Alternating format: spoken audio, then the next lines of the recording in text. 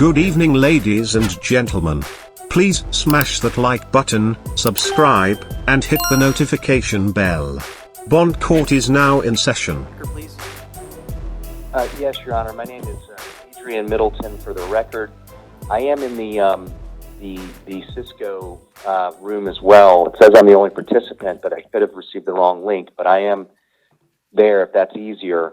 If there's any way that you could allow me in, but I can proceed here if you can hear me. I just want you to be able to hear me, Your Honor.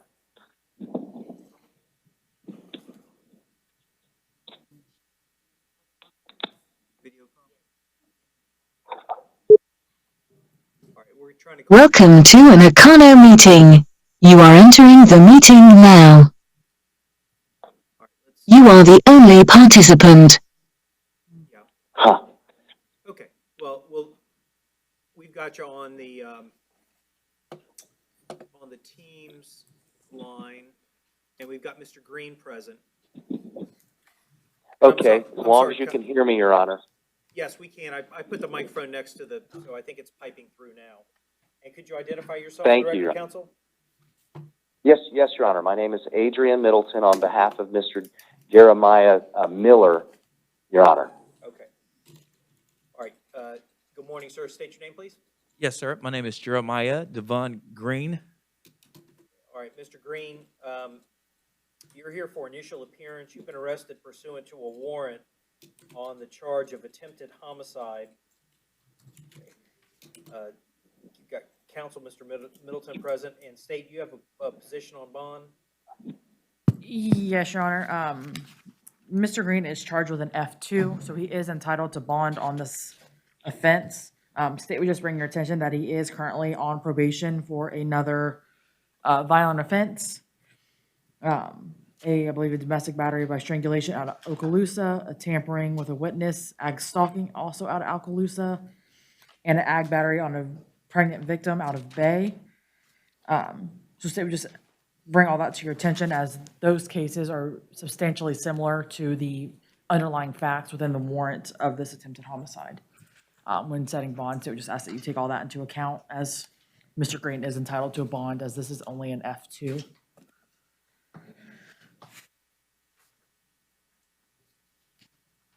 Mr. Middleton, do you have a position on bond?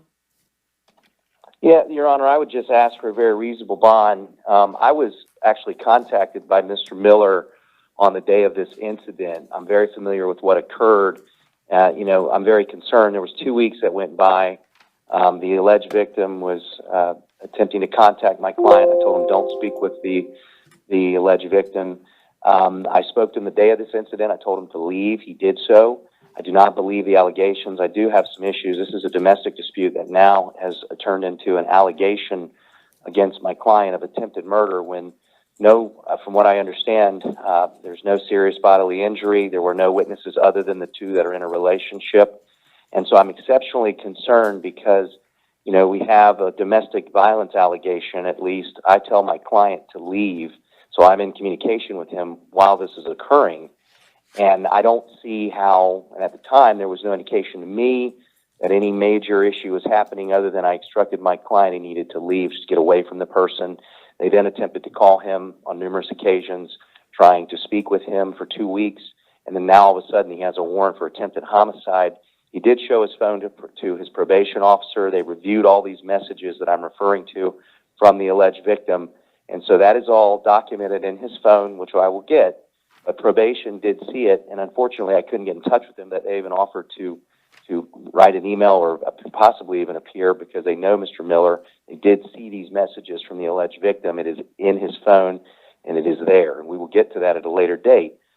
But that's my concerns. I would ask for a bond that would be less than what normally is charged for an attempted homicide because it's a very odd factual background. There was a dispute that arose from a female seeing a text message from another female in my client's phone because she went into his phone. There was an altercation. I told him to leave. He did leave. He did not return. And now there is, and all of a sudden, a warrant that just falls out for an allegation of attempted homicide. And so I do have some concerns because I feel there may be some typical relationship type things that we see between people that, whether it's in the injunction world or domestic violence between two people that were only there, and here we find ourselves today with an allegation of attempted murder. So with that, Your Honor, those are my only concerns, because I've known about the incident. I instructed my client to leave. He did. There was never any indication at that time of any violence, and so I'm very concerned that this is an odd allegation. All right. Well, Yes. the court does have some concerns, given that the fact Mr. Green or Miller is on state probation, has pending charges, including allegations of previously failing to appear.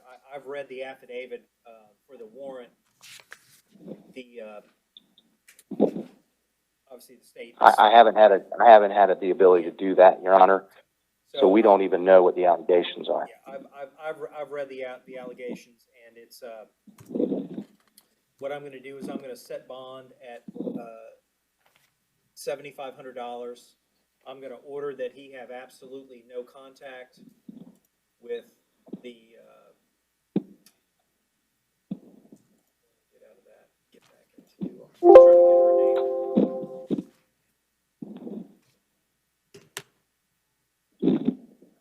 Her name is Crystal Bennett, Your Honor. And do we know who? Crystal Bennett. No contact directly or indirectly with Crystal Bennett. Maintain a separate residence. Of course, yes, Your Honor. And possess no weapons or firearms. Drink any alcohol or consume any illegal drugs. Okay. And Your Honor, if I may, do we know who the assigned prosecutor will be? I'd like to get these text messages to the state exceptionally quickly since he is on probation. I want to make sure that the state has these communications from Ms. Bennett that were subsequently sent to my client after this alleged incident. I think it's critical. But if not, I'll wait. But if anybody knows in the room who the assigned state attorney would be, the assistant state attorney, I'd be so thankful. Yes, the assigned ASA to the case is going to be in Division 22, which is in front of Judge LeBlanc. And the assigned ASA is Jean Alamancy. Alamancy, Almonacy.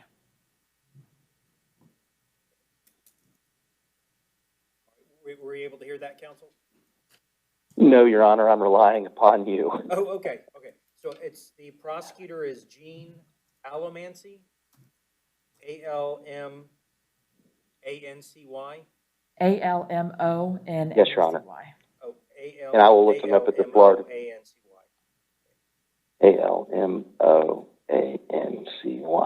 I think I can look him up on the Florida bar. And that'll be the prosecutor in Division 22. And you could probably get a direct number. I think the state attorney's office is 407-836-2400.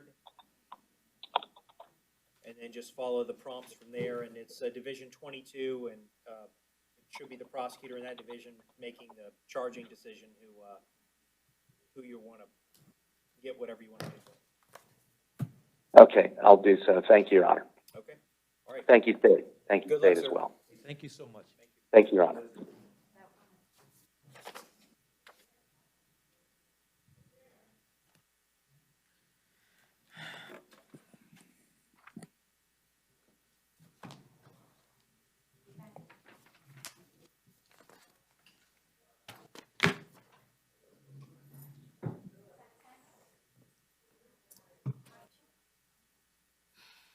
I thought I saw Miss Sweet.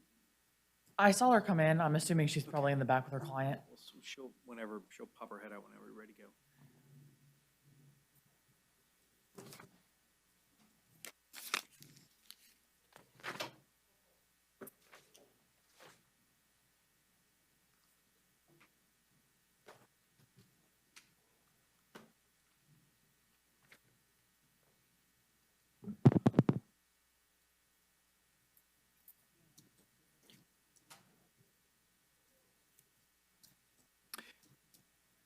All right, and this is our Spanish Okay, let me get out of that.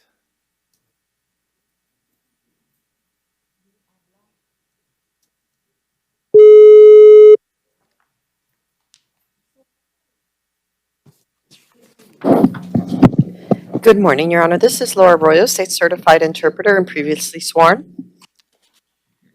All right, let me see if we have connection with Mr. Santana Montalvo. Yes, Your Honor.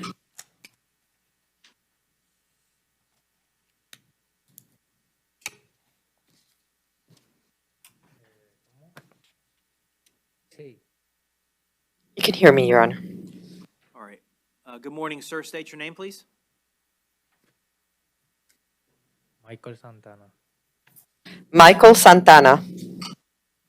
Sir, you're here for initial appearance in case 22 MM 4145. You've been arrested for the offense of resisting an officer without violence. I'll appoint the Office of the Public Defender to represent you. Okay. All right. The bond has been set at $500. Want to figure out what's going on with the other line thing. Oh, okay. Any? The state's not making an offer here. Okay. All right, sir. So I'll stay the bond at $500, and I've appointed you an attorney. Good luck, sir. Your Honor, state would ask for a no return to the Curry Ford address. I believe that's what initiated this entire contact. The owner or resident of that apartment called because Mr. Santana was there, who she alleged previously battered her, was in her apartment. So state would just ask for a no return to that area at this time. I don't think it was him. It was his friend. So, Mr. Santana, it sounds like the reason the police were called in this matter, obviously, I don't know what happened or did not happen, but I'm going to order that you not return to the scene where you were arrested in this matter.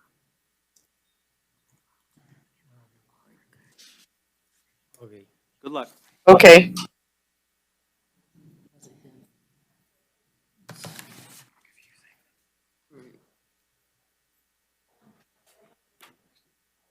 See, it's this person, it's not him. It's fine. Okay, I didn't, sorry. I didn't see that. He didn't have anything anyway, much, so. Good morning, sir. State your name, please. Mi nombre es Alejandro Flores. My name is Alejandro Flores. Sir, you're here for initial appearance in case 22 CF 7207. You've been arrested for the offense of grand theft, third degree. I'm going to appoint the Office of the Public Defender to represent you. The bond has been set at $2,500. I am going to order that you not return to the Florida Mall, 8001 South Orange Blossom Trail while this matter is pending. All right, good luck, sir. Gracias. Thank you.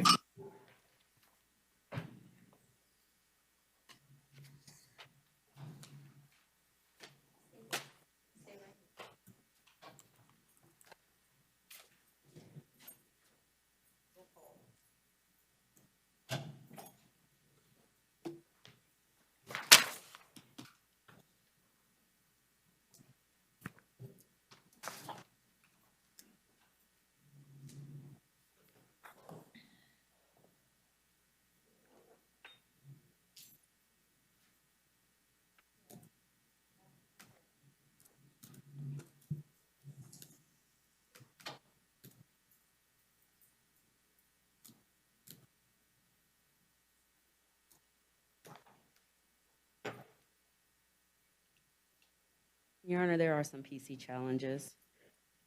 Okay. All right, good morning, sir. State your name, please.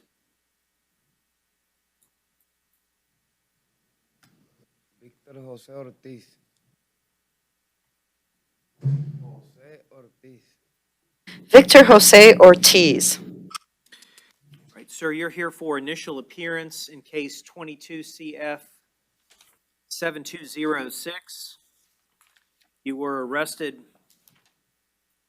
for offenses, those being resisting an officer without violence, lewd and lascivious behavior, sexual assault or sexual battery, and lewd and lascivious behavior. Okay. I'm going to appoint the Office of the Public Defender to represent you. And- And Counsel, you said you had some PC challenges. Go ahead. Yes, Your Honor. As to the sexual battery and the second lewd and lascivious conduct, I would argue no PC. Based on the arrest affidavit, there is no mention of any type of penetration for the sexual battery. And for the lewd and lascivious conduct, there was only one mentioned where he was standing over the bed with his pants down, Your Honor. However, there is no other mention of a second act of lewd and lascivious conduct as he ran once the alleged victim woke up. State, you have a response to that? No, Your Honor, state has no objection. State would ask to find PC as to 1 and 2. And then for count 3, the sex bat, state would just ask that you find the standard battery, as he did allegedly pull her to the edge of the bed, and ROR as to count 4. Okay. So just before I get to defense's position, so the state's asking on count 3 that I would find probable cause for just a battery. A standard battery, Your Honor, yes. And defense has no objection, Your Honor. So defense, what's your position? Sorry, counsel, I didn't hear that last part. And No objection. What's the defense's position on bond? Los pantalones bajados. Madam Interpreter, could you please advise the client not to talk about the facts of the case, as everything is being recorded?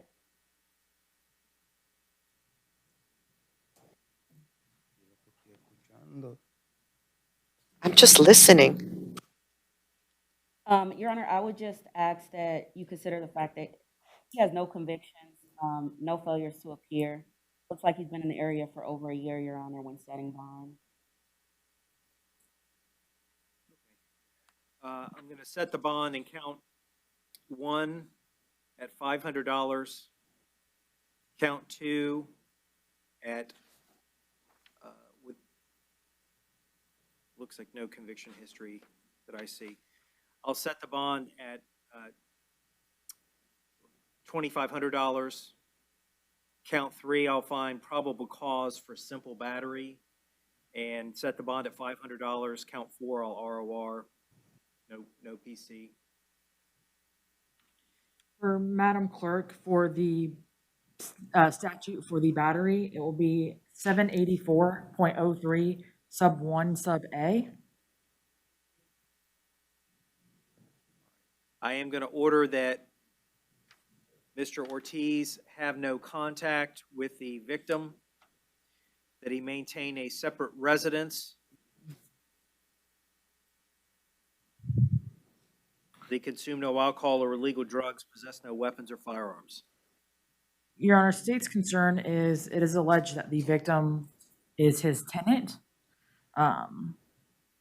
So the state's just concerned of him returning to the property when the victim is there or not there.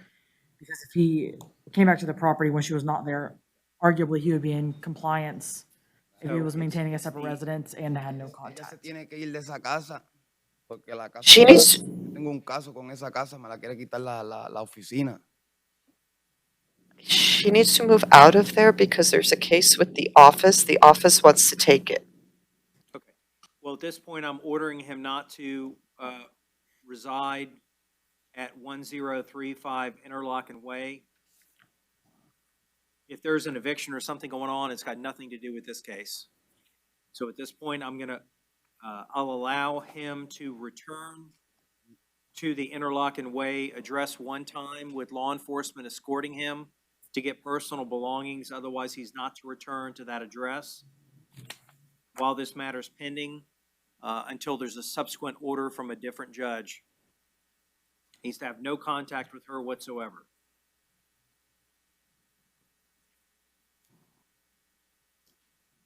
Pero es que ella es la que se tiene que ir de mi casa porque ella no, yo le di la oportunidad porque ella necesitaba porque estaba homeless. Entonces, pues, ahora yo tengo un problema en mi casa con la oficina. Maybe hasta por cuenta de ellos. Se tienen que ir. Porque yo voy a perder mi casa a cuenta por culpa de ellos. Y ellos por no pagarme renta, estoy aquí. Porque por eso estoy aquí, porque ella no me quiere pagar la renta. Por eso inventó esto. Ok. But that's my home. I need to be able to go back. I just gave her a chance to stay there because she's homeless. And now I'm the one that's facing a problem with the housing office. I'm going to lose my own home because she refused to pay rent. They're staying there and they don't want to pay rent, and I'm the one that's going to be losing my home. Understand, in this case, you've been arrested for criminal charges. The court is ordering you, as I've ordered you already, to have no contact with her, to live separately from her. As long as she is living at that Interlochen Way Ella es la que address, está mintiendo. do not interrupt the court. Y en mi casa. But it's my home. I can only say it one way. What I will tell you is that if you violate the court's order, expect to get rearrested and you may be held on no bond. So at this point, I'm ordering you to have no contact with her, to live separately from her. If she's residing at the Interlochen Way address, you have to live somewhere else. I understand that you're frustrated, but you have to understand that if there's a eviction, Mira, then that's something that's separate and apart from this. That if you choose to not listen to the court's order, understand that you may get rearrested, you may be held on no bond. Okay. yo entiendo, pero Good. entiéndeme a mí. I'm not going to negotiate. Good luck, sir. Mira, pues si es que ella no me quiere pagar la renta, yo estoy perdiendo mi casa. Si ella no me paga la renta, yo pierdo mi casa, mi loco. She's the one that doesn't want to pay my rent. I'm going to lose my home. I'm losing my home because she doesn't want to pay. All right. And is that all our interpreter? Okay. Thank you very much, Madam Interpreter. You're welcome, Your Honor.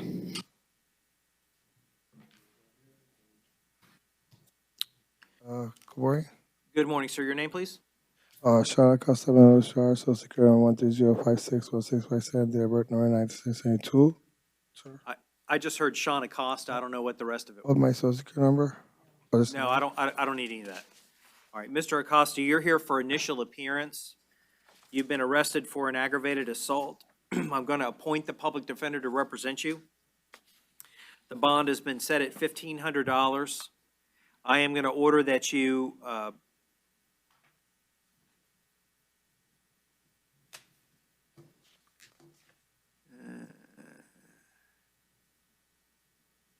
Your Honor, the issue is that he resides there. It looks like they may reside on the second floor.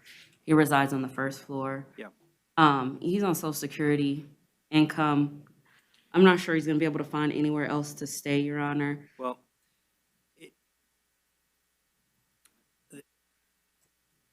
at this point, based on the allegation, I'm going to order him not to return to 2803 West Arlington Street, the Maxwell Terrace Apartments. I understand that he may be in a dispute with neighbors. I'm going to appoint the public defender. You can hash that out, those issues at a subsequent motion. But I'm going to order you can return to the address one time with law enforcement. Don't go back there alone. I'm going to order you to have no contact with with any of the victims or any of the witnesses in the case. Possess no weapons or firearms.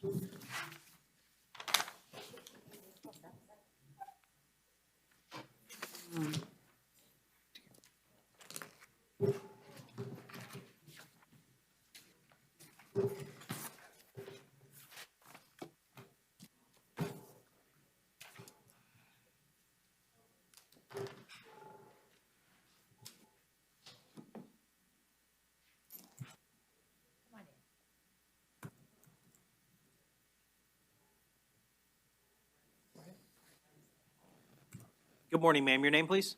Brittany Brittany Gibson? Gibson is the last name. Okay. Morning, Ms. Gibson. You're here for initial appearance. You've been arrested for a trespass after warning. Your Honor, state did convey an offer to Ms. Gibson of an adjudication of guilt, credit time served, and no return to the Wawa. Your Honor, Ms. Gibson I would ask that you set a bond. She would like to fight this charge. Okay. All right. When I spoke, I wasn't understanding what you were saying. Explain it to me. Okay. Do you want to get it resolved with time served? Yeah, I'll resolve what time. Okay. All right. Just the attorney's going to fill out a paperwork and come over, talk to you for a second.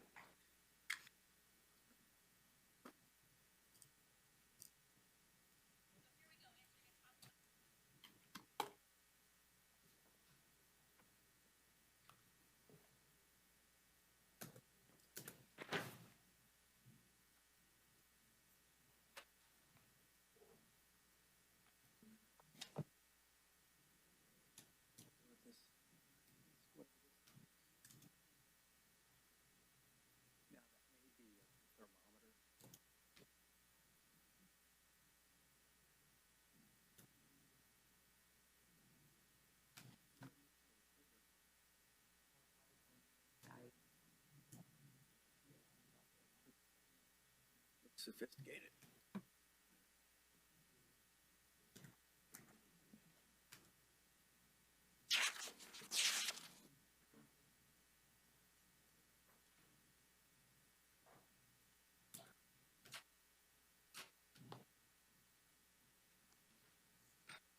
Your Honor, Ms. Gibson would like to accept the state's offer and enter a plea of no contest. You're welcome. All right, Ms. Gibson, I'm being handed a plea form indicating you wish to plead no contest to the offense of trespass after warning, and that it would be resolved with an adjudication of guilt, credit for time served, and the court cost, and that you would be released as to this charge today. Is that your understanding? Is that what you want to do? I understand that. Okay. All right, to that offense, the misdemeanor trespass after warning, how do you plead? No contest, right? Yeah, I'll accept that. I'm going to adjudicate you guilty. I'm going to give you credit for 2 days you served in jail. I am going to order you not to return to the Wawa. If you go back to that Wawa in South Orange, they see you, you're just going to get rearrested. So don't go back to the Wawa. I understand that. I'll give you 350 days to pay the cost. You got 30 days to appeal, so you'll be released as to this today, all right? Good luck, ma'am.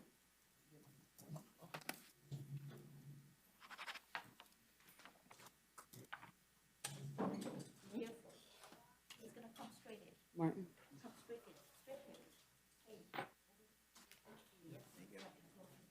Okay.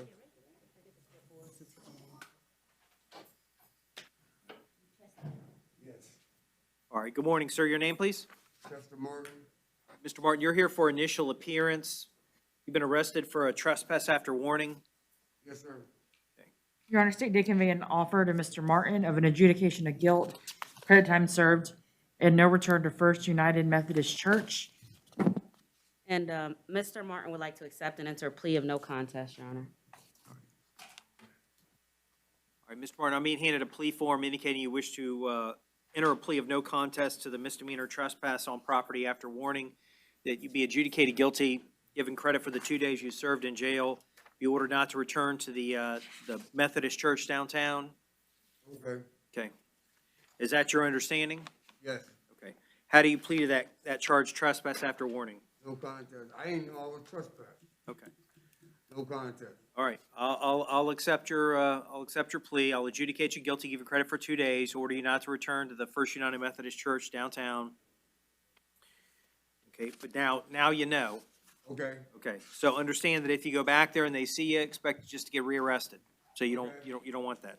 I'll give you 350 days to pay the cost. You got 30 days to appeal. All right. Okay. So you'll get released as to this today. Okay. All right. Good luck, sir. Thank you.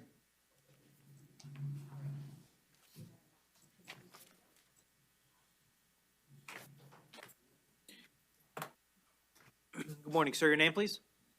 Jason Neal. And Mr. Neal, you're here for initial appearance. You've been arrested for trespassing in a structure or conveyance.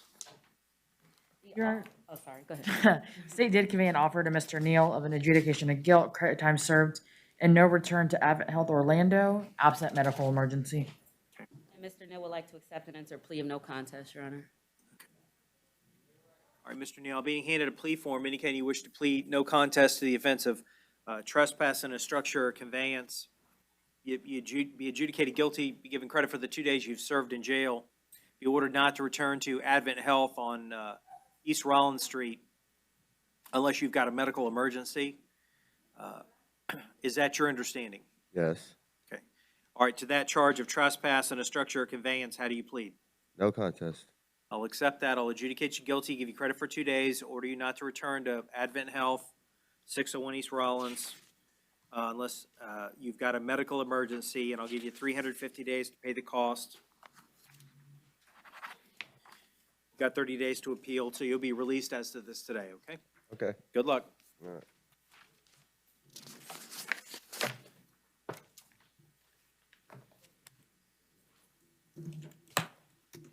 Morning, sir. Your name, please? My name is Clifford Brown. Mr. Brown, you're here for initial appearance. You've been arrested for failing to appear for a competency hearing on June the 7th in Division 63. Yes, sir. Well, okay, so for today, I would just ask that you stay the bond, Your Honor. So he was found competent to proceed Oh, that's what I thought. That's what- March 24th. Yes, I found something. okay. I want to talk about this for once. I do want to resolve it, yes, but I do want to say something about this right here. Well, the failure to appear, you mean? Yes, the failure to appear, sir. I asked for a ride down. I was in Lake County, and according to this, the state of Florida has commanded all the officers to actually give me a ride. I asked for a ride down, and I was denied. In Lake County. Were you in jail? I was not even in jail. This says that I had to be actually under supervision for the ride. I looked this over very well, sir. So also, I noticed the dates on here contradict as well. It says the 7th and the 8th as well. The highlighted date is for the 8th, but yet the court date appearance is for the 7th. And then I looked at the bond, I looked at all these things. There's a lot of contradictions. Okay. Well, you've got an attorney for the case. Well, I want to get out of here today. Well, does that mean I got here today? Can the state make an offer on the case? Your Honor? Can you make an offer on the case? Yes, Your Honor. The offer was a withhold, credit time served, no return to Lake Eola, and cost investigation of $5608 to OPD. For Lake Eola, too. And Mr. Brown would like to accept the state's offer and enter a plea of no contest. Lake Eola, the same date as trespass, is the same date. Can I please ask you a question, sir, with all due respect? Can I follow through as a follow-up trial? Because I'm going to take the police. Now, here's how it works. Works one of two ways. You've got a $500 bond. You can post a bond and get out if you want to fight the case. If you want to resolve the case, I'll accept a plea. It'll be a withhold credit for the time you served in jail, so you'll get released today with the order not to return to Lake Eola Park. And then just the costs, and I'll give you time to get costs paid. That'll resolve the case. This case will be done, over with, and closed. So you can't resolve it and then come back and have a trial. So you need, and I'm not here to twist your arm. You can post a bond and get out and fight the case, or you can resolve it today. That's up to you. Well, I'm not a fighter per se. I'm a very peaceful person. Well, I will resolve it. Well, when I say fight, obviously it's not physically fight. It's you. Just all the way through. I'm not in pain. I will resolve it. That sounds the most logical thing. Okay. And I don't have a problem getting money, so I can pay for whatever you need. All right. Mr. Brown, I've been handed a plea form that you've signed indicating you wish to plead no contest to the charge, the misdemeanor trespass on property other than a structure or conveyance, and that the resolution or sentence would be what I just said. Thank you. How do you plead to that charge? I guess I would say no contest, right? I'll accept no contest. I'll withhold adjudication. Do we have a total credit? Sir, I'm a sovereign citizen. Okay. I don't know that matters. If you want to resolve the case today. Yes, I do want to, but it's okay. I just had to say that because I know how it works. 34 days. 33 days? 34. 34 days. So withhold 34 days credit for time served, order you not to return to Lake Eola Park. Understand if you go back to Lake Eola and they recognize you, you're probably just going to get rearrested. I So, understand that. okay, all I'm right, also a Seminole. all right. And order cost investigation to OPD of 5608 and court costs, and I'll give you 350 days to get the cost paid. You got 30 days to appeal. Any appeal must be in writing. Appeal. So you'll be released as to this today. Thanks a lot. How much are the court costs, please? I have 379.08. 379.08 is the total. So that goes with the $300 court cost for the last one, so that's $600.79 for being trespassed in Seminole land. Thank you very much. Thank you. Good luck. Bless you.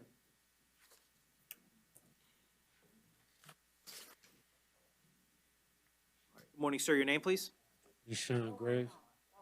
Mr. Graves, you're here for initial appearance.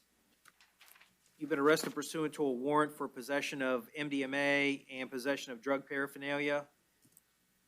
I'm going to appoint the public defender to represent you. The bond's been set at $1,000 on count 1 and $250 on count 2. All right. Good luck, sir. She has 2 cases, Your Honor. Oh, did I miss? One. Right? I only have one. I only have one. I only have one, too. I'm sorry. Didn't mean to scare you.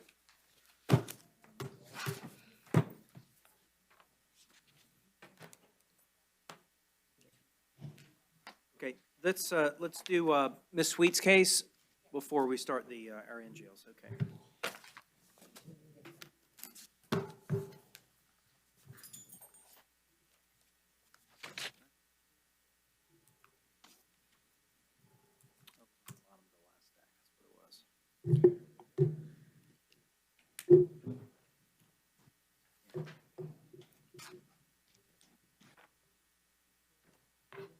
Yeah, it got,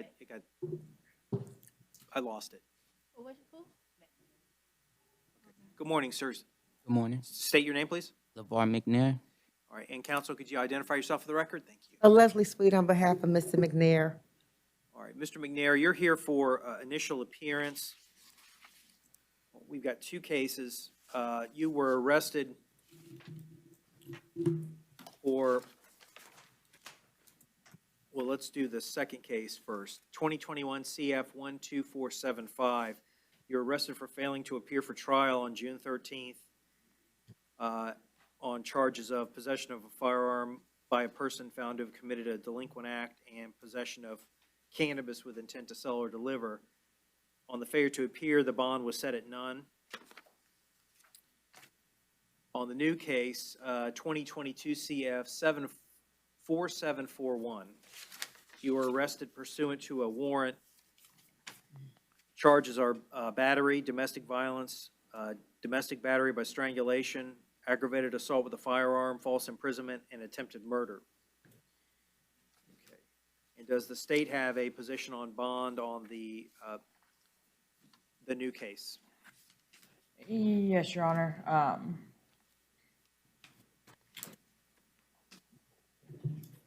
One second, I'm sorry. I thought there was only one case. We only had. Well, one case is no bond for the FTA. Yes, Your Honor. I only had that one case. I didn't have this new law. One second.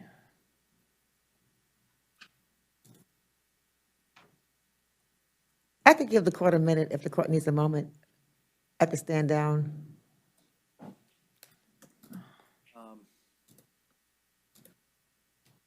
Miss May, I had a probation offer on the FTA case. Okay, well, I mean. I just wanted you to know so that you know it's not like it's like a late case.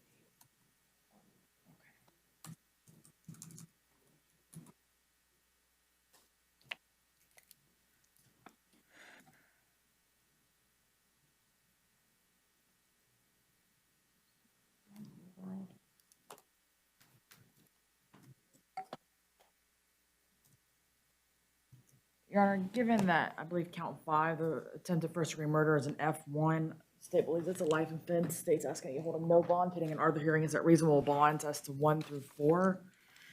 Mr. McNair does have a recent, well, fairly recent failure to appear. and other violent arrests. Just that we just asked that you set no bond as to count 5 and stay the no bonds on his failure to appear and set reasonable bonds on everything else. Ms. Sweet, you have a position on bond? Your Honor, the victim is texting me that she's here. I just don't know where she is. She's texting me that she's, I told her she needs to come upstairs. We'll call downstairs and see what.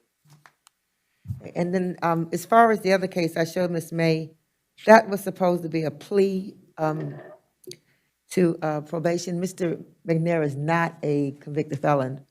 And what happened is, I believe Mr. McNair was sick that day, but he couldn't even hardly talk. But I told him that we can take care of that downtown with Judge Navarro. I can't change the no bond on. Yeah, I know. He's aware of that. I told him that you can't do that. And the warrant, let's see, 782. I would probably concede probable cause on everything except for the attempted first. I don't. Well, it's not, it's attempted murder on the warrant, which is an F3. 782.04-10, which is what's on the warrant. I'm just looking at my Let me go back to it in a second. shortcut sheet. Indicates that's an F3, but let's look at the statute. See if that 7.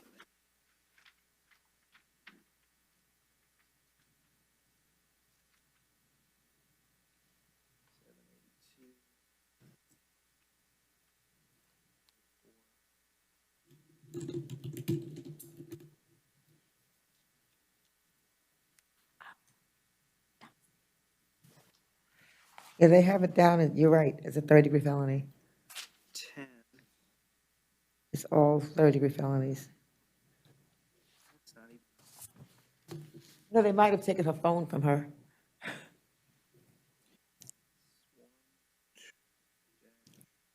don't even see a 10 in the statute.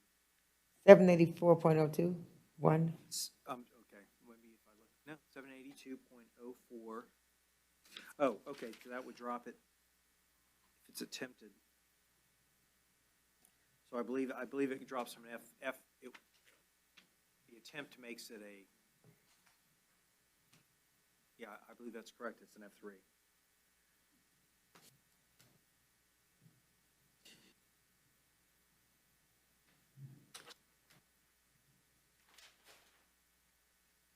Our state's just concerned, I don't know what the intent of the officer was, because there isn't a sub 10 I know. at all. Well, it's a, I've got it in my shortcut sheet, obviously looking at the statute book, it's, you throw the attempt, but it's, in any event, it appears that it doesn't appear it's attempted first-degree murder. That's not, at least, that's not what I see in front of me. So I think he's entitled to a bond on all these counts. Okay. So, Ms. Sweet, do you have anything else to say with regards to bond? I just want to put some brief testimony. Okay, that's fine. Mr. McNair, you've lived in Orlando all your life? Not all my life, but For the last how many years? about 12 years. And where do you live? I live with my mom. And who else is there? You said who else? Yeah, who else is there? My siblings, her husband, and I have my daughter time to time. You have one child, correct? Yes, ma'am. And the child you have is with the named victim in this case? Yes, I believe. Now, the other question I'm going to ask you, are you employed? Yes, ma'am. And what type of work do you do? There's a little bit of labor, a little bit of... I can't hear you. I'm sorry. A little bit of labor, a little bit of mechanic work. Okay. Are you steadily employed? Yes, ma'am. And I've represented you before? Yes, ma'am. So you, I want to also ask you, if the judge orders you to have no contact, are you able to do that? Yes, ma'am. How much are you able to afford bond? realistically, I'm not sure because Are people going to be helping you? yes, and And bill's you- coming up on the 1st, so I'm just being reasonable with that as well. Okay. I don't have any other testimony. Okay. I just want the court to know I've never lost him before. I'm sorry, say that again? I've never lost him before. Okay. I think he had COVID or something. I couldn't, I spoke to him that day, but I couldn't make out what he was saying. Your Honor, if I may, Yes, go ahead, State. just the allegations in the affidavit are incredibly concerning, along with the further alleged threats that Mr. McNair allegedly made to the victim, including kidnapping her and her child, and no one will ever know where they are. I believe there's also an alleged threat that he would again kill her. State would just have you take all that into account, as the allegations are incredibly violent, and we do not have the victim's testimony here today. He's supposed to be. And We called downstairs, no one's down. She's texting me. I don't know where she is. Sometimes they have a hard time finding them. Huh? however, he does have other violent arrests in juvenile as well as an adult. So state would just ask that you take all that into account, along with his failure to appear. But I would I advance believe that there's I been did. 2 at this time. Sorry, I didn't mean to interrupt, Ms. May. I was speaking to him that day. There's been a previous failure to appear as well. Oh, I didn't know about that. All right, I've reviewed the affidavit and otherwise heard everything everybody said today. I believe he's entitled to a bond. On count 1, the battery, that subsidiary, I'll set that bond at $100. The domestic battery by strangulation, I'm going to set that bond at $10,000. The aggravated assault with a firearm, I'll consider that subsidiary, set that bond at $150. The false imprisonment, $150. The attempted homicide, I'm going to set at $5,000. Order no contact whatsoever with the victim, Marquisha Dean. Marquisha Dean. Maintain a separate residence from her. Possess no weapons or firearms. Good luck. Thank you, Judge Duckworth.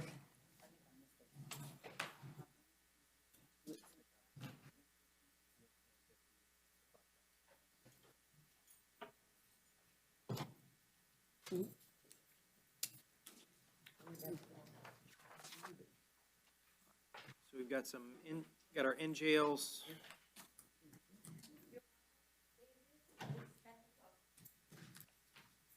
Okay.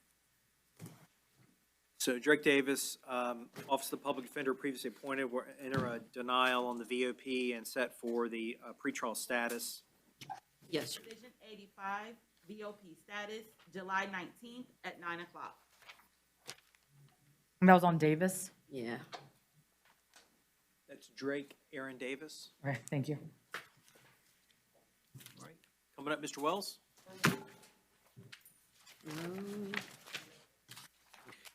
Morning, sir. Your name, please? Calvin Bernard Wells. Mr. Wells, you're here for initial appearance. You've been arrested for, excuse me, this is an arraignment. You're here on a charge of driving with a suspended license with knowledge. At this time, do you want the court to appoint an attorney to represent you in this case? You're going to hire an attorney? Do you want to see if the state has an offer? You want an attorney, okay. All right, I'll appoint the Office of the Public Defender, Your Honor, we're going to enter a plea of not guilty. enter a plea of not guilty, and set you for the pretrial conference in Division 61. Division 61, pretrial conference, July 15th at 1:30, courtroom 7C.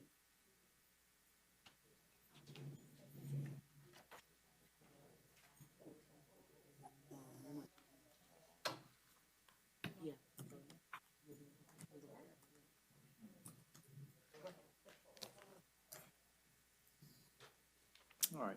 Good morning, sir. Your name, please? Are you Michael Black? Michael E. Black. Okay, thank you, Mr. Black. You're here for an arraignment. You've been charged with resisting an officer without violence. And do we have soliciting funds from a roadway? I don't know if he was. And we're gonna enter plea of not guilty, Your Honor. So the public defender previously appointed and are not guilty, please set for the pretrial in Division 82. Division 82, pretrial conference, July 26th at 9 o'clock, courtroom 9B. Okay, good luck, sir.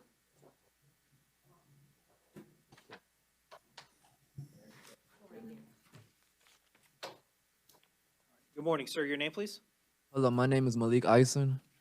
Mr. Eisen, you're here for an arraignment on a violation of probation. You were on probation for stalking.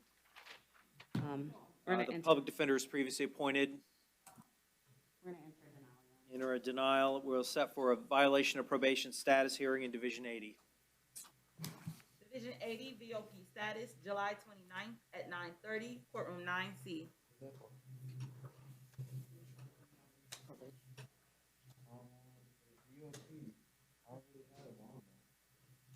Yes, this is an arraignment for the stalking.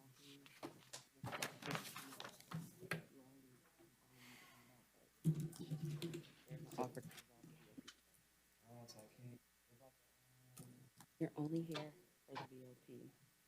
Not for missing trial? Well, you gotta call and speak to your attorney.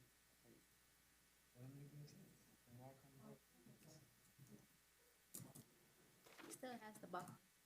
I told him that, yeah. I still got But a this is bond. the next court date, that's all. Oh, so I'm just here for the next court date? Yeah. You can bond out. I can bond out, but what if I can't?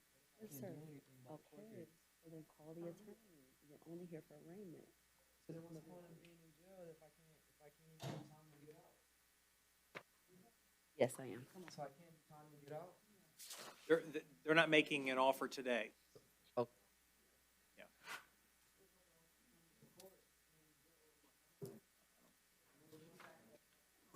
Andrew Roundy is medical, Your Honor. I will waive and enter a plea of not guilty. So Mr. Ramdeen, enter a plea of not guilty set for the pretrial. Division 81, pretrial conference, July 22nd at 9 o'clock, courtroom 6B. All right, come on up, sir. Morning, sir. State your name, please. Mark Sanchez. Mr. Sanchez, you're here for an arraignment.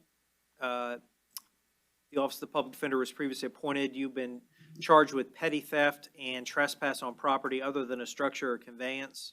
Yes, state did convey an offer to Mr. Sanchez of an adjudication of guilt, credit time served, no return to the Orlando International Airport without a valid ticket, and cost of investigation to OPD in the amount of $274. Your Honor, we're gonna enter a plea of not guilty. He's on probation. Okay, so we'll enter a plea of not guilty set for the pretrial. Division 63, pretrial conference, July 7th at 1 o'clock, courtroom 10B.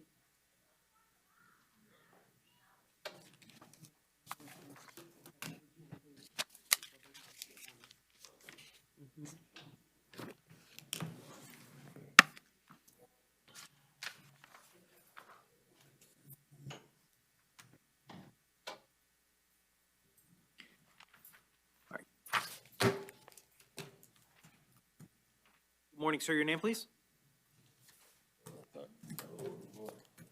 Mr. DuPont, you're here for initial appearance. You've been arrested for loitering or prowling.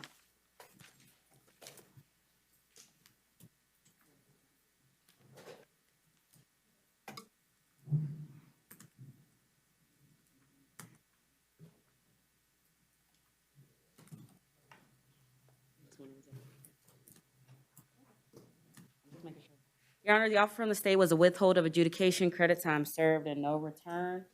And Mr. DuPont would like to accept and enter a plea of no contest. Mr. DuPont, I've been handed a plea form indicating you wish to plead no contest to the offense of loitering or prowling. That matter will be resolved with a withhold of adjudication credit for the 2 days you've served in jail. No return to that Quality Inn on Wendover Drive and pay the cost. Is that your understanding? Okay. Is that what you want to do? Holding up this plea form, it has your name at the top. Is this your signature at the bottom? You have to answer out loud. Okay. Did you have the chance to read, review, and understand the document before you signed it? So, All right. To that charge of loitering or prowling, how do you plead? I'll accept no contest. I'll withhold adjudication, give you credit for 2 days, order you not to return to the Quality Inn, 5635 Wendover Drive in Orlando.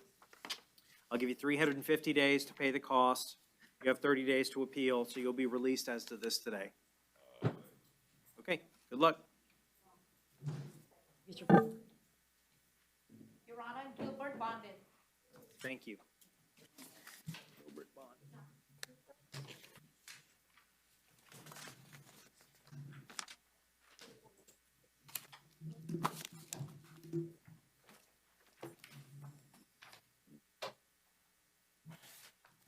All right.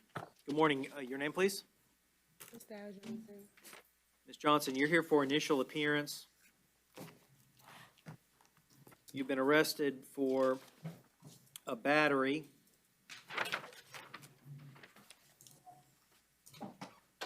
And you're also currently out on bond.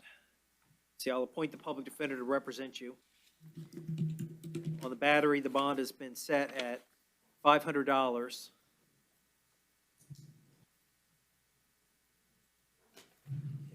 State, do you have a position on the out on bond? Your Honor, state would ask that you revoke. I believe she has failed to appear on that case before, and she also has 9 other failures to appear, one being in May. So to help ensure her appearance at further court dates, state would ask that you revoke it that out on bond at this time. Has the state made a filing decision on that case yet? They have? Yes, they filed on Yes. grand theft. Okay, what's the defense's position on the out on bond? I would ask that if you are inclined to revoke, you revoke in double, Your Honor. The reason that she failed to appear on that case was because she was actually released out of DLC, and at the time, we were trying to locate where she was for her court dates, Your Honor. So it was not like she was out of jail. She had been locked up in the Department of Corrections for a while before we were able to relocate her. All right, I'll take no action on the out on bond. I'll double the bond on the new offense from $500 to $1,000. Or do you have no contact with the victim in that case, or any witnesses?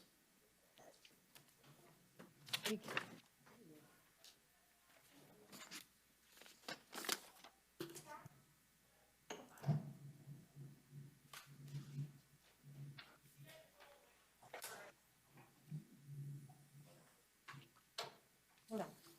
Your Honor, Martin, can we push him back a little? Yeah, we'll just put him in the end. Martin. Martin, yes, I'll put him at the end. Okay, he's here. Okay. Stop. Raekwon Martin just pushed it. Raekwon. This is Stack. Okay. Stack. Good morning, sir. State your name, please. Stack. Mr. Stack, you're here for initial appearance. You were arrested for trespass after warning. And the offer from the state, Your Honor, was an adjudication of guilt, credit time served, no return to 2715 South Orange Avenue, and Mr. Stack alleged acceptance of the plea no contest. All right, Mr. Stack, I'm being handed a plea form indicating you wish to plead no contest to the offense of trespass after warning, that the agreed resolution is an adjudication of guilt, credit for the 2 days you served in jail, don't return to that Walmart neighborhood market on Orange Avenue, and pay the costs that'll resolve the matter at a trial. Is that what you want? Yes, sir. All right, I'm holding up this plea form. It has your name at the top. Is this your signature at the bottom? Sir. Do you have the opportunity to read, review, and understand it before you signed it? Sure.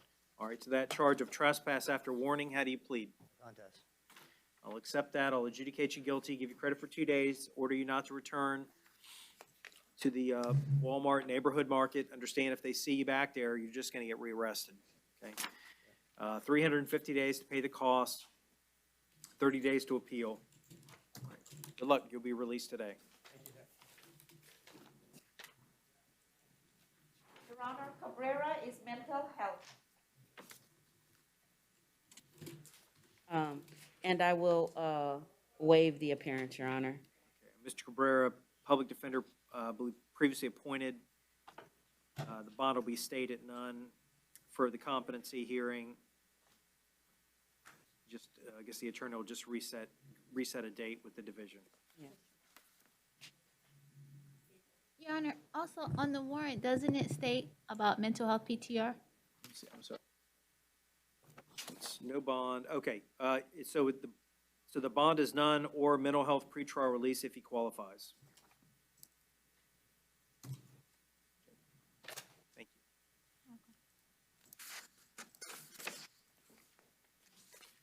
Good morning, sir. Your name, please? Mr. McCray, you're here for initial appearance. You were arrested for failing to appear at trial on the offense of having no motor vehicle registration. Your Honor, state did convey an offer, oh, I'm sorry, there's another case as well. And we had a second case also failing to appear for trial on a charge of driving with suspended license with knowledge. Yes, state did convey an offer to Mr. McCray of an adjudication credit time served on both cases. And Mr. McCray would like to accept the state's offer and enter a plea of no contest, Your Honor. Okay.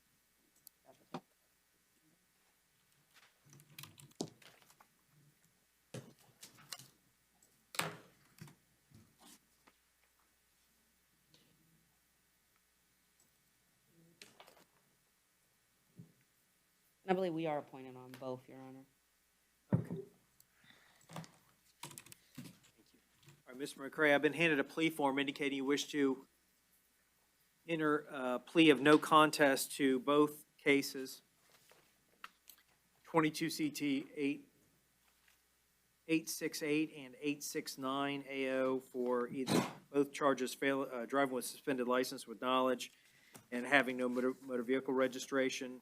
That the agreement is you'd be adjudicated guilty as to both, be given credit for the time that you served in jail, which appears to be 2 days. 9 days. 9 days total. Okay, thank you.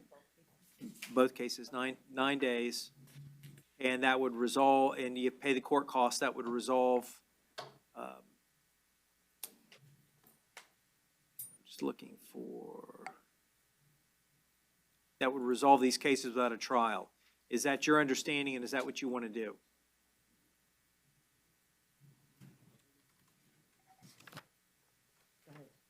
I'm sorry, Your Honor. He had a question. I'm sorry. So we would resolve these cases. Is that what you want to do? Okay. All right, Mr. McCray, I'm holding up this plea form. It has your name at the top. Is that your signature at the bottom? Did you have the opportunity to read, review, and understand the document before you signed it? Yes. Okay. All right, to the offense of having no motor vehicle registration in 22 CT 869, how do you plead? No contest. And to have driving with a suspended license with knowledge, how do you plead? No contest. I'll accept your pleas as to both. I'm going to adjudicate you guilty, give you credit for the 9 days on both cases. That'll be concurrent to each other, concurrent to any other sentence, plus costs. I'll give you 350 days to pay the cost, 30 days to appeal. Any appeal must be in writing, so you'll be released as to these today. Okay. All right, good luck.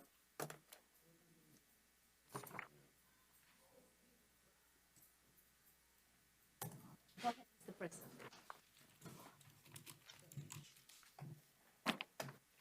Good morning, sir. Your name, please? Dennis Presser. Mr. Pressa, you're here for initial appearance. You've been arrested for a violation of pretrial release. You were on pretrial release for the offense of petty theft. Okay, so it looks like you were supposed to report upon release from Seminole County Jail. You failed to report, whereabouts unknown. The judge set the bond at none.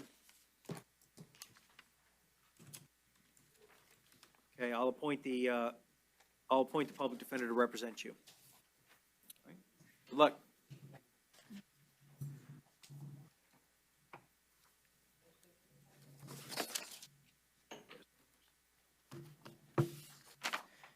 Morning, sir. Your name, please? Pedro Luis Acevedo. Mr. Acevedo, you're here for initial appearance. You've been arrested pursuant to a warrant on charges of aggravated battery with a deadly weapon, or excuse me, maybe attempted aggravated battery with a deadly weapon, and discharging a firearm in public. Yes, sir.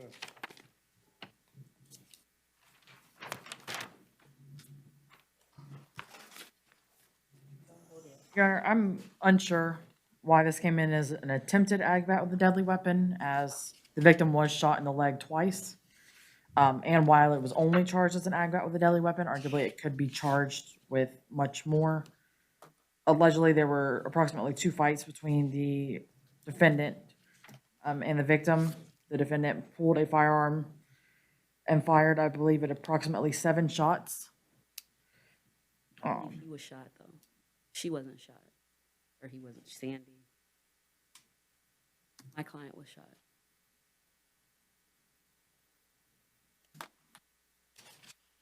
So state would just ask that you, I don't know, take all that into account when setting his bond. Defense? Your Honor, I just point to the fact that, based on the affidavit, it stated that my client was actually defending himself. He was the one that, he did not shoot the first shot. He was actually shot twice. And he reported that he wanted to press charges, Your Honor, and they arrested him. I would just ask that you consider that when setting a bond, and also the fact that he has no failures to appear, Your Honor. Been in the area for over a year.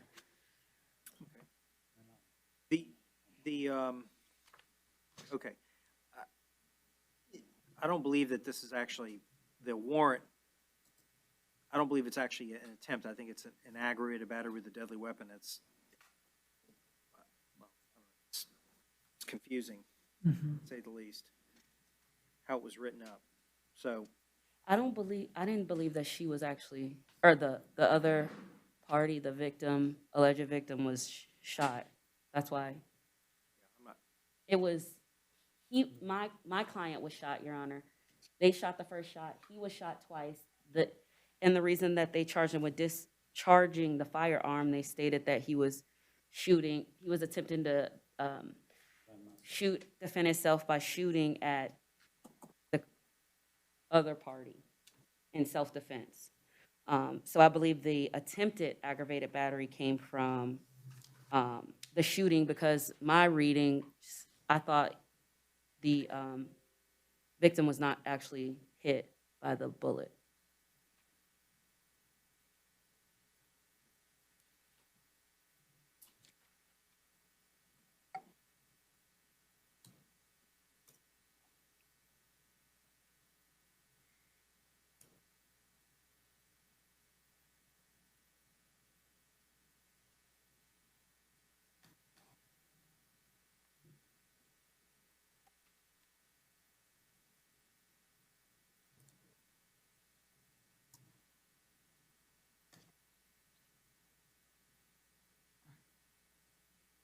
I believe the officer watched some video recording, and allegedly Mr. Acevedo shot first. No. And then there's an anonymous subject who said the alleged victim shot first. I didn't see that. I thought the video showed that she was actually the one that pulled the weapon. Said he fired the first shot at 17:20 and 29 seconds while still moving quickly towards Sandy, who was on the complete opposite side of the parking lot. It says Sandy saw Pete and pulled a pistol from his shorts at 1:07.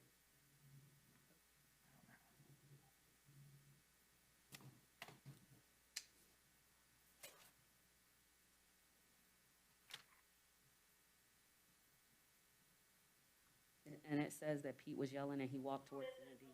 And it says it was clear in the video he did not have a firearm. yeah, just the way that this was written up. Okay. So, the bond came in at none. State, you believe he's entitled to a bond? He is, Your Honor, on both charges. To my understanding, so state would ask that you set a reasonable bond, taking into account the inherent dangerous nature of both of these offenses. I believe it's alleged within the affidavit that the defendant was firing recklessly with little to no effort to aim carefully toward Diller Street, where numerous cars were passing by. therefore endangering the public. So state would just ask that you take that into account, along with Mr. Acevedo's criminal history. And just for the record, it's an F3 and an M1. Defense, anything else? No, Your Honor, I believe I already made the argument. All right, I'll set the bond on count one at $2,500. Count two at $500. I'm gonna order that he have no contact with the victim, not return to the scene, not possess any weapons or firearms, have no contact with any witnesses.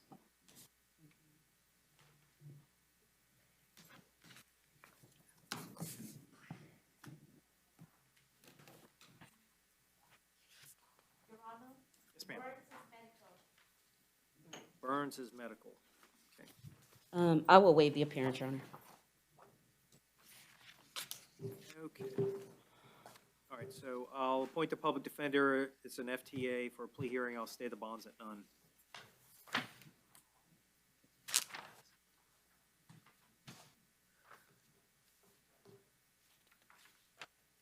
Good morning, sir. Your name, please? Darrell Collins. Mr. Collins, you're here for initial appearance. Looks like we got a couple of cases. We've got to appoint the public defender in both cases. First case is 22 CF 6480, possession of a controlled substance. The warrant, it's got a bond of $1,500. Possess no controlled substances. And the second case is possession of MDMA. The warrant, it's got a bond of $2,500. No alcohol or illegal substances. It's a condition of bond. All right. Good luck, sir. Sir.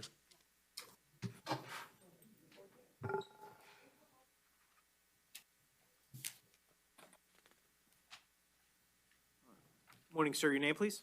Jack Wayne Collins. Mr. Collins, you're here for initial appearance. Okay, I'm going to appoint the Office of the Public Defender to represent you. You've been arrested pursuant to a warrant on one count of grand theft third degree and 4 additional counts of dealing in stolen property, total of 5 counts.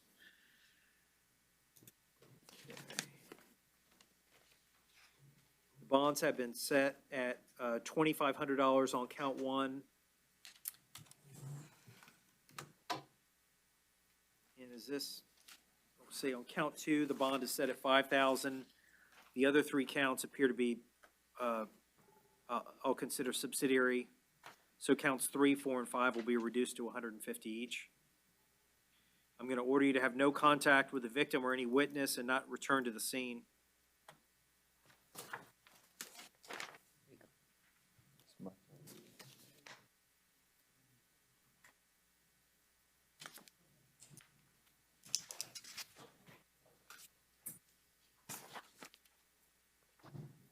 Morning, ma'am. Your name, please?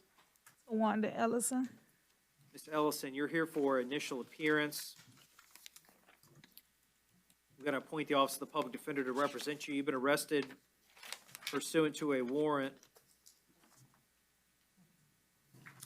on the charge of petty theft with 2 prior convictions. Okay, the bond has been set at $1,000. Okay, also out on bond on a felony, aggravated assault, resisting a merchant, and petty theft. Is the state filed on that out on bond? No, Your Honor. No, Your Honor. Okay, all right. So I'll take no action on the out on bond. It's old. And the bond is set at $1,000 on the warrant. Order you not to return to the scene in that case. All right. Good luck.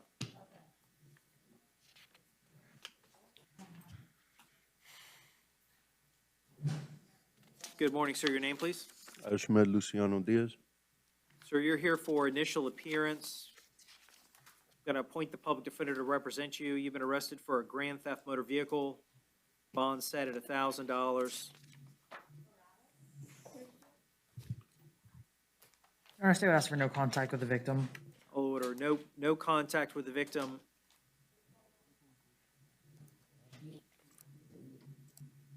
Okay, all right, good luck, sir. Your Honor, could he have, I believe they were girlfriend, boyfriend. Could he have a one-time return with law enforcement? Yeah, I live with her, so, like,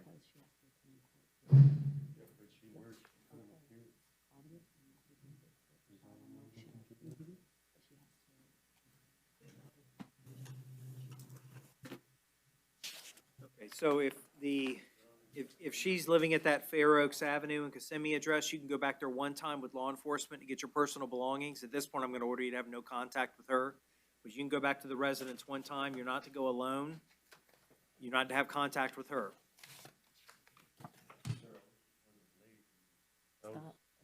You know, understand, you may have an absolute defense to the matter, and I've appointed you an attorney to advocate for you, and I'm not even the judge that's gonna have the case. This is the last time you're gonna see me, okay? All right, good luck.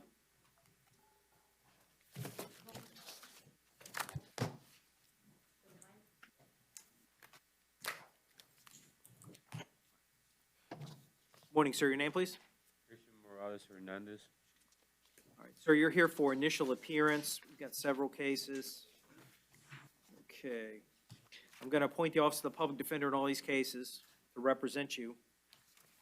The first case you've been arrested is on charges of possession of fentanyl and possession of drug paraphernalia. And bond is set at $1,000. Well, let's see. Qualifies for pretrial release. He's on Social Security income. Given that he doesn't have any type of convictions, well, I don't know what this, it says FTA in Alabama. But other than that, he has no convictions on his record. I would ask for pretrial release in this case. Okay. It is no objection, Your Honor. I'll release you on pretrial release on all three cases with the following condition: that you not possess any alcohol, don't consume any alcohol or illegal drugs, and you be subject to random testing while on pretrial release.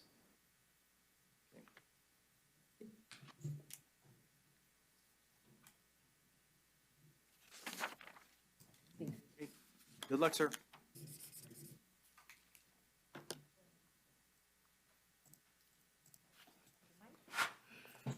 Good morning. Your name, please? Miss Stephen Paisley. Ms. Paisley, you're here for initial appearance. I'm going to appoint the public defender to represent you. You've been arrested for grand theft, third degree, and fraudulent use of credit cards. Okay,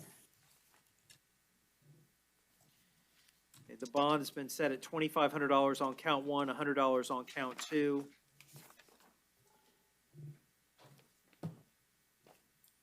Order you not to have any contact with any victim. That's a Marth Norellis. And that you not return to the Winn-Dixie, 1401 South Hiawassee Road. State, you have a position on the out on bond.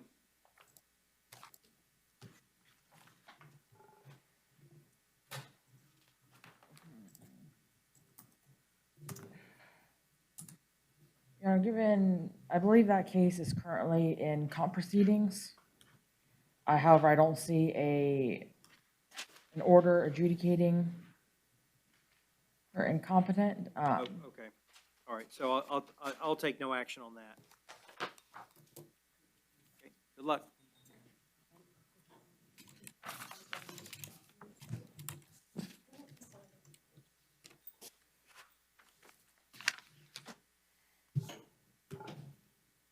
Good morning, ma'am. Your name, please?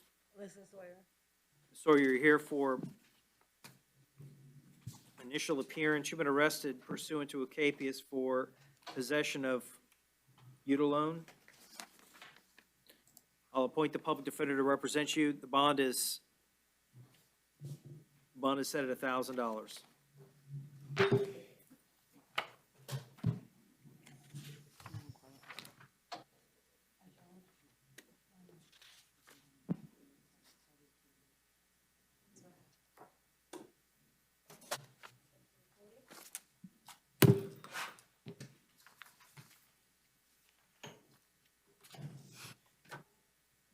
Good morning, sir. Your name, please? C. Wright Michael, sir. All All right, you're here for initial appearance, been arrested for aggravated assault with a firearm. Going to appoint the Office of the Public Defender to represent you. State, you have a position on bond? Your Honor, he is entitled to a reasonable bond. However, state will bring your attention to, he is a convicted felon. And is apparently on inmate release for an attempted second-degree murder. So state would have you take that into account when setting his bond, as well as one prior failure to appear.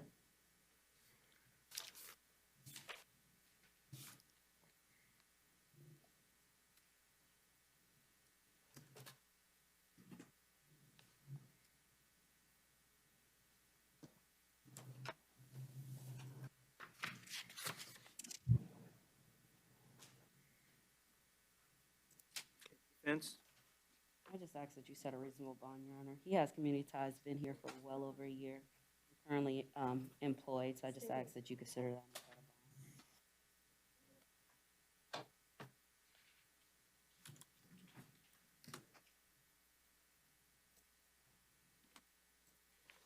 I'm going to set the bond at $7,500. Going to order that you have no contact with the victim, possess no weapons or firearms.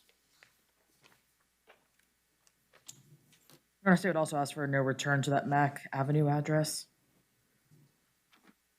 And no return to the scene.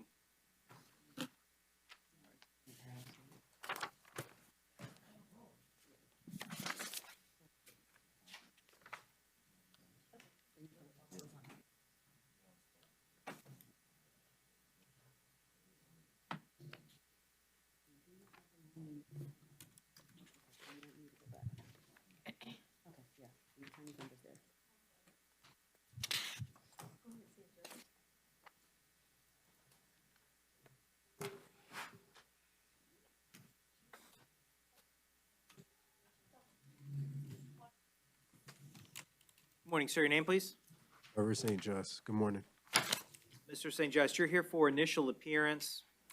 You've been arrested for trespass on a designated construction site. I'll appoint the Office of the Public Defender to represent you. Okay. The bond on the new case is set at $1,000. Okay, he's currently out on bond. Yes, Your Honor. The battery we have filed on, and it was recently referred to PTD, so I'm assuming that will be rejected from PTD here shortly. And in regards to the resisting and disorderly case, he was just arrested on that June 2nd and bonded June 13th. So he's been out approximately 9 days before picking up this new law offense. So state hasn't had a reasonable amount of time to file on that one yet. No. Your Honor, I would just ask that, given that they're unrelated charges, you take no action.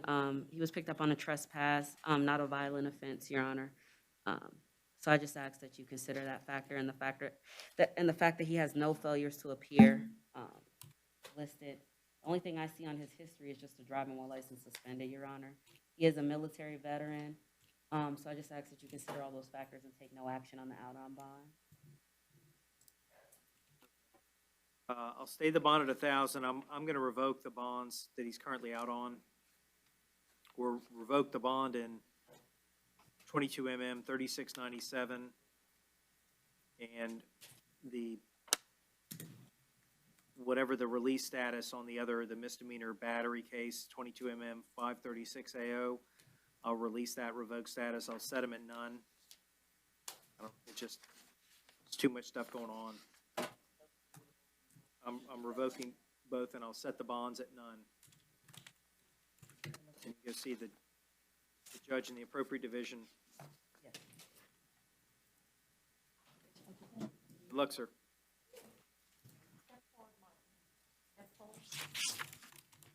Okay, and we've got Mr. Good morning, sir. Are you Raekwon Martin? Sorry, Mr. Martin. All right, sir, you're here for initial appearance. You've been arrested for a petty theft and a trespass in an occupied structure. I'll appoint the public defender to represent you. Can I have a moment, Your Honor, because he wasn't brought up. Not a problem.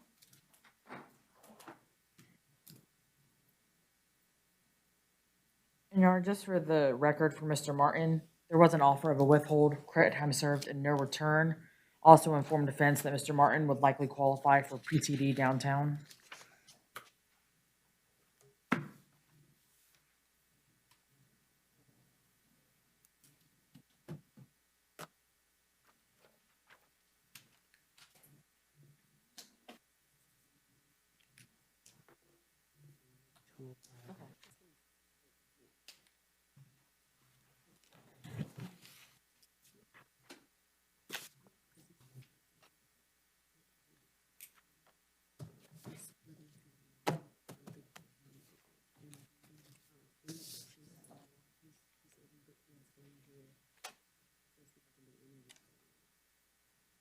Would he be interviewed? Would that be made something different? I would say different it was than yours. Mine says nothing. Mine says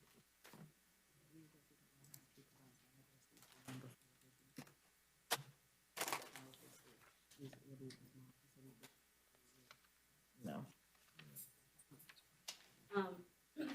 Your Honor, given that he will likely qualify for pretrial diversion, my client's currently unemployed, but he can, he has a mailing address with his mother that resides here, and he can provide her telephone number as well. Your Honor, I would just ask for an ROR. The state has no objection, given that he has no criminal history, Your Honor. Actually, Oh, he does? My sheet said nothing, that's why. yeah, it's been updated. Hold on a minute. Oh, okay, sorry, I didn't see that. Well.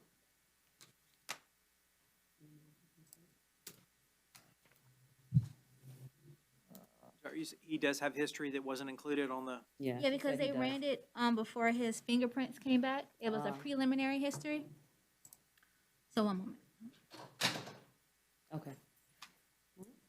I don't have anything, I don't know if you see.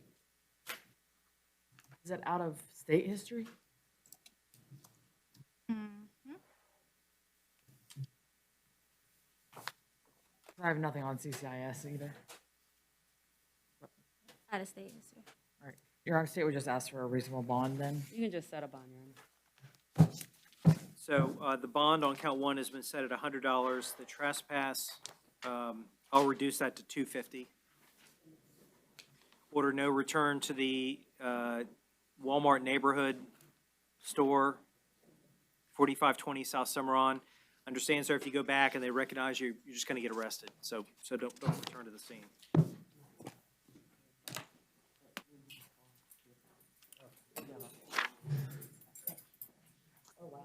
Yeah, it's long. I didn't see that. Oh, it's all out of state, that's fine. Is this not even on CCIS? You're in recess. I invest hours of my time every single day to make these videos possible. Unfortunately, the engagement on my videos has been very low recently. Most of the bond court viewers do not hit the like button on my videos. Please, please, please, hit the like button on my videos. The YouTube algorithms heavily favor videos with more likes. If you do not like my videos, then please tell me why in the comments and I can make changes to improve the channel. Thank you to all of you that do hit the like button. I am sorry that you have to hear this repetitive message, but without this message, less than 10% of viewers will like my videos.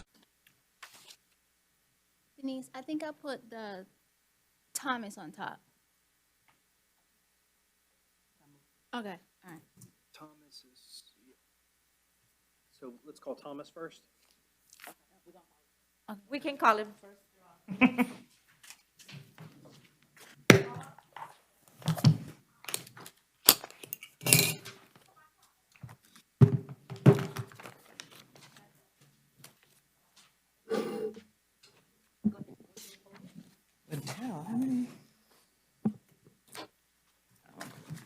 All right, good morning. Good morning, sir. Your name, please? Elijah Thomas. Mr. Thomas, you're here for initial appearance. You've been arrested pursuant to a warrant, charge of petty theft. Yeah, I'm going to appoint the public defender. Bond's been set at $1,500. Also, be ordered to not return to the scene and have no contact with the victim.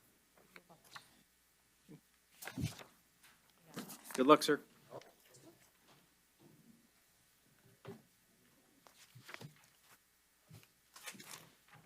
All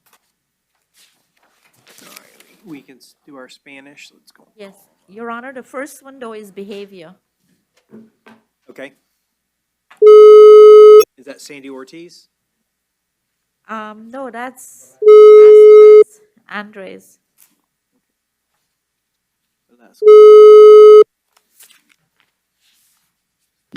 Good morning, Your Honor. This is Laura Arroyo, State Certified Interpreter and previously sworn. All right, good morning. We've got 3 Spanish. The first is Andres Velasquez, 22 4182. I'm going to appoint the public defender. Your Honor. He's not present. Oh, okay. Okay. I will waive the appearance, Your Honor. Okay, and public defender's appointed, 2 counts of battery, bond is stayed at 500 on count 1, 100 on count 2. Order no contact with either of the victims. Okay.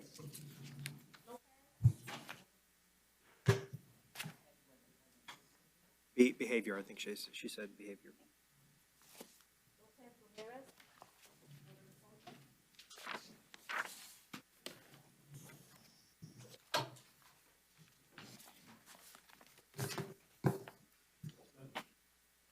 See if we've got connection.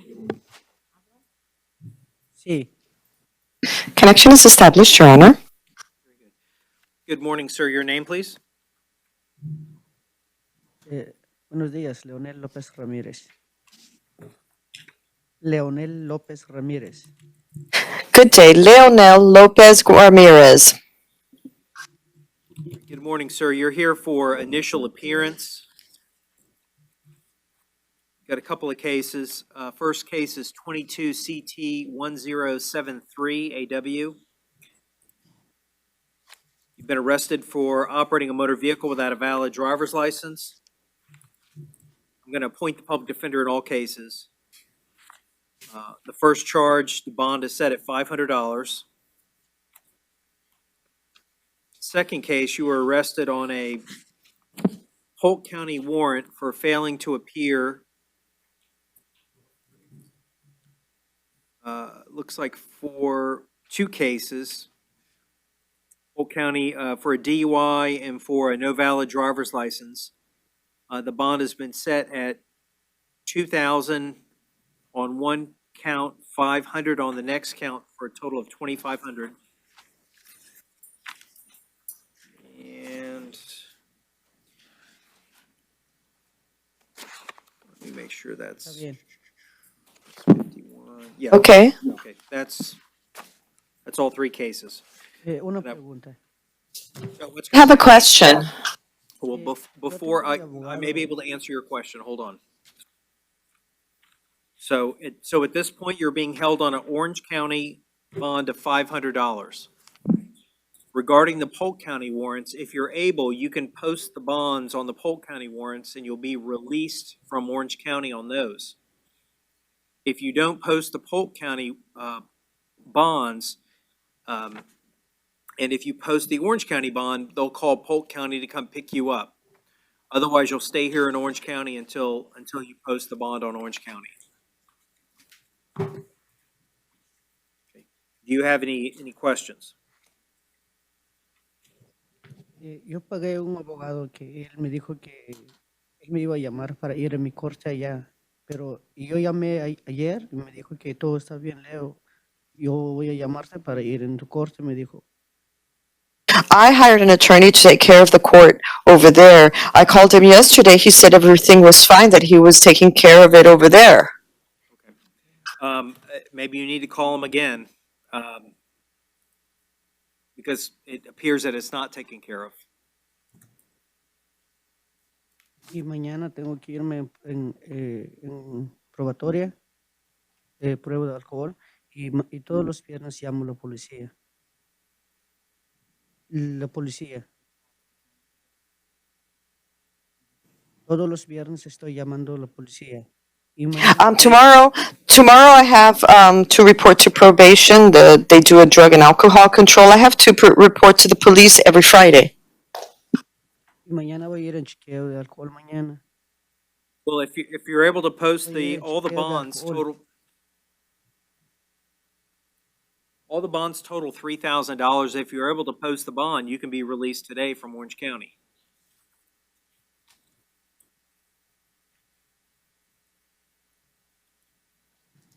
Okay. Okay. Good luck, sir. Gracias. Thank you.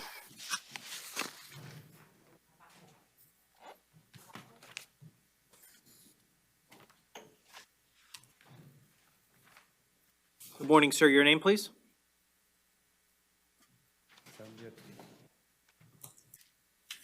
Sandy Ortiz. Sandy Ortiz. All right, Mr. Ortiz, you're here for initial appearance. You've been arrested for aggravated battery with a deadly weapon. I'm going to appoint the Office of the Public Defender to represent you. State you have a position on bond. No, Your Honor. Does the defense have a position on bond? I just ask that you consider the fact that he has no criminal history, convictions, Your Honor, and that he has no failures to appear. I'm going to set the bond at $5,000. I'm going to order that you possess no weapons or firearms and you have no contact with the victim or any witnesses in this case.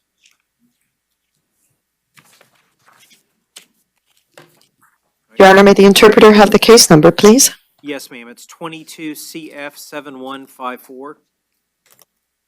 Thank you. Okay. All right. Good luck, sir.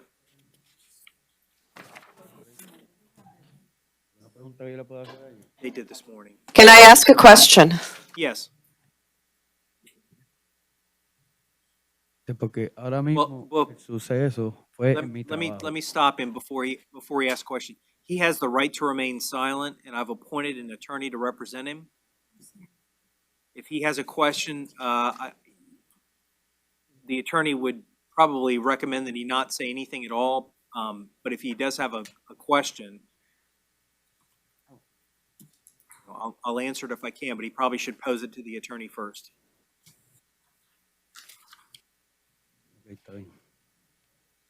Okay. Okay. And Madam Interpreter, I did provide him with a piece of paper. It has the attorney's phone number on it, so he can speak one-on-one with him about any concerns or questions he may have.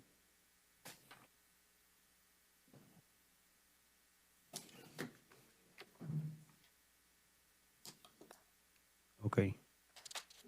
Okay.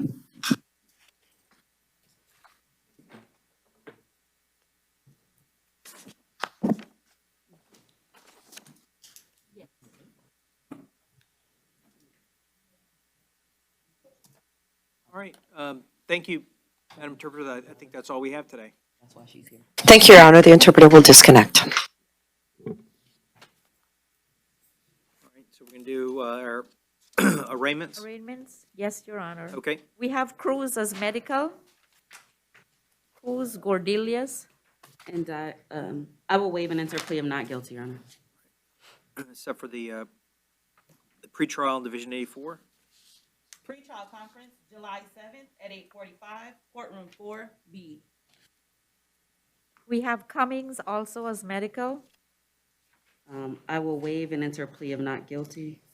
All right. And Cummings, plea of not guilty, set for the pretrial in Division 85. July 18th at 9 o'clock, courtroom 4A. Mr. James, approach.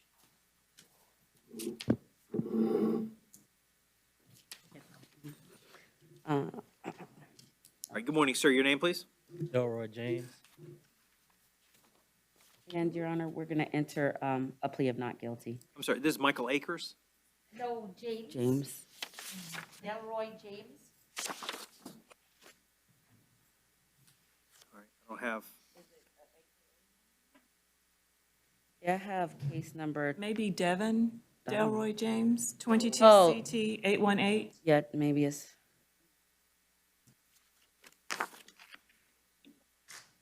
I don't have it. We're gonna print it up.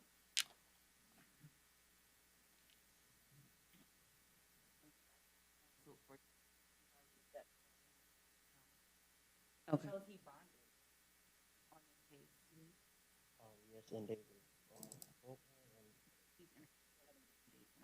Oh, okay, so that's probably why they canceled it. So, You can just announce the dates if you have them. Okay. Case number 2022 CT 818 AE.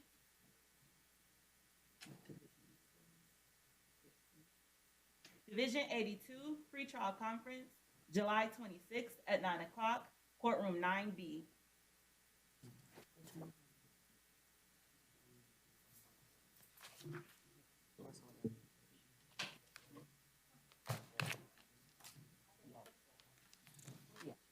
If we can go back for just a moment, for Onel Cruz, did you have two cases for him, and they're both in Division 84? Yes. Okay, thank you.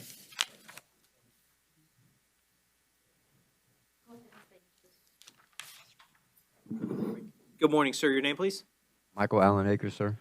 Mr. Akers, you're here for an arraignment. Okay. Charge of exposure of sexual organs. At this time, do you want me to appoint an attorney to represent you in this case, or are you going to hire an attorney, sir? I need you to appoint one, sir. Okay. I'll appoint the public defender, we will enter a plea of not guilty, Your Honor. and we'll set for the pretrial in Division 80. Pretrial conference, July 25th at 9 o'clock, courtroom 9C. Hold on. I missed it. You said July? July 25th at 9 o'clock, courtroom 9C. Your Honor, has he been served? It was saying requesting to the clerks to issue summons. Let's see. He's stating he hasn't seen anyone. I know that they knew he was in jail, and they had but you have to asked be for the served. summons. I don't know if you were served. Looks like there was a summons issued. I don't know that it's been, I don't have a return of service in Odyssey. I don't know if it's been served or not. I'd actually be sent back to the state to perfect service, Your Honor, because that's the note we have as well. He hasn't been served. All right, and this will be referred back to the state to perfect service. And actually, it looks like the arraignment's already been reset Okay. for 7/19. So I'll leave the 7/19 Okay, 1 o'clock date on, and in the meantime, the summons may get served. You're only here for that. Is there, I don't know what's going He's on parole. I'm on He parole. Oh, you're not. Okay, listen, I maxed out next Wednesday. That's my end of sentence, is Wednesday the 29th. Okay? I'm trying to see if I can get a bond so I can bond out for this when that 29th date comes, instead of being stuck in here until then. Because I haven't been served, I haven't had no fingerprints put on me, no nothing. Well, if you have, I don't know why you're being, I don't know what you're held for. I'm being held for a violation of parole, okay? The commissioner review told me I maxed out on June 29th. That's next Wednesday. I'm And I not going to can't give get you a bond today. I can't have no That's bond not on what we're this here for today. misdemeanor? Huh, sir? Okay, we're talking over each other. Okay. On a violation of parole, I'm not going to give you a bond today. That's not what we're scheduled for. Okay, what I'm saying is I maxed out June 29th. I've heard you say that now. So how do I go about trying to get a bond? I can't on give that you, date? well, I can't give you legal advice. I'm the judge. So, if you want to consult with an attorney, you can consult with an attorney to get, or you can file motions yourself. Well, I don't understand how this, because I'm not understanding what's going on, because this charge happened a year ago, and it's over, and they just finally decided they want to file. Well, I think the attorney would probably say, if she was representing you, not to say anything at all.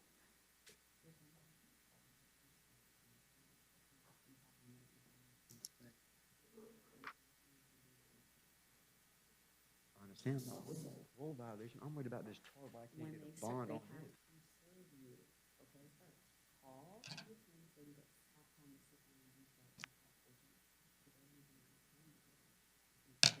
So you're saying on Wednesday, when they supposed to release me to the streets, I'm still in here. We do not know. I have no idea what your parole case. you are only here for the summons case, which you have not been served on. You're not to call these people in attorney, is what I'm telling you. We don't have all that information.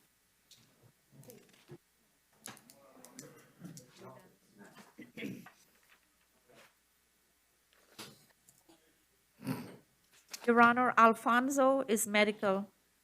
Medical, okay. I don't know if we're signed. Canales, Hold on. What do we? I just didn't know if we were appointed. I didn't see us. 1685. So on Alfonso, that's also, it appears that the summons hadn't been served yet. I request that it be sent back to the state to perfect service, Your Honor. Yeah, the summons is scheduled for, arraignment scheduled for 7/13 Okay, perfect. in 4C downtown, so, we'll leave it on for that date. I'm sorry, what date did you just give, Your Honor? In Odyssey, it has 7/13/22. And that was a date that was issued, there was a new summons issued on June 13th. I see it at 1 o'clock. And they just happen to see when they're in jail, that they'll get put on the arraignment calendar. But it didn't appear that the summons has been, in Odyssey, there's not a return of summons at this point. Your Honor, I have a notice of filing from June 15th, saying that it has been filed, Let's see, that it has been served. I didn't look at that. Notice of filing, serve summons for arraignment for 7/13. Okay. So it has been served. It appears it's been served. Okay. Yes, and we've got a return of service attached to that notice of filing, so right now, we'll leave it on for 7/13 arraignment. Okay.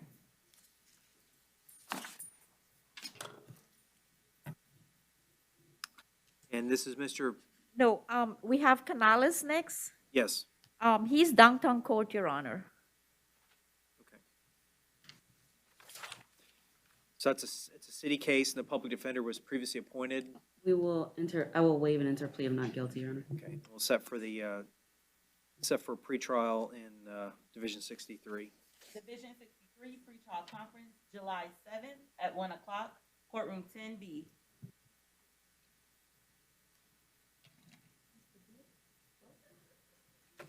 All right, good morning, sir. Your name, please? I am supposed to be Philip Warren Dean. Did I hear you say you're supposed to be Philip Dean? Yes. Okay. All right.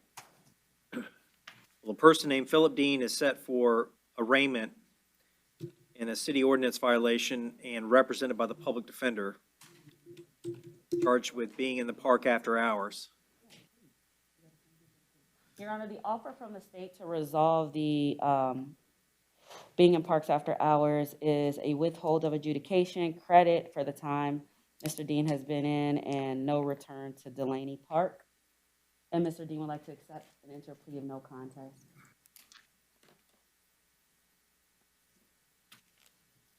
The first one.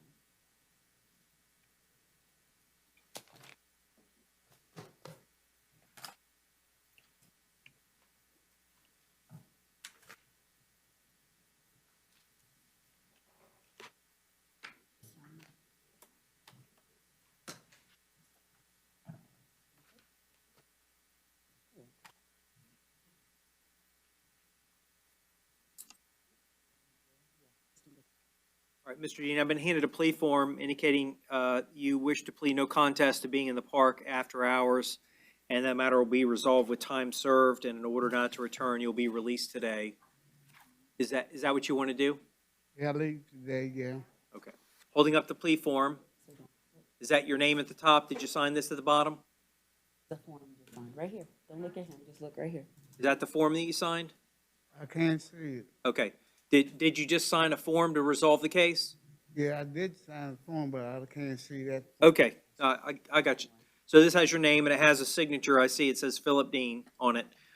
How do you plead to the county ordinance violation of being in the park after hours? Not guilty. No contest. Not guilty. Do you want to resolve it or do you want to plead not guilty? I'm not guilty. You're not guilty. Okay. Okay, Your Honor, so we would enter a plea of not guilty. Okay, so we'll enter a plea not guilty. We'll set it for the pretrial in Division 85. Given the amount of time that he's been in, I'm inclined to ROR him on this case. I'm not going to continue to hold him on a city ordinance violation. He's been in for 48 days. So, Well, I know who the attorney is. I'm about to give you. yeah. Okay. All right, so Mr. Dean, you're going to be given a court date. You're going to have to come back to court on that date, or you have to keep in touch with your attorney. But I'm going to ROR you on this case, and I'm going to order you not to return to Delaney Park while the matter's pending. What was that for? Your Honor, would you be willing to inquire if he has a smartphone to be able to enroll in e-notify? I think the public defender is talking to him now. They'll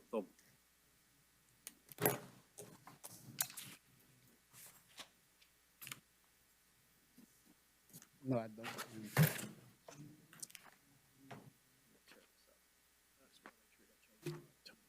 30 seconds. I can't see it.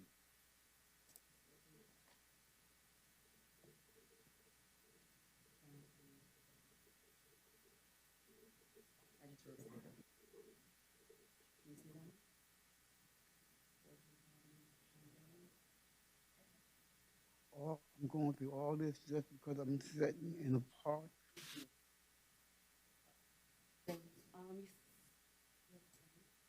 I don't use phones.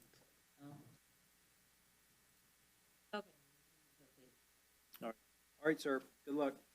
Oh, I didn't get the date, I'm sorry. Pretrial conference, July 18th at 9 o'clock, courtroom 4A.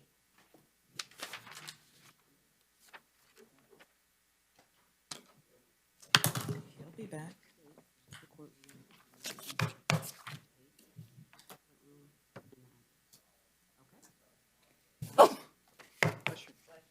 Thank you, thank you.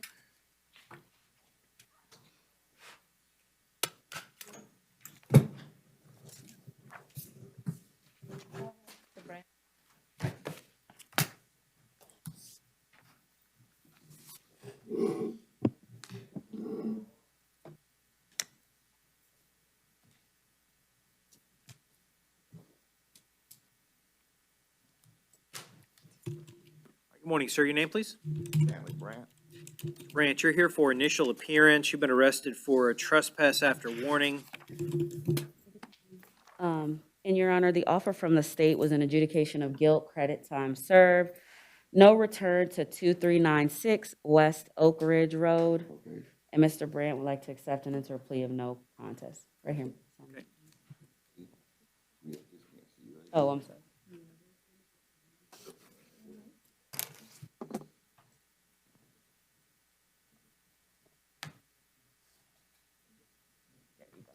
You just put the pen there. That's it. Mhm. Just gonna take it. Thank you. All right, Mr. Brandt, I've been handed a plea form indicating you wish to plead no contest to the offense of trespass after warning, be adjudicated guilty, be given credit for it 2 days you've served in jail, be ordered not to return to that address on Oak Ridge and pay costs, and that'll resolve the case without a trial. Is that what you want? That sounds good. Okay, all right. I'm holding up the plea form. It's got your name at the top. Is that your signature at the bottom? Okay. He's talking to you. Did you sign the form? I believe so. Okay. I just All right. you very well. Okay. To the charge of trespass after warning, how do you plead? No contest. I'll accept that. I'll adjudicate you guilty, give you credit for 2 days, order you not to return to 2396 West Oak Ridge Road. Okay. Understand if you go back there and they see you, expect to just get re-arrested, you'll be right back here. Okay? So don't return. I'll give you 350 days to get the cost paid, 30 days to appeal. Good luck, sir. You'll be released as to this charge today. They'll give you a sheet when you leave here. Okay. With the amount. Thank you. Thank you, sir.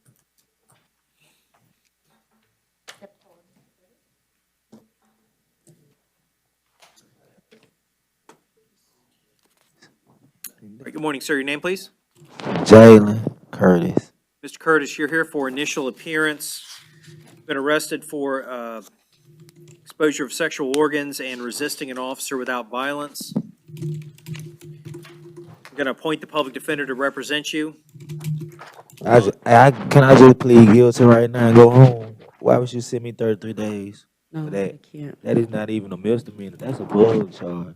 Okay. I'm into the bug. You were, this shows you were just arrested yesterday.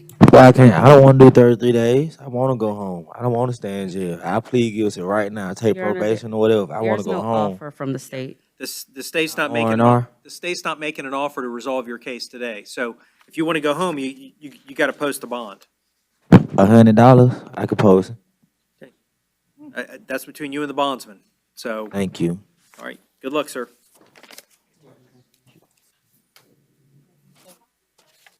Yeah, the bonds are stated at $500 each. Just no return to the scene.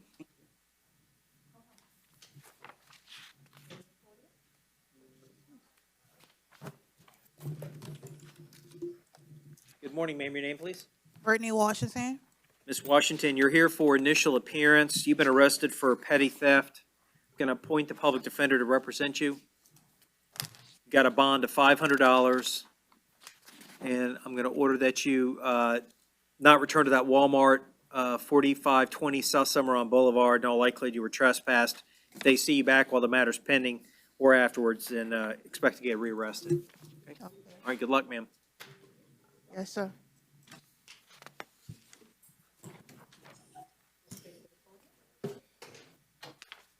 Morning, ma'am. Your name, please? Heidi Davis. Ms. Davis, you're here for initial appearance. You've been arrested for a violation of a pretrial release condition. You're on pretrial release for petty theft of $100 or more. And here's that you got arrested for a new offense for petty theft of $100 or more from the target Millennia Way. And also you've got a robbery with a firearm. Okay. So on that, the violation of pretrial release, the bond set at $1,000. I think the public defender is already appointed to represent you in that case. Okay? So I've revoked pretrial release and instead just set a bond of $1,000 on that case. And the other charge, the robbery? I think I already saw you on that, didn't I? Yes. Yes, Your Honor. Yeah. So it's this one, okay.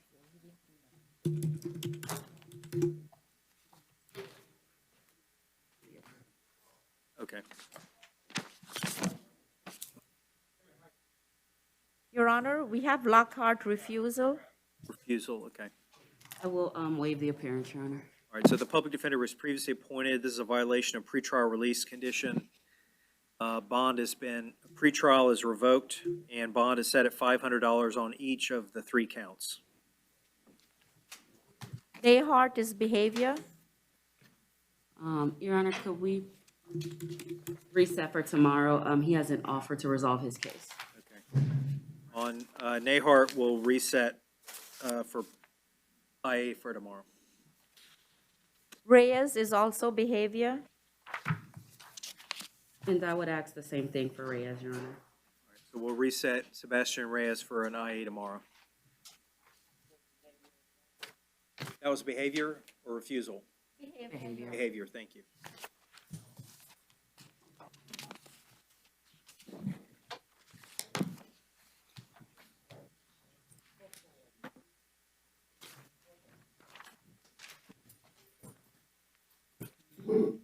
Good morning, sir. Your name, please? Emmanuel Bartholomew Strickland. Mr. Strickland, you're here for initial appearance. You've been arrested for a city ordinance violation of sitting or lying down on a sidewalk downtown. And the offer from the state is a withhold of adjudication, credit time served, and court costs. Mr. Strickland would like to accept and enter a plea of no contest, Your Honor. Okay. All right, Mr. Strickland, I'm being handed a plea form indicating you wish to plead no contest to that city ordinance violation. I understand it all. Okay, all right, it's a misdemeanor, it's a city ordinance violation. How do you plead? No contest. I'll accept that. I'll withhold adjudication, give you credit for the 2 days you served in jail. I'll give you 350 days to pay the cost. You've got 30 days to appeal. You'll be released as to this charge today. All right. Good luck. Your Honor, Hicks bonded. Hicks bonded, thank you.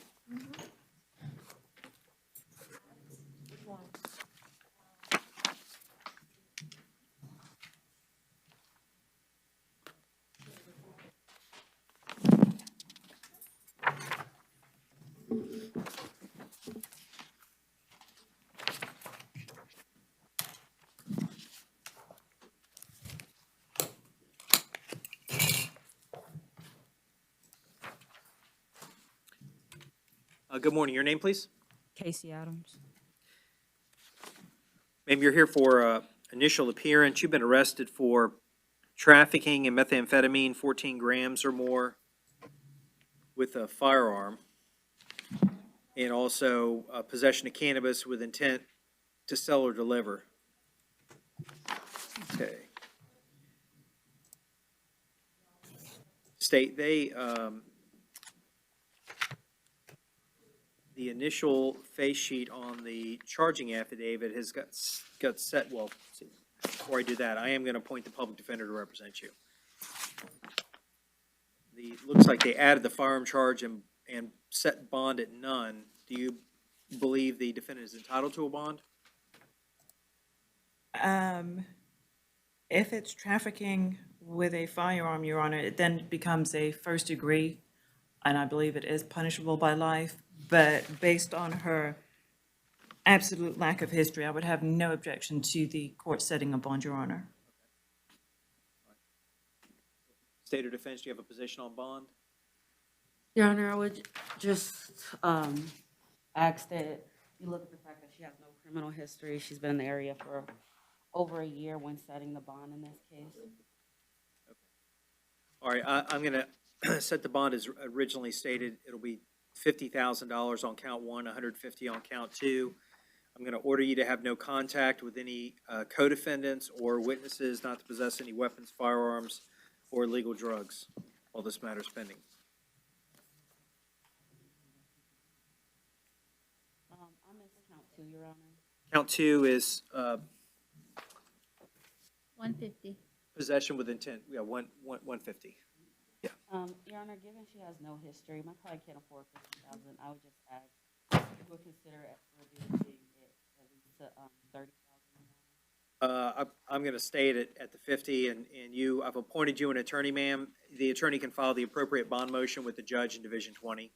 It's ultimately going to handle the case, all right? Good luck. All right.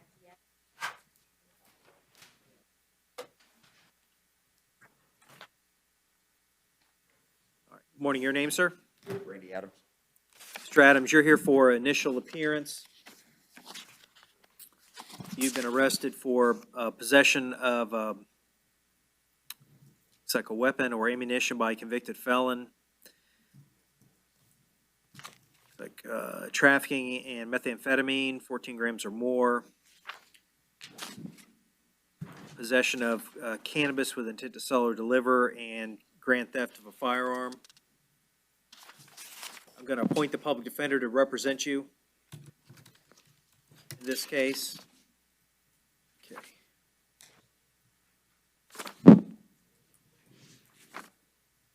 Greater than 14 grams.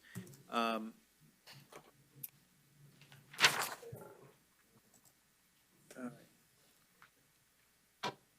going to go ahead and I'll stay the bond on count one at $150. Count two will be $50,000. Count three and count four are both $150 each. I'm going to order you to have no contact with any co-defendants or witnesses in this matter, that you not possess any weapons or firearms, that you not consume any alcohol or illegal drugs. Sir.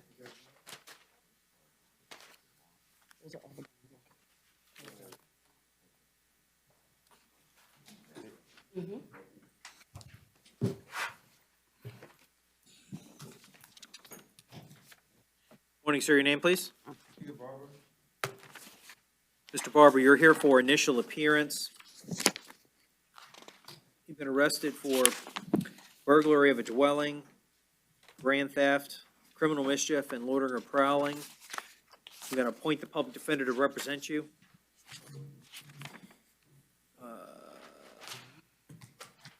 It's currently out on bond. Is a state file on that case? 21 CF 12704. Yes, Your Honor, we did file on it, but I think that, I was just about to say, that's the same case that he failed to appear on, oh, is that what? which No, he has an FT. they did an add-on for that tomorrow. Oh, okay, so So you probably. we're going to should see him take no tomorrow. action. Yes. Okay. Thank you. All right, so on the burglary of a dwelling today, the bond is set at $5,000 on count 1, $2,500 on count 2, $500 each on counts 3 and 4. I'm going to order you not to return to the scene, have no victim contact. And it looks like we're going to see tomorrow on the other case. So well, you know, we're just going to just reset the whole IA for this, and looks like he's got an FTA on this, so we're gonna hear it all tomorrow. Yes, right. Yep. I'll see you tomorrow. What's the big?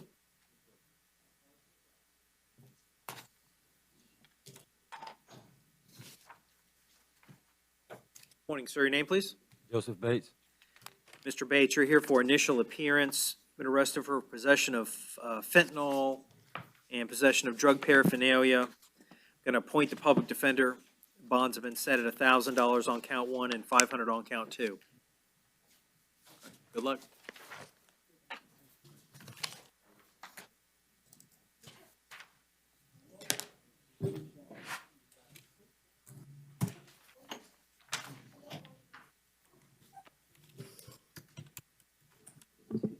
Morning, sir. Your name, please? Kier Bouchon. All right, sir, you're here for initial appearance. You've been arrested for carrying a concealed firearm. I'm going to appoint the public defender to represent you. Got a bond of $2,000. In addition, I'm going to order you not to possess any weapons or firearms while this matter is pending. Your Honor, he does qualify for pretrial release. I would ask for pretrial release, given he has no criminal history, Your Honor. State's position? No objection. All right, I'll release you on pretrial release with that same condition that you not possess any weapons or firearms.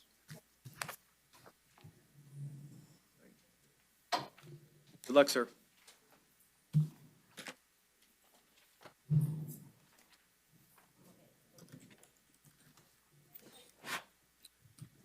Morning, sir. Your name, please? What's your name? Oliver Bozeman. Mr. Bozeman, you're here for initial appearance. You've been arrested for possession of firearm by convicted felon, possession of cocaine with intent to sell or deliver, and possession of more than 20 grams of cannabis.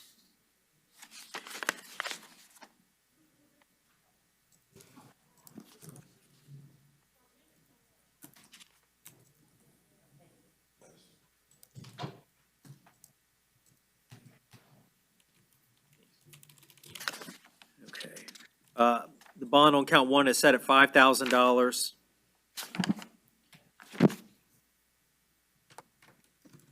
Yes, count 2, I'm going to set that bond at $1,500. Count 3, $150. Order you not to possess any weapons or firearms while this matter is pending. All right. Good luck.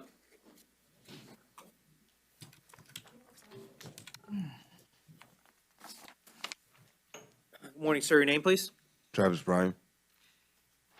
Brian, you're here for initial appearance. You've been arrested for, looks like, delivery of methamphetamine within 1,000 feet of a place of worship. Going to appoint the public defender to represent you. And the bond set at $10,000. Good luck, sir.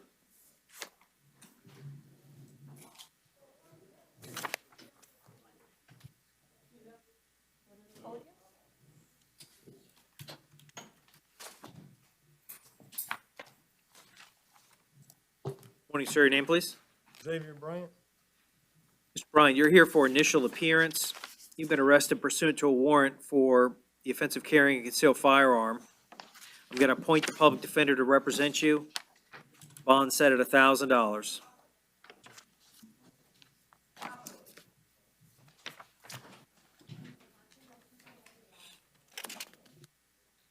Your Honor, Burrage bonded. Burridge bonded. All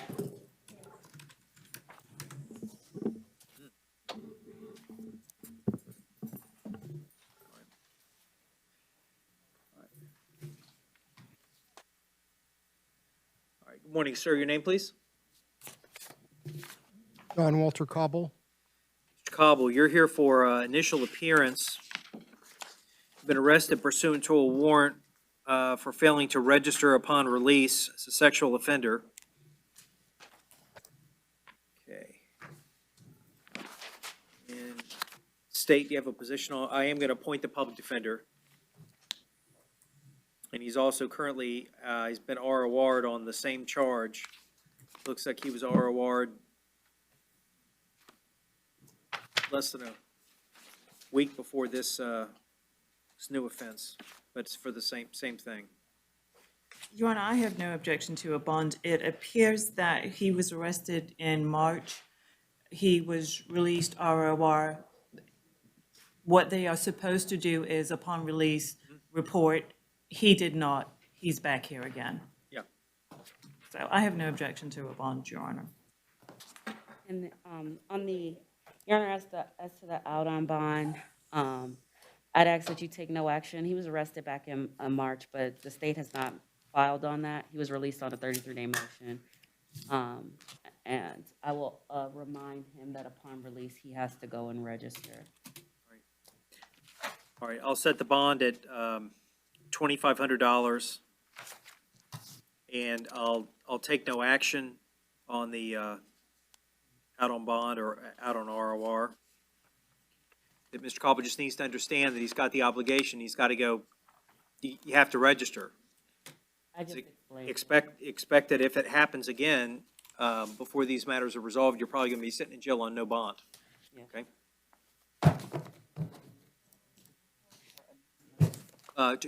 24 hours to report. You have to go report within 24 hours of release.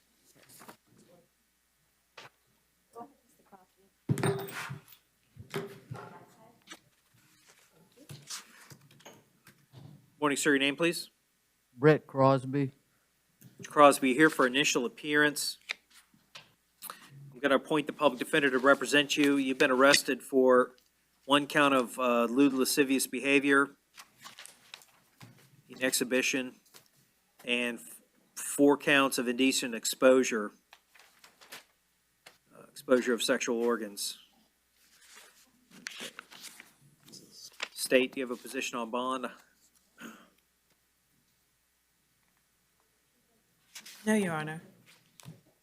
Does the defense have a position on bond?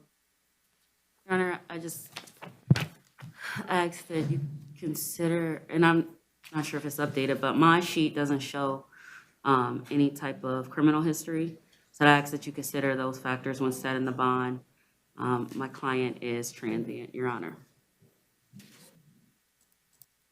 Okay. I'm going to set the bond at $5,000 on count 1, $150 each on the remaining 3 or 4 counts. I'm going to order you not to return to the scene, that's Crescent Park, and for you not to have any contact whatsoever with anybody under the age of 18. All right. Good luck.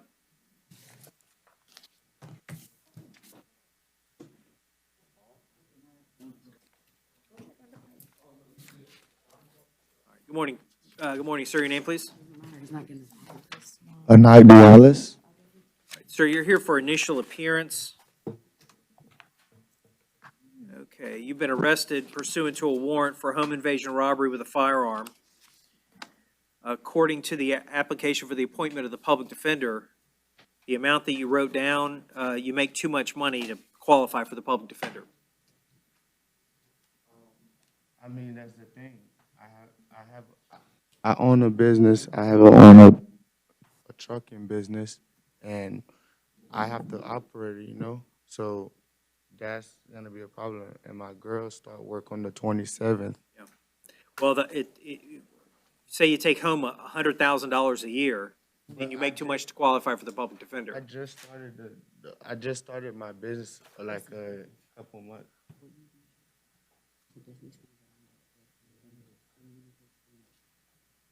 I mean, if the number's not accurate, then tell me what's accurate. Okay, sir. Pretty much, I started my trucking business. I don't need a story. I need a number. Probably like What are you taking home every month? every month, like 3-4K, maybe $3,000 or $4,000, and you've got one dependent? maybe 30. Yeah, and I have my son, and also my parents depend on me too. All right, I'll appoint the public defender. I'm going to stay the bond at none. All right. Good luck, sir.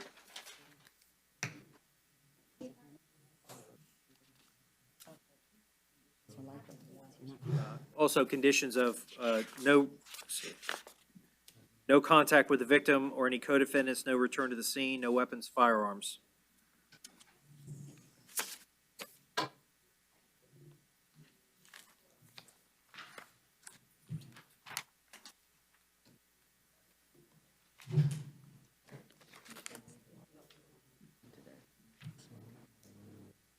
Yes, you have to get one. They have to set it, so that'll be done. It won't be done today. We don't know. Judge's calling. There's nothing we can do. Call the attorney.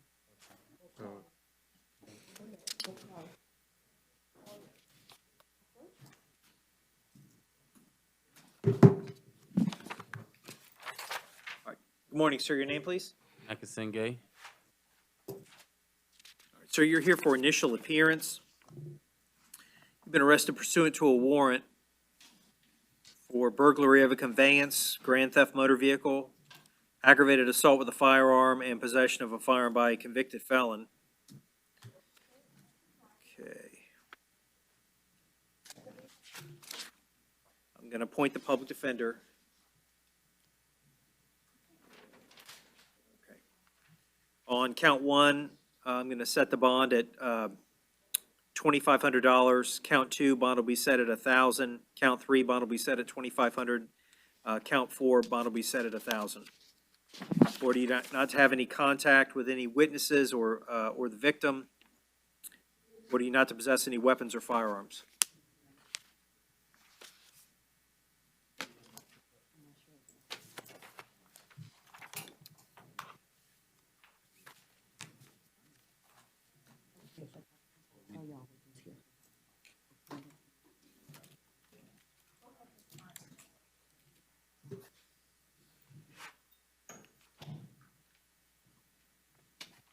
Good morning. Your name, please? Tiffany Harnish. Ms. Harnish, you're here for initial appearance. Been arrested for failing to appear for pretrial conference back on February the 1st this year on charges of resisting an officer with violence, DUI, and battery on a law enforcement officer. Yes, sir. The judge set bond at $2,500 on count one, $2,500 on count two, and $5,000 on count three. And I'll appoint the public defender if not previously appointed. Previously appointed. All right. Good luck, ma'am.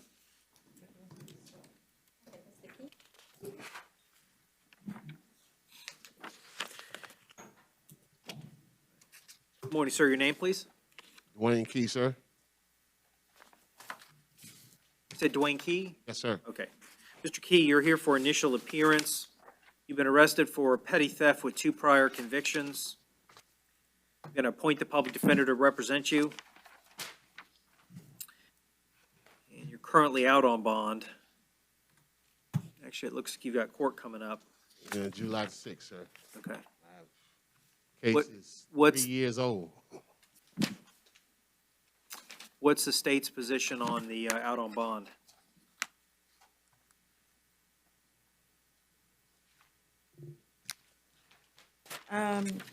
Your Honor, as it's not related, but charges have been filed. I have no problem with revoking double. All right. What I'll do is I'll take, what I'm gonna do is I'm gonna, yeah. Being out on bond on a felony and being arrested for a new felony, the bond on the new felony set at 1,000 with the order not to return to that 5734. I don't know if that's a Target. The Walmart. Walmart, okay, Walmart. So order not to return to Walmart, I'm gonna revoke the bond that you're currently out on, that you've got court coming up in a couple weeks. I'm gonna set that bond at none.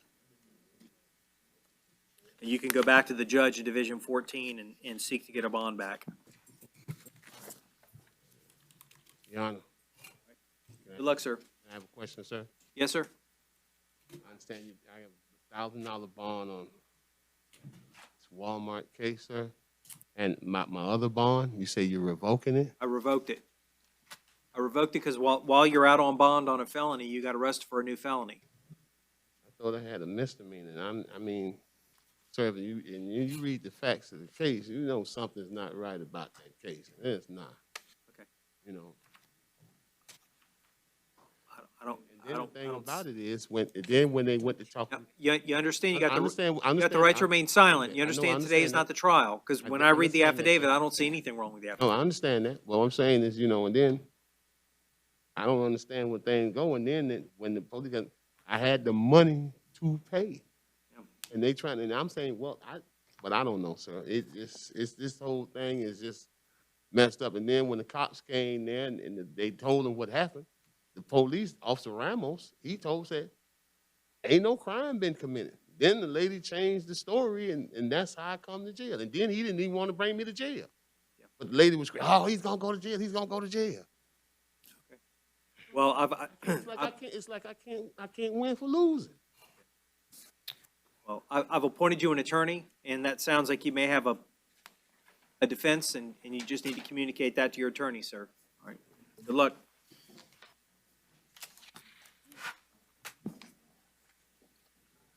Good morning. Your name, please? Matthew Martucci. Mr. Martucci, you're here for initial appearance. All right. You've been arrested for reckless driving, attempted fleeing or attempting to elude. Your Honor, I believe he has a private attorney. Is he here? He said he would be here at 9 or 1 for my... What's his name? Warren Lindsay. Warren Lindsay? We have not, we'll put you at the end of the line on the outside chance that he may show up, but normally he would communicate with us to let us know that he or somebody from his office is coming. He came and visited me yesterday and said Okay. that he would, All right, would you just have a seat and we'll put you at the end and maybe he may show up.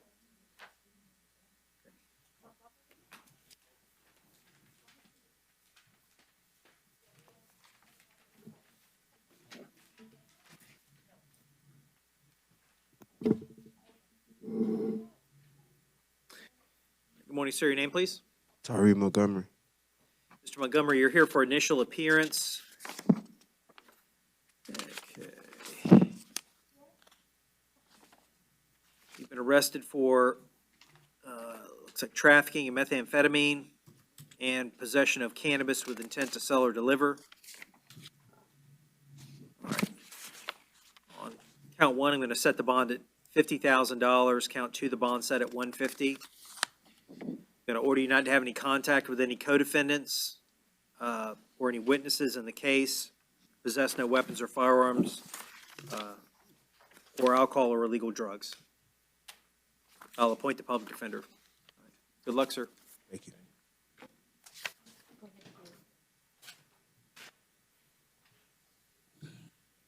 Morning, sir. Your name, please? Saul Pierre. Mr. Pierre, you're here for initial appearance. Been arrested for aggravated battery with a weapon and criminal mischief. I'm going to appoint the public defender to represent you. Bond is set at $2,500 on count one, $500 on count two, Order that you have no contact with the victim, Ronnie Thomas. You possess no weapons or firearms.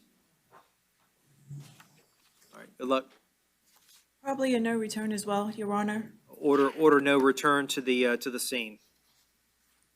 All right, good luck, sir.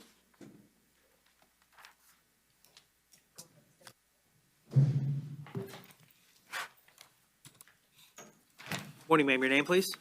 Soraya Robbins. Ms. Robbins, you're here for initial appearance. Been arrested for battery on a law enforcement officer and 2 counts of resisting an officer without violence.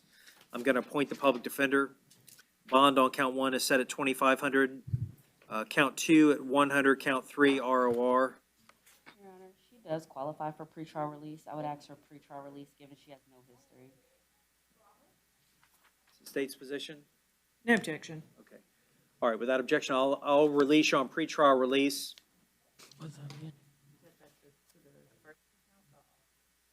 That's all 3. Any conditions, Your Honor?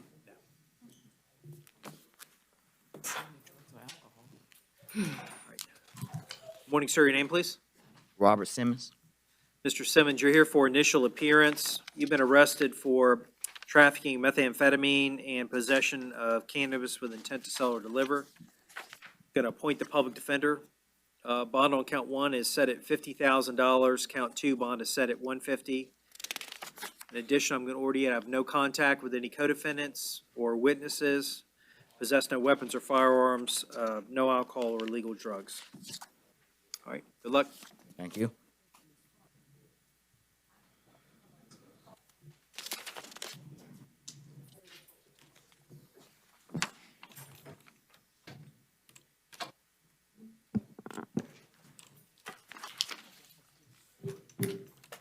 Morning, sir. Your name, please?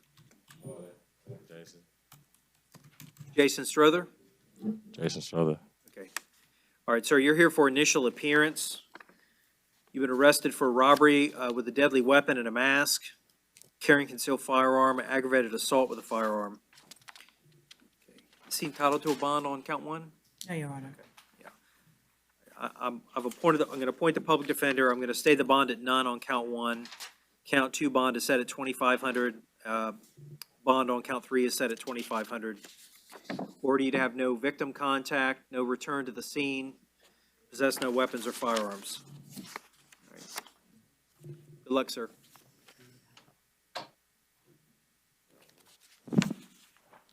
What's that?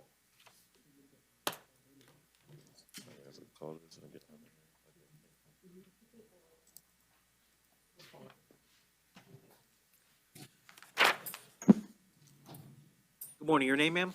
Delina Thompson. Ms. Thompson, you're here for initial appearance. You were arrested for failing to appear at a pretrial conference Yeah, on June 15th. I wasn't aware of it. I'm sorry. Okay. Well, the judge issued a capias for missing court, set bond at none. And I'll appoint the public defender if not previously appointed. All right. No So you- bond? No bond. So your attorney will have to file a bond motion. You'll have to go back and see the judge in the division. So I'll be here for a couple months? It's as fast as the hearing can be set and as fast as you can see the judge, and then that judge will decide.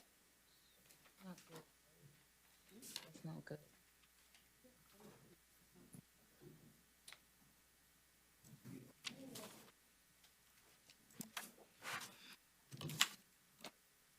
Good afternoon, sir. Your name, please?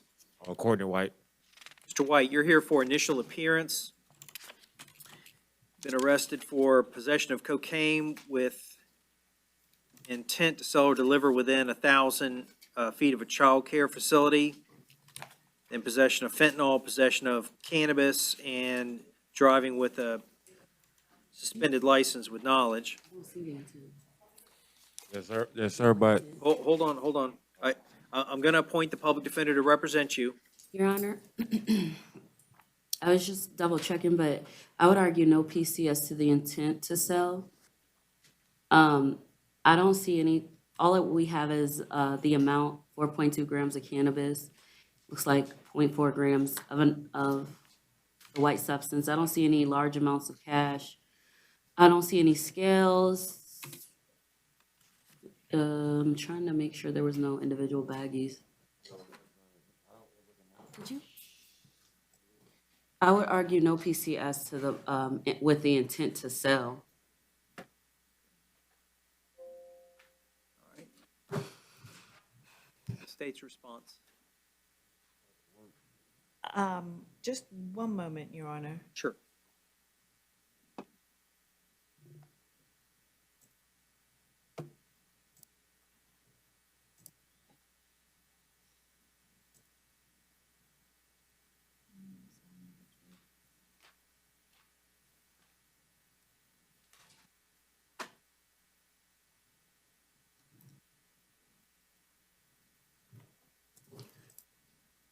No objection, Your Honor.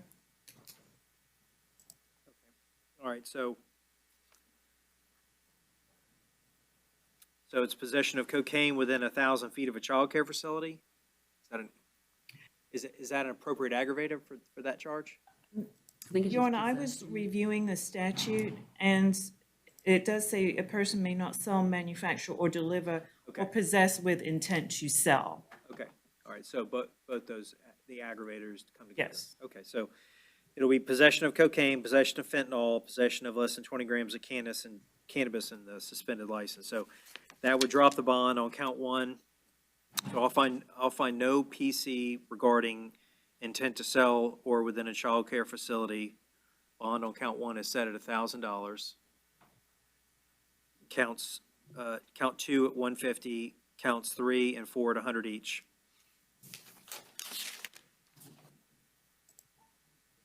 All right.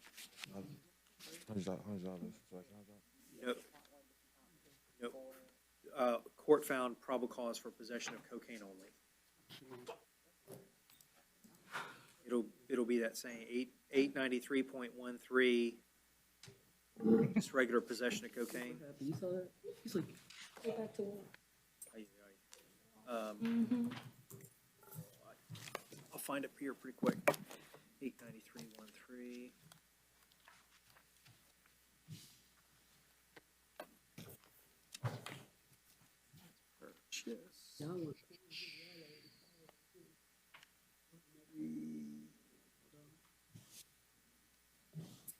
You already filed on it. Oh.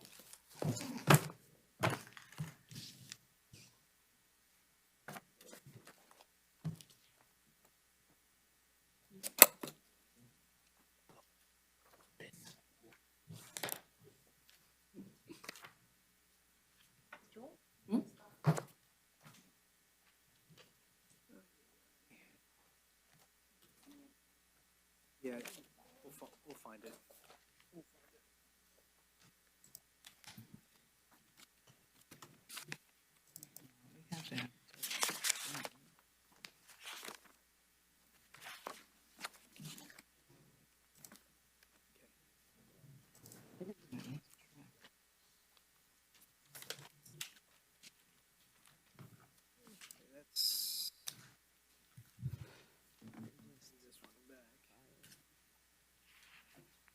Good morning, sir. Your name, please? Juan Malik Williams. Mr. Williams, you're here for initial appearance. You've been arrested pursuant to a capias, charges of burglary of a conveyance, criminal mischief, and petty theft. Okay. I'm going to appoint the public. You wrote down on your application for the appointment of the public defender, that amount that you wrote down, is that your take-home pay? Yes, every week. Yes, Every week, that's what you're taking home? Okay. And you don't have any dependents? No kids? No? Okay. Based on that, you make too much to qualify for the public defender? All right, so I'm going to set bond on count one on the capias. The bond's $2,500. Counts 2 and 3 are 100 each. I'm going to order you have no contact with any victim, co-defendant, or witness, not return to the scene of the offense.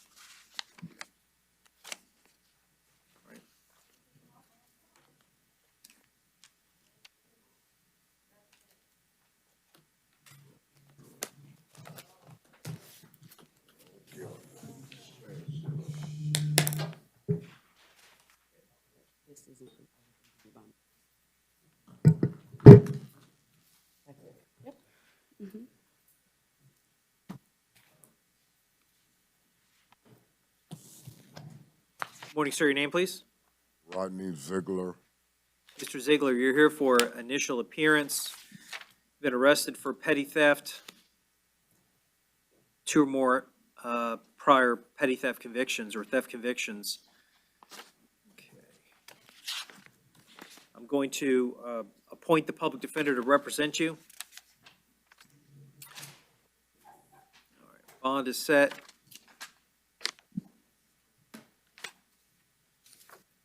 On the looks like he's out on ROR on 2 cases. Has the state filed on either one of those?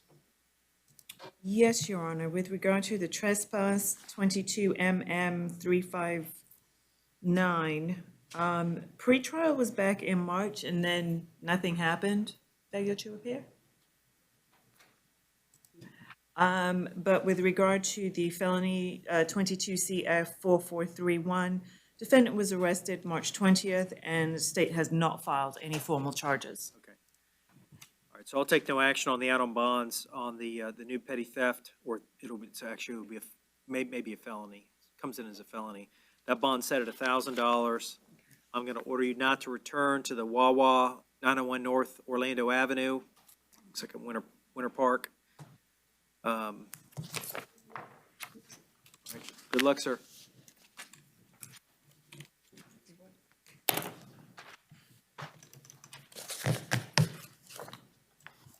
Your Honor, this is Bustamante. All right, Mr. Bustamante, we understood that that there may be an attorney coming to appear today. Okay. All right, so we're maybe waiting for an attorney for somebody else also. We'll wait a few minutes. Do you know the attorney's name?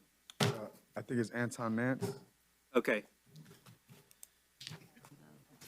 Tony, I believe so. Yeah. Tony Nace and Warren Lindsay. See if there are any attorneys. Let's see here.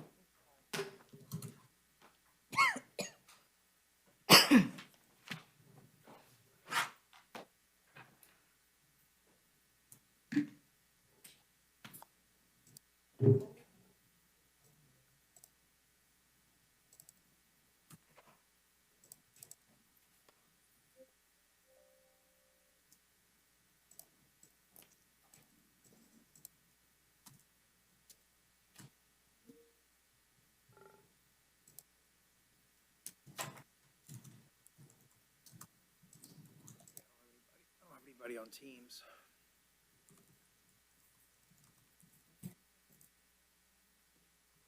This was from Community Corrections.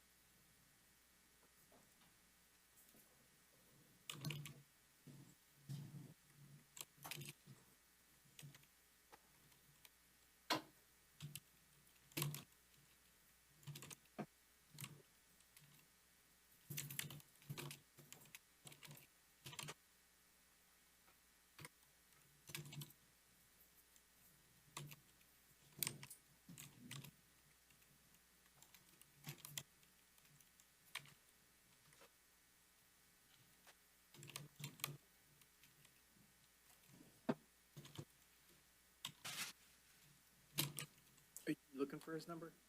Oh, okay.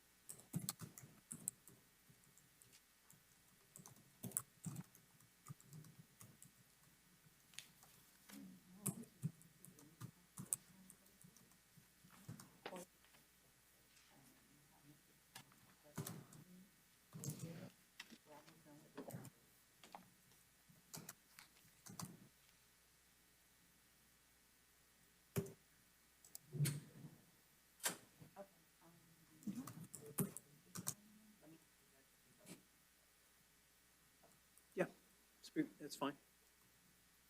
All right.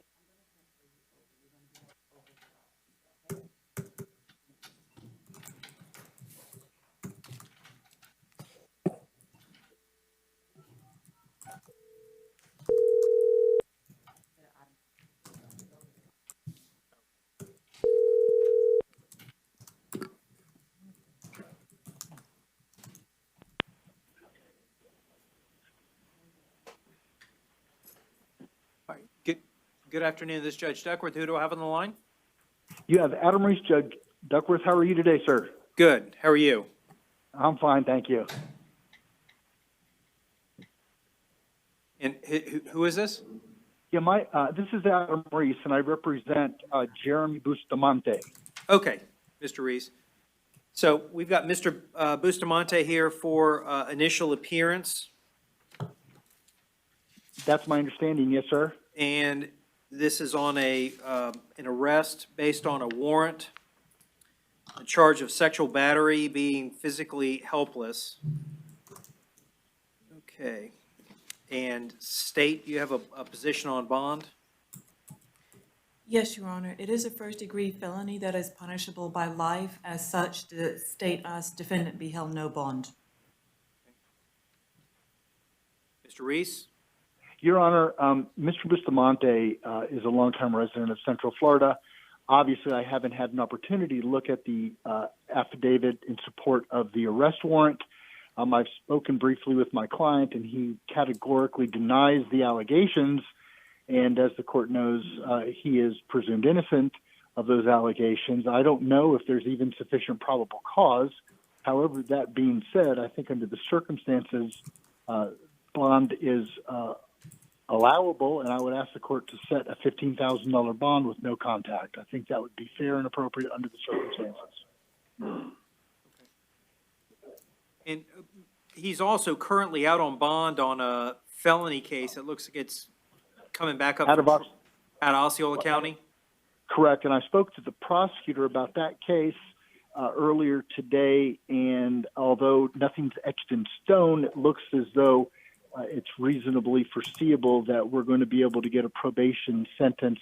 I represent a co-defendant in that case, but also Tony Nace represents Mr. Bustamante out of my office. Okay. But it looks like it looks like we're getting close to a probationary kind of a resolution. Okay. Well, I reviewed the affidavit for the warrant on the Orange County, the new felony. I'm going to stay the bond at none, and you can have a full-blown bond hearing in front of judge in Division 17. I'll take no action on the out on bond at Osceola County. It sounds like that may get resolved. I am going to order no victim contact and no contact with any witnesses in the new case while this matter is pending. All right. Well, thank you very much, Your Honor. I appreciate you getting a hold of me and making it available so that I can appear via telephone. Thank you. Okay, very good. Bye-bye. All right, and we can go ahead and bring Mr. Martucci back in. I think it's a PTR. It looks like it's a PTR case.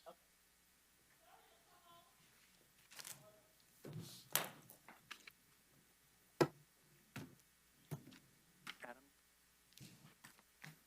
Yeah, we can bring Mr. Martucci back in.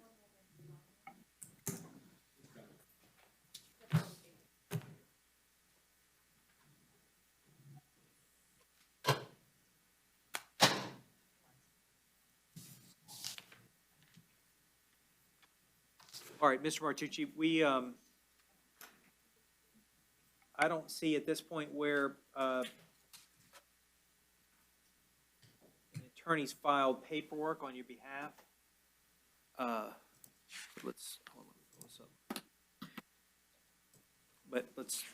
So you're here for initial appearance. You've been arrested for reckless driving, attempted fleeing or attempting to elude, tampering with physical evidence, possession of alcohol by a person under the age of 21, and resisting an officer without violence. Okay.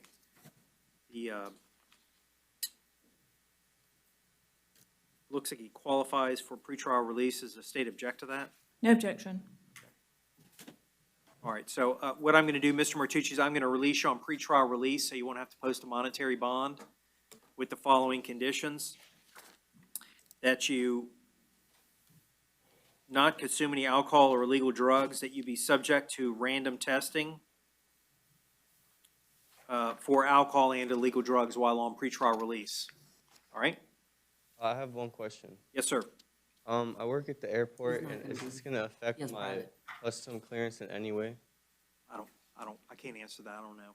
I'm not being convicted of anything right now? Well, the case is just getting started, so you have not been convicted of anything in this case so far. Released and I'll come back for another court Well, you'll have future court dates. You need to talk to your attorney about that. But at this point, you're going to be released without having to post monetary bond. But you are going to be drug tested, okay, for drugs and alcohol. So understand, if you violate, if you test positive for alcohol or drugs, be subject to being rearrested on the case. Okay. All right. So in the meantime, regarding clearance and all that, can't answer those questions. Okay, thank you. All right. All right. Good luck, sir. Yeah.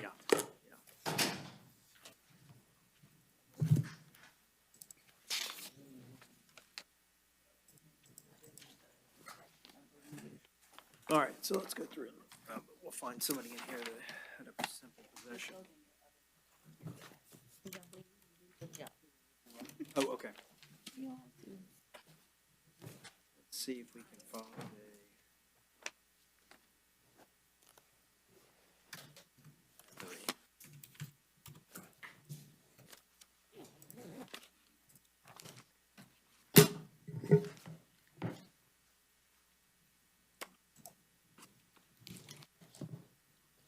Your Honor, the state doesn't have anything else. Can I be excused? Yes, ma'am.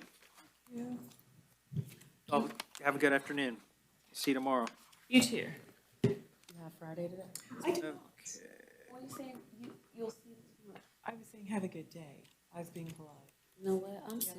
Let's just double check It this. just doesn't work anymore, you know? No, she doesn't. Are you going to be here tomorrow? No. I'm just saying I've been here. You didn't get to visit me and have fun with me and here by myself. I was so lonely. I was like, It was horrible for us too.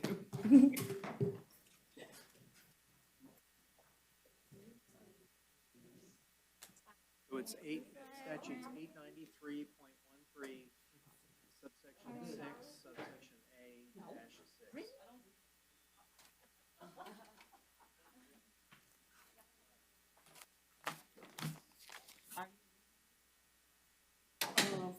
No, I'll stick around if you need me to sign stuff.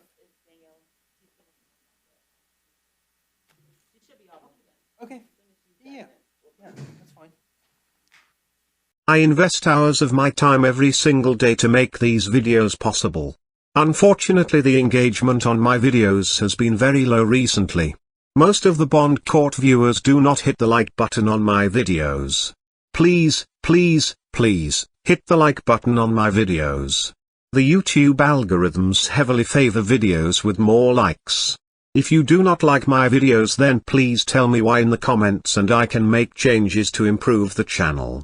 Thank you to all of you that do hit the like button. I am sorry that you have to hear this repetitive message, but without this message, less than 10% of viewers will like my videos.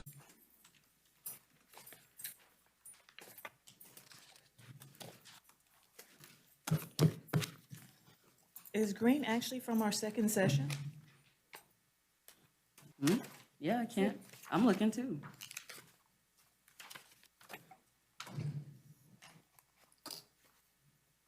I think it's felony VOP. Thank you. Wrong.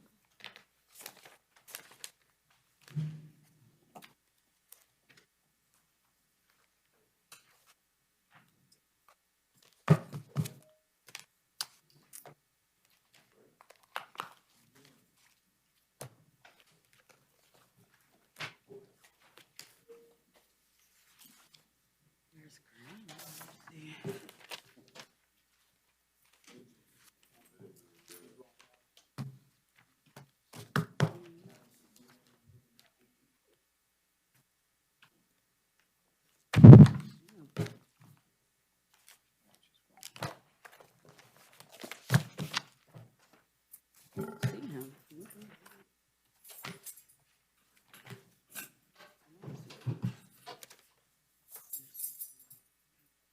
Oh, that's because that wasn't fun.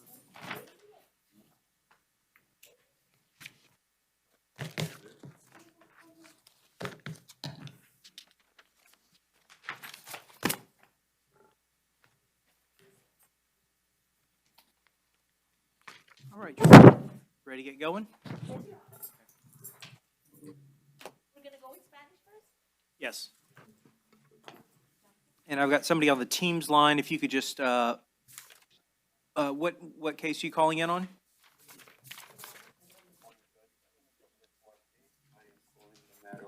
Florida versus Brittany Carmian, case number 2022 CF 5729. All right, counsel, if you could just hold on a few minutes, we've got some Spanish interpreter cases to do, and then we'll address your case after that. Fair enough. Thank you.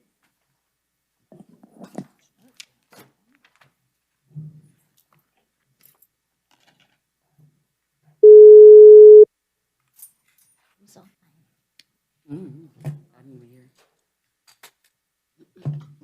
Good morning, Your Honor. This is Rafael Barrera, State Certified Court Interpreter. I have been previously sworn. Thank you, and we'll see if we've got connection with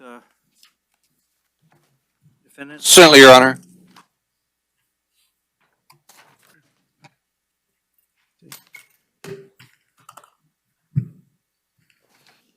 Your Honor, the interpreter can confirm the defendant is able to hear through the headsets. All right. Good morning, sir. State your name, please. Jonathan Brito. Jonathan Brito. Mr. Brito, you're here for initial appearance.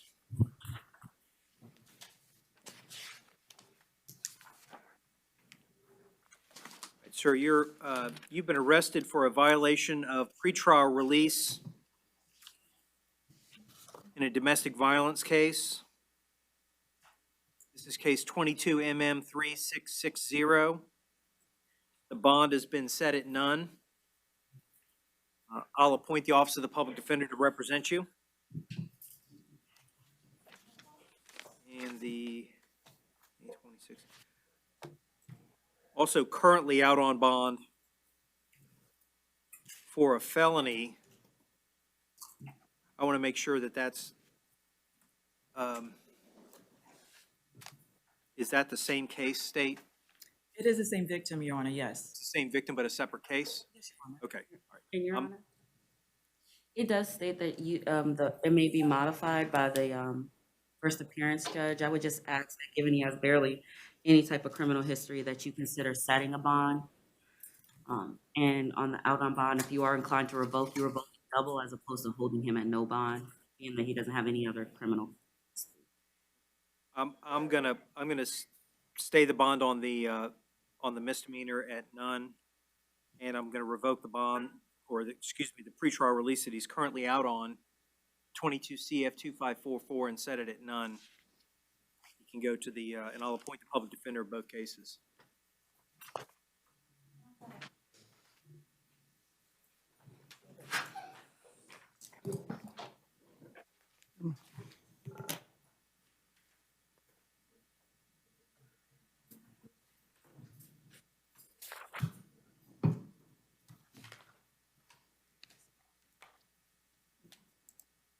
Yes.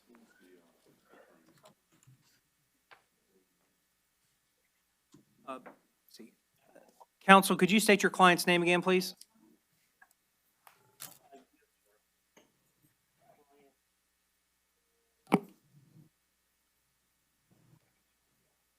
Sí, señor. Your Honor, the interpreter can confirm this defendant is able to hear through the headsets. Thank you. You're welcome, Judge. Do we know the defendant's name?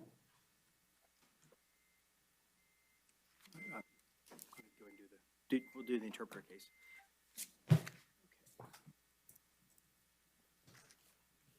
Good morning, sir. State your name, please.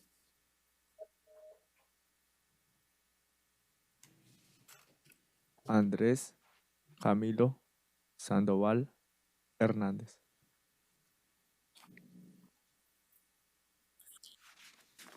Andrés. Andrés Camilo Sandoval Hernández. Sir, you're here for initial appearance. You've been arrested for a battery. I'm going to appoint the Office of the Public Defender. State, do you have a position on bond? No, Your Honor. Defense, do you have a position on bond? And I just ask that you consider the facts of this case, and that the alleged victim was harassing the mother of the defendant, Your Honor, and that the victim was, in fact, under the influence at the time. So just ask that you consider that, those factors, and the fact that he has no criminal history when setting the bond. All right, I'm going to set the bond at $250. I am going to order that he have no contact with his stepbrother, Daniel Antonio Ruiz Hernandez, that he maintain a separate residence from him, he possess no weapons or firearms, consume no alcohol or illegal drugs. Good luck, sir. And this Edwin Green. Your Honor, if you could kindly confirm the case number for this last defendant, please. Yes, sir, I apologize. That's 22 MM 149 AE. Thank you, Your Honor. And that's all we have this morning. Thank you. You're welcome, Judge. Have a good morning. Too.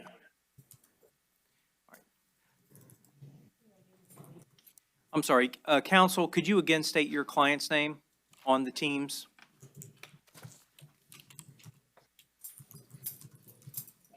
Name is Brittany Carmine. Brittany Carmine. Case number 2022 CF 5729.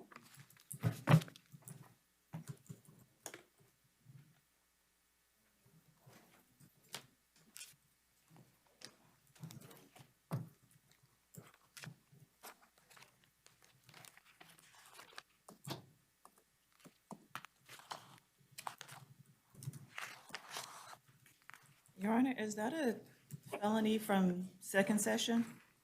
Let's see. There is a.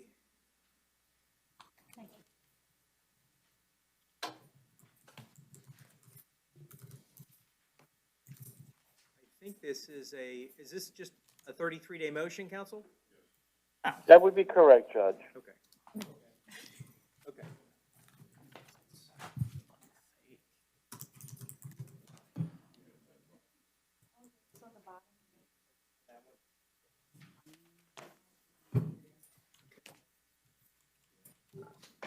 State, are you ready to address that? No, Your Honor, that is the one that I don't have. Okay. I don't see that an information's been filed at this point. Your Honor, it's still very early in the morning, understanding that it's set for today. If counsel could call back at the end of session, which would probably be about 10 o'clock, I should have a response by then. Okay.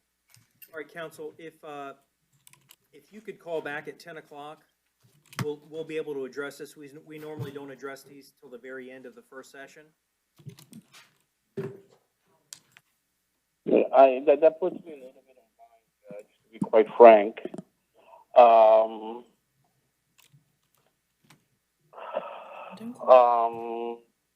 I am going to be going to court.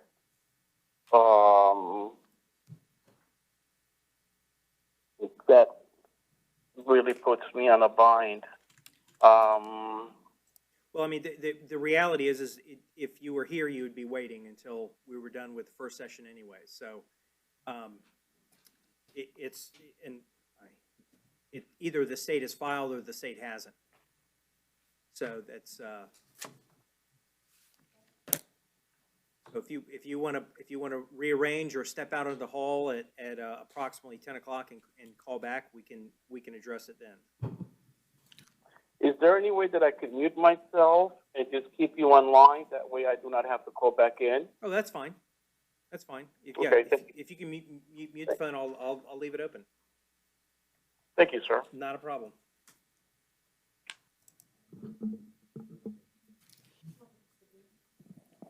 Good morning, sir. Your name, please? Edwin Green.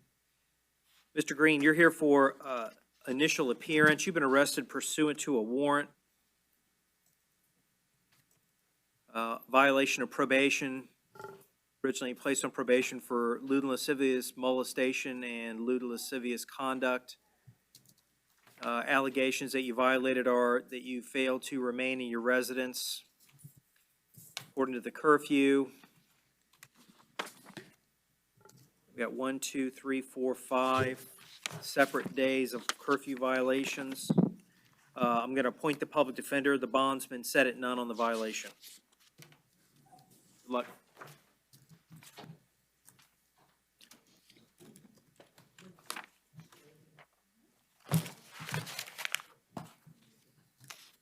Good morning, ma'am. Your name, please? Heavy Bass. Ms. Bass, you're here for initial appearance. You've been arrested for battery on a person 65 years of age or older. I'm going to appoint the public defender to represent you. State, you have a position on bond?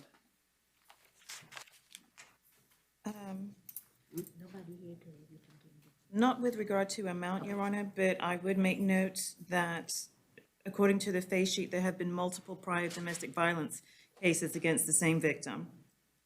And I believe that the defendant is on probation for one of those batteries, Your Honor.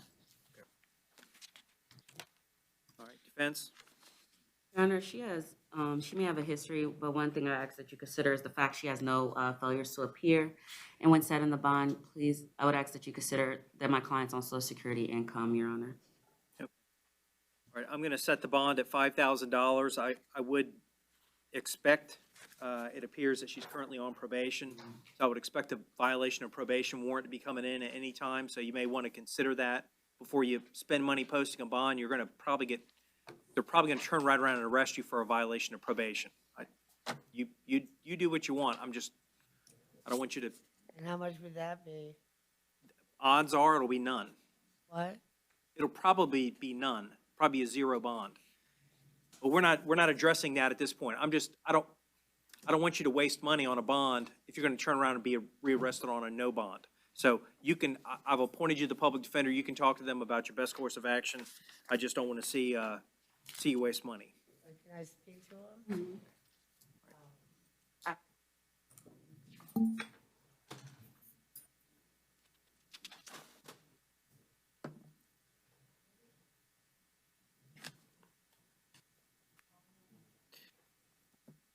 In addition, is order of no victim contact, maintain separate residence, one-time return. That sucks. Thank you, Your Honor. You gotta call and speak to the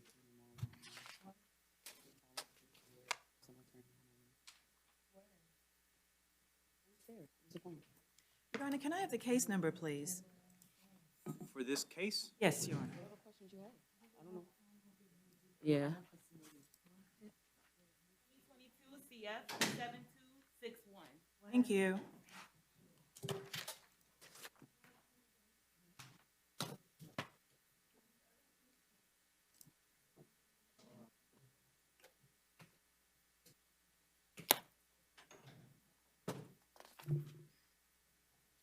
Morning, ma'am. Your name, please?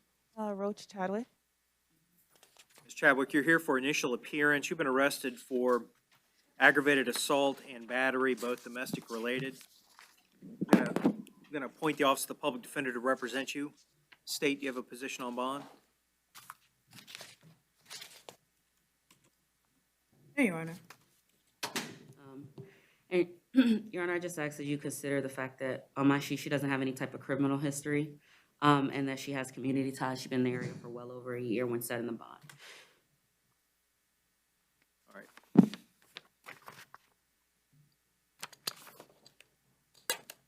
All right, I'm going to set the bond, count one at $1,000, count two at $500.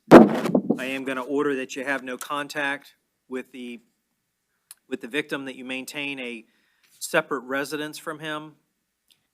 You can return to a shared residence one time with law enforcement, escorting you to get personal belongings. That's if he's residing at that Gold Leaf Street address. If he doesn't live there, then that's fine. But if he does, you've got to live somewhere else. Okay. Otherwise, What if I have nowhere to no go? contact. I've been a stay-at-home mom for like 14 years, and I just started like working for about a year to just get myself on my feet. My kids, they need me, and I understand the situation. I didn't hit. Can you stop him? Your Honor, speaking of children, it appears this incident happened in front of her children, so DCF was contacted.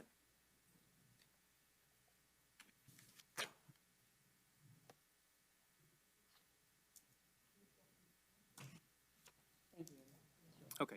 And regarding any custody issues, that the court will order that you comply with any orders of the Department of Children and Families. Okay? Good luck, ma'am. Thank you.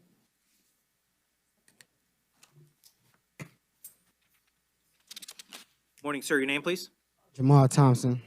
Mr. Thompson, you're here for initial appearance. You've been arrested for possession of oxycodone and battery. I'll appoint the public defender. Fill that, two of them.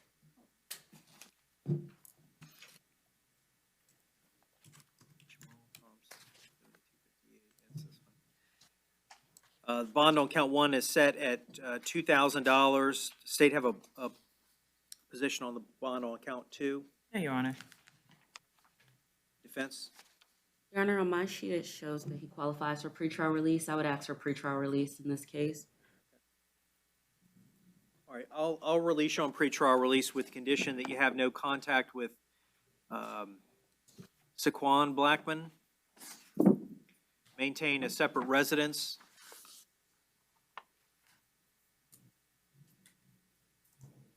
Okay. So if you were previously sharing a residence together up in New York, you're going to have to live separately from him. You can return one time with law enforcement. Otherwise, no contact with him. All right. Good luck.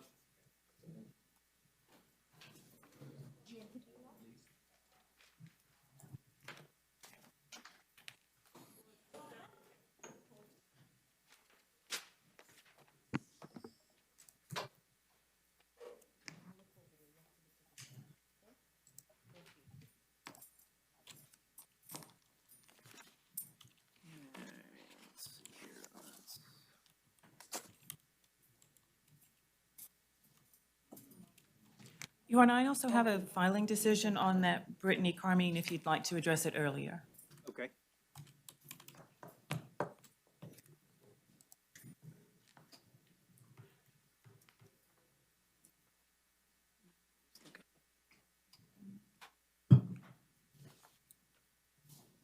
We'll handle Mr.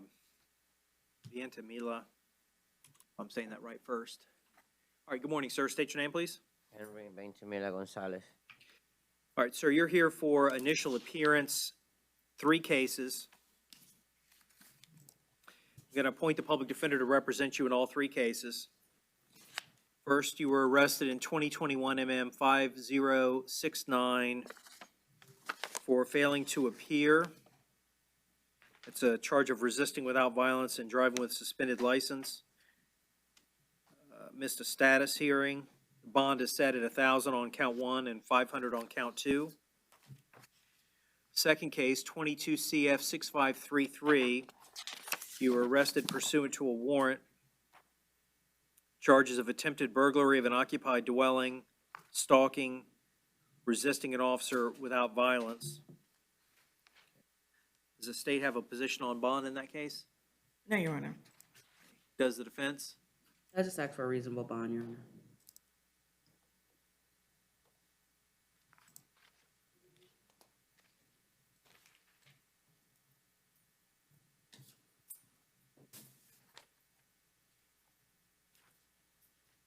Okay.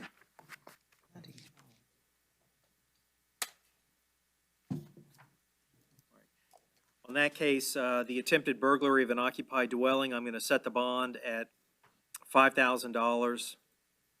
On the stalking, I'm going to set the bond $1,500. The resisting an officer without violence bond will be set at $100. I am going to order that you have absolutely no contact with Coromar Molina, that you not return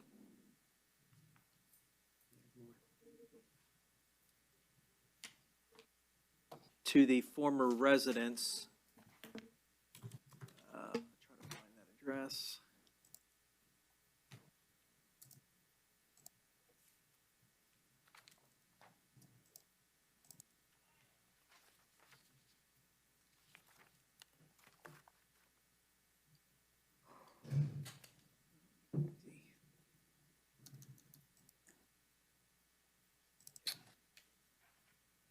The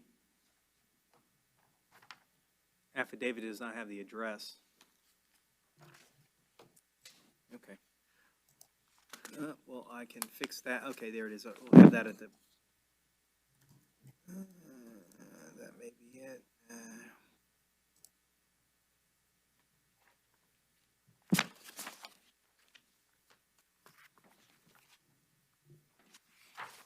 I don't see the address. So no return to the residence of Coromar Molina, no contact directly or indirectly. Understand if at some point if you bond out, if you go back and there's any contact with her, expect to get rearrested and be held on no bond. In order you to possess no weapons or firearms, consume no alcohol or illegal drugs on that case. Third case, you've been arrested for charge of resisting an officer without violence.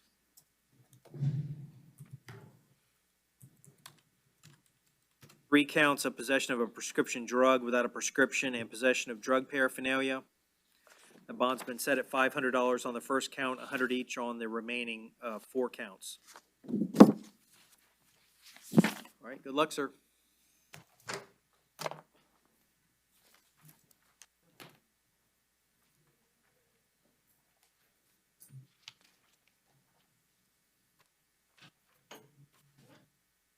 And we can recall Brittany Carmine. Counsel, are you still on the line? Yes, sir, I'm still here.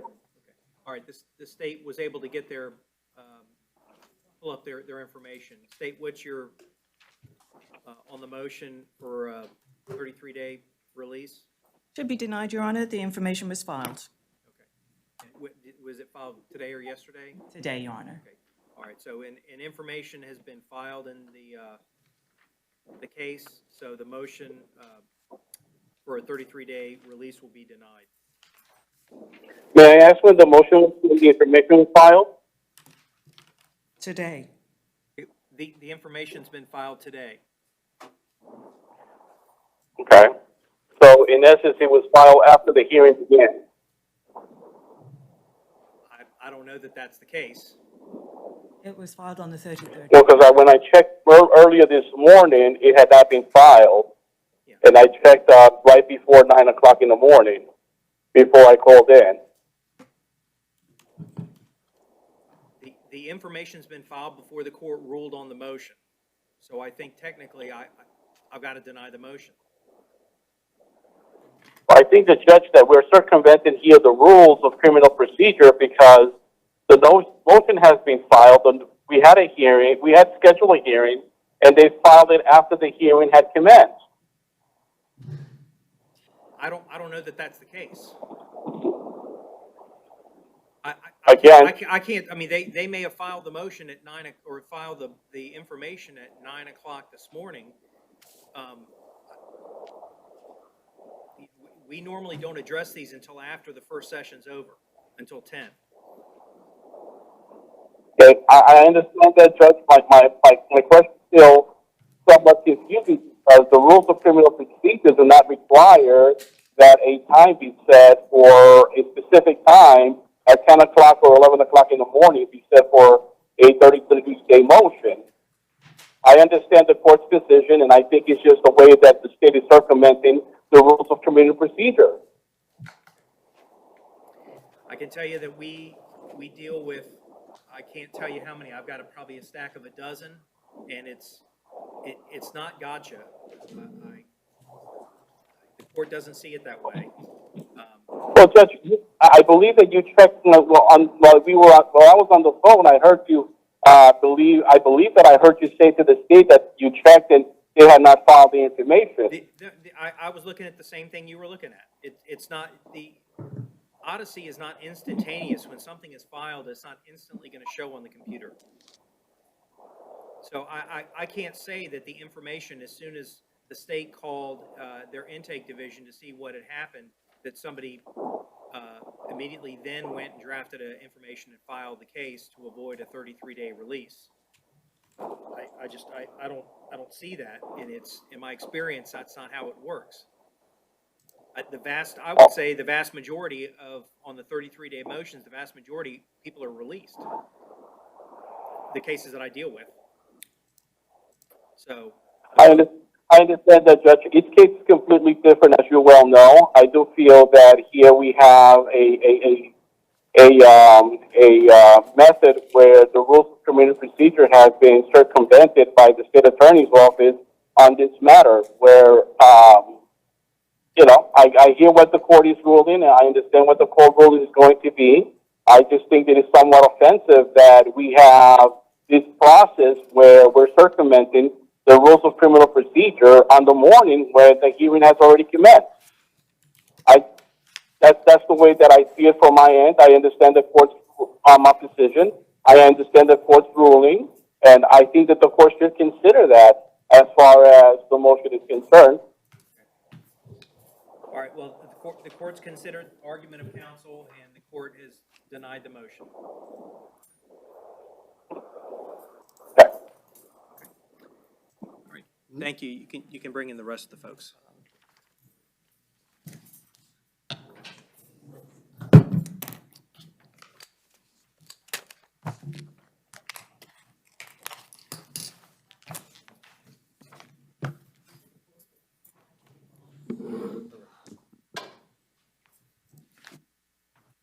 Morning, sir. Your name, please?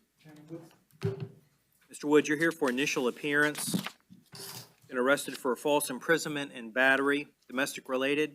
I'm going to appoint the Office of the Public Defender to represent you. State, you have a position on bond? I apologize. No, Your Honor. Defense? I just ask that you consider, on my sheet, Your Honor, he doesn't have any convictions or criminal history, so I'd ask that you consider that when setting the bond. All right, I'll set the bond. I've reviewed the There's a lack of history, and I reviewed the affidavit. I'm going to set the bond in count one at $1,000, count two at $500.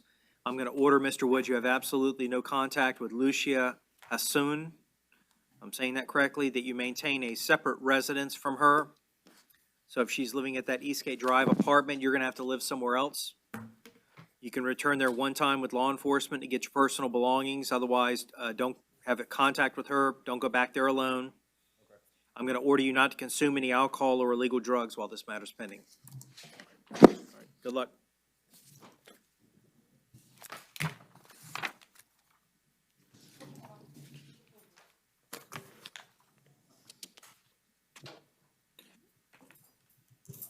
Good morning, ma'am. Your name, please? Shanique Adams. Ms. Adams, you're here for initial appearance. You've been arrested for a battery. It's domestic related. I'm going to appoint the Office of the Public Defender to represent you. State, you have a position on, looks like she qualifies for pretrial release. No objection, Your Honor. No objection from defense, Your Honor. All right, ma'am, I'll release you on pretrial release with the condition that you have no contact with Jaquan Moody, that you maintain a separate residence from the victim. If y'all were living together, you can return to the shared residence one time to get your personal belongings, but you have to be escorted by law enforcement. You're not to go back there alone. You're not to have contact with Mr. Moody. Okay. Good luck, sir. Or ma'am, I'm sorry. Thank you.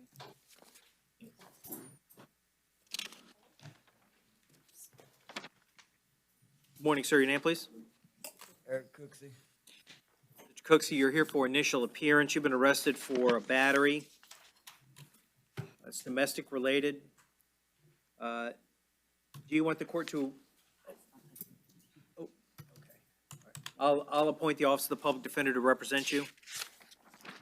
State, you have a position on bond.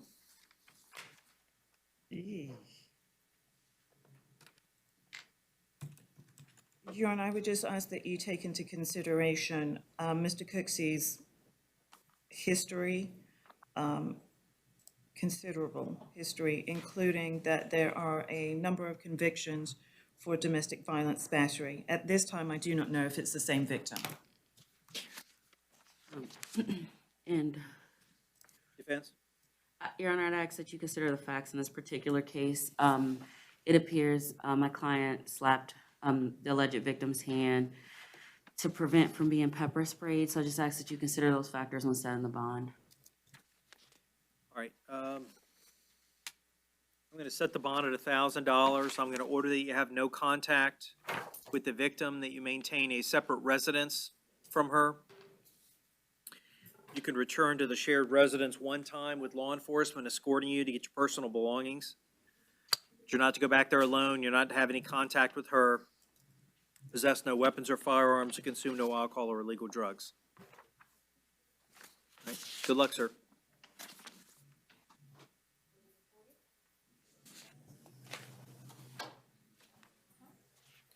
Morning, sir. Your name, please? Marcos Cortez. Sir, you're here for initial appearance. You've been arrested for a battery. It's domestic related. I'm going to all right. Actually, the amount that you wrote down on your application for the public defender is that your take-home pay, or is that your pay before everything's taken out? What you mean? Excuse me, I don't understand what you're saying. Okay, you filled out an application for the appointment of the public defender, and you wrote down that you get paid $800 a week. Yeah. Okay, is that your take-home pay, or is that your? Yeah, that's my pay. It's your pay. It depends the days of work and everything. As I get self-contractor. Okay. So it just depends how I'll get jobs and everything. Okay. Like right now, as it is, I got a job waiting on me, and I have to get it done before I get fired. That's supposed to be today. Okay. Well, based on this, you make too much, so I'm not going to appoint the public defender. State, you have a position on bond? Only to note that he has a history of being arrested, Your Honor, for violent offenses.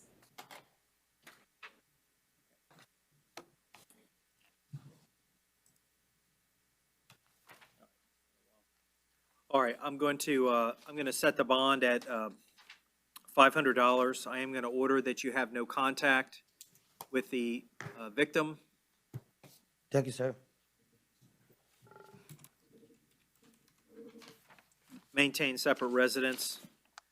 You can return to the shared residence one time with law enforcement to get personal belongings. You're not to go back there alone. You're not to have contact with her. Good luck, sir. She don't stay there. Actually, You just have to live separately from her. I know. She was just going there to take a shower. That's it. She don't stay there though. Okay. I live there. All right, Your good Honor, luck. because of his history, can I ask for no weapons, no firearms? Yes, I'll order no weapons, no firearms. No, I don't carry none of that. Good luck. Thank you, sir.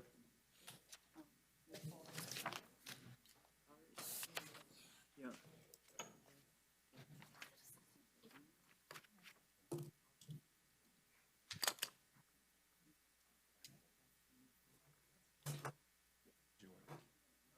Leave it like it is.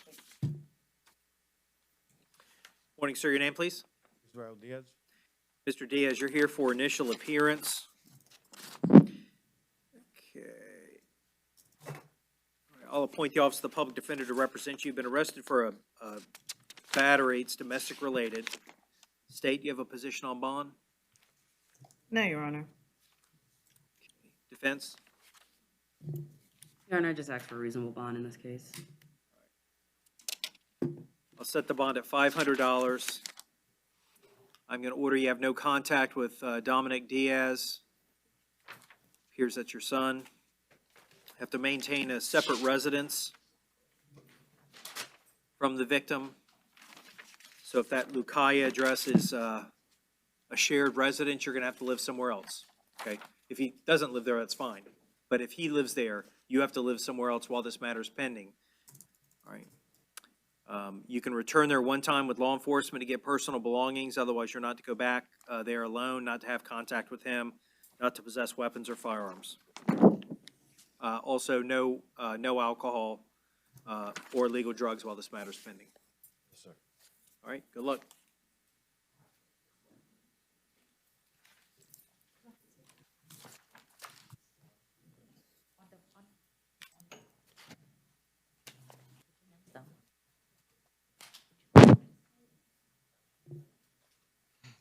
Morning, sir. Your name, please? What's your name? Stanley Curtis Giles. Mr. Giles, Your Honor, it was spelled Gyles. Okay, Everybody keep on messing up with the GI. okay. All right, Mr. Giles, Gyles. Right. You're here for initial appearance. You've been arrested for a battery. It's domestic related. I'm going to appoint the public defender to represent you. Your Honor. State, you have a position on bond? No, Your Honor. Your Honor, I'd ask that you consider the fact, the last conviction I see was back in 1999, and he has no failures to appear, so I ask that you consider that when setting the bond amount, Your Honor. Okay. All right, Mr. Giles, I've appointed you an attorney. I know you want to say something. Probably should say it to the attorney because everything's being recorded. So before you say something, probably should say it to the attorney.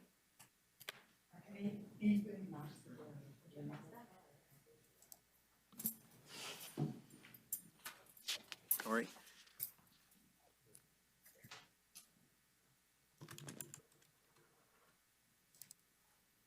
All right. All right, I'm going to set the bond at $500. I'm going to order that you have no contact with Liam Morgan Giles, that you maintain a separate residence from her, that if she's living at that Nassau Bay apartment, you're going to have to live somewhere else. You can return one time with law enforcement to get your personal belongings. You're not to go back there alone. You're not to have any contact with her. All right. Good luck, sir.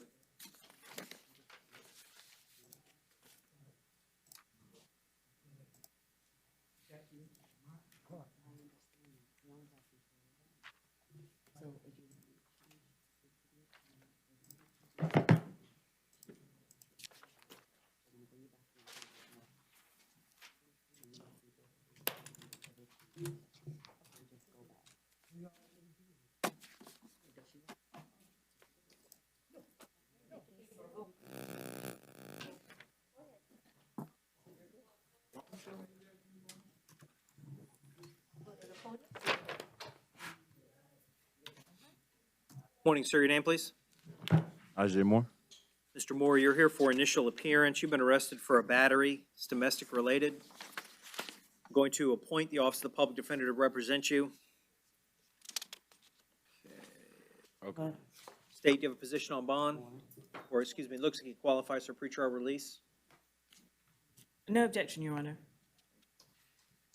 All right, Mr. Moore, I'm going to release you on pretrial release Okay, cool. with the condition that you have no contact with Tommy Walls, that you maintain a separate residence from him. Wait a second. Are they neighbors? Same address? Is it? Yeah, okay, same place, okay. The last guy also was from Nassau Bay Apartments. All right, so I'm gonna release you on pretrial release with the condition you have no contact with Tommy Walls, maintain a separate residence. He's residing at that Nassau Bay apartment. You're gonna have to reside somewhere else. You can return there one time with law enforcement to get your personal belongings. Don't go back there alone. Don't have contact with him. All right, good luck.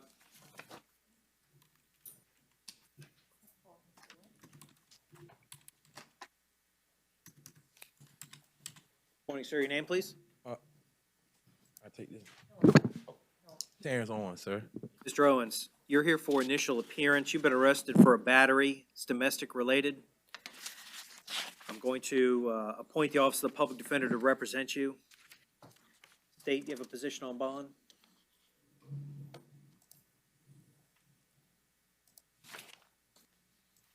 No, Your Honor.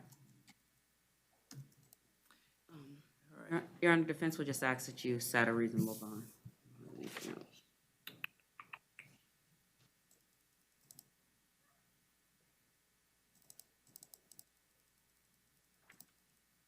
All right, I'm going to set the bond at $1,000. I'm going to order that you have no contact with Talia Owens, appears to be your daughter. No contact with her, maintain a separate residence from her. So if she's residing at that, at the same address, you're gonna have to live somewhere else. You can return there one time with law enforcement escorting you to get your personal belongings. It looks like she's got an address out of town. Yeah, she resides in Georgia. Your Honor. Okay. All right, so just reside separately from her, no contact with her while this matter's pending. All right, good luck. Comply with DCF, Your Honor. Comply with DCF? Oh, I see, she's 15. So, yeah, also comply with any orders of the Department of Children and Families. Okay.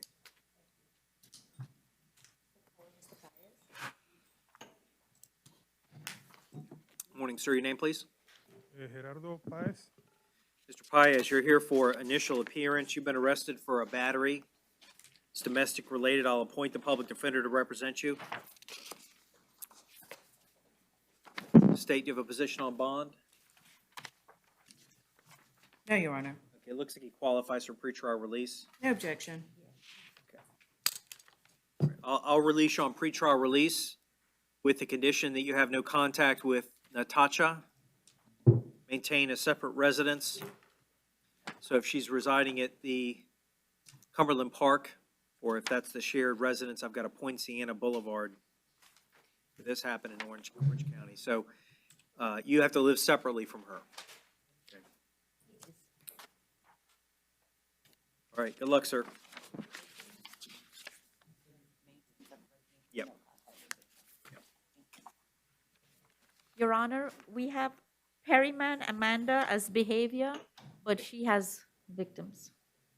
Okay, is there somebody present on behalf of Amanda? Come on up, Amanda Perryman. Your Honor, Oh, you need to open the door. there's a button somewhere.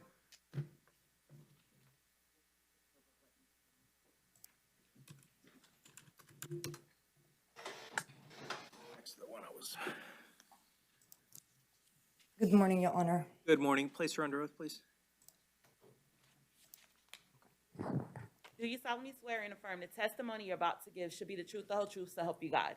Swear. Please state your name for the record. Vlada Blinsova. Sorry, full name Vladislava Blinsova. All right, I see you're listed as the victim. Yes, sir. It looks like, what's your relationship to Amanda Perryman? A girlfriend. Okay. All right, she looks like she qualifies for pretrial release. That means she would not have to post a bond, but she would have to keep in contact with pretrial release. If she's released, do you want to have contact with her, or do you want her to stay away from you? No, I absolutely do want to have a contact with her. Yes, and my intentions is to have the charges dropped. Whatever happened last night just went a little bit out of hand. And we've been together for 3 years, and this was the first time that this happened. State, do you have any questions? No, Your Honor. Does out of an abundance of caution, does the public defender have any questions? No, Your Honor. Okay. All right, so I'll release her on, she qualifies for pretrial release. I'll release her on pretrial release with the condition that she not consume any alcohol or illegal drugs, that she have no hostile contact with you. What does the hostile means? Hostile means that if there's an argument, that she has to turn around and walk away. Gotcha. Okay, certainly nothing physical. Mm-hmm. Okay, but even yelling and screaming can be considered hostile. So it means if there's any kind of issue, you got to separate. Obviously, I can't order you to do anything. Mm-hmm. I can order her. She's not here, but pretrial release is going to explain all the ground rules to her. Okay. Okay. All right. Thank you. Very much. Can I also have counsel identify yourselves for the record, please? I'm sorry. Didn't ask earlier. Brenda Eugene on behalf of the State Attorney's Office. Letitia George on behalf of the Office of the Public Defender. Thank you. Your Honor, we Yes. have Pierre Yes, as outside medical. outside medical.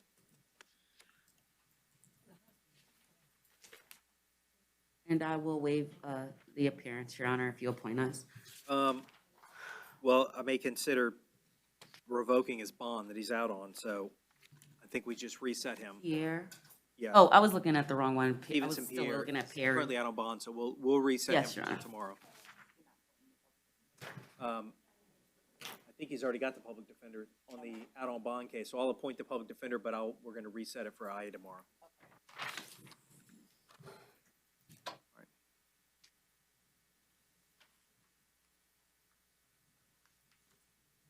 Come on up, sir.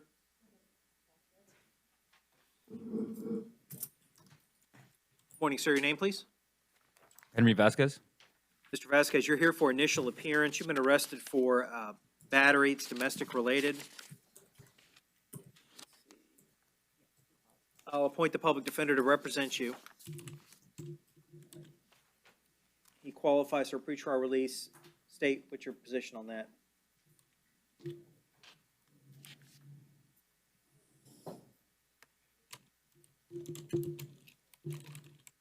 No objection, Your Honor. All right. All right, it looks like the state, they filed a notice to appear for the, or at large on the victim. Okay. All right, Mr. Vasquez, I'm going to release you on pretrial release with the following condition: that you have absolutely no contact with Jessica Nelson and that you live separately from her. So if she's residing at that West Washington Street address, you're going to have to live somewhere else. You can return there one time with law enforcement to get your personal belongings. You're not to go back there alone. You're not to have any contact with her. You're not to possess any weapons or firearms. All right, good luck. Okay, Your Honor, thank you.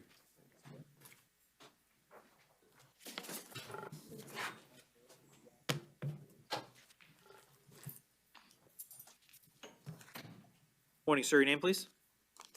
Amari Mitchell. Mr. Mitchell, you're here for initial appearance. You've been arrested on an Osceola County warrant. Charges are burglary of an unoccupied dwelling and grand theft. Bond has been set at $4,500 on the first count. Oh, sorry, $4,500 total. It's $3,500 on the first count, 100 or 1,000 on the second. Say that again. 3,500 plus 1,000 totals $4,500. If you're able to, you can bond out here in Orange County. Actually, I think we've got, double check, make sure we have more than one. Yeah, we got more than one. Okay, so if you're able to bond out, you can bond out in Orange County. On the first case, totals $4,500. If you don't bond out on this case or any of the other cases, and there's a bunch of them, then what they're going to do is they're going to notify Osceola County that you're here. Osceola County will come get you within 24 hours. Okay. The second case, arrested pursuant to Osceola County warrant, burglary of an unoccupied dwelling, criminal mischief over $1,000, and petty theft. The total bond is $4,500, $3,500 on count 1, $500 each on counts 2 and 3. On all these, there's an order of no return to the scene. Your Honor, I apologize. As you mentioned, there's about 1, 2, 3, 4, 5, 6. There's about 7 cases. Yep. Can you give the case numbers? Because we don't get what they're charged with, only the case numbers. Okay. On 22 CF 1575, it's, the warrant is for burglary of an unoccupied dwelling and grand theft, total bond $4,500. Thank you. The second case, 22 CF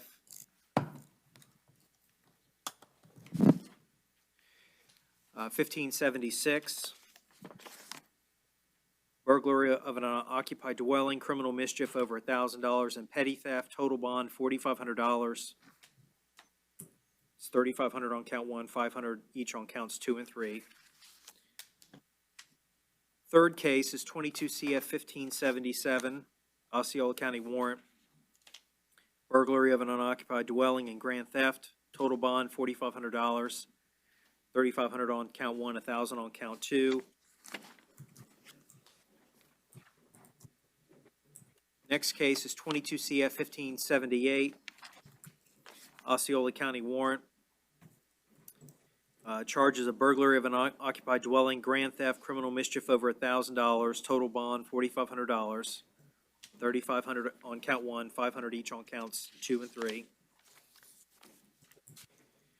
Next case, 22 CF 1579, burglary of an Osceola County warrant, burglary of an unoccupied dwelling, grand theft, total bond is $4,000, $3,500 on count 1, $500 on count 2. Next case, Osceola County warrant, 22 CF 1580, burglary of an unoccupied dwelling, grand theft, total bond $4,000, $3,500 on count 1, $500 on count 2. And the last case, 22 CF 1581, Osceola County warrant, charges of burglary of an unoccupied dwelling, criminal mischief over $1,000, and petty theft. Total bond $4,500. It's $3,500 on count 1, $500 each on counts 2 and 3. And as I said, with conditions of no return to the scene on all those cases. So if you're able to post the bond here in Orange County, you can bond out on those cases in Orange County. If not, they're going to call Osceola. Osceola will come pick you up, and then you'll see the judge. And yes, sir. Now, before you say anything, you've got the right to remain silent. I don't know, other than these charges, I don't know anything about the case. So if you've got a question, I'm happy to answer it. You say Osceola will be here within 24 hours? They notify Osceola County they're supposed to come get you within 24 hours. And if they don't? If they don't, then I'll appoint the public defender's office to represent you. I don't think it's going to be an issue. I think they'll come get you. Okay. Yeah. Thank you. Yeah. Okay. Good luck.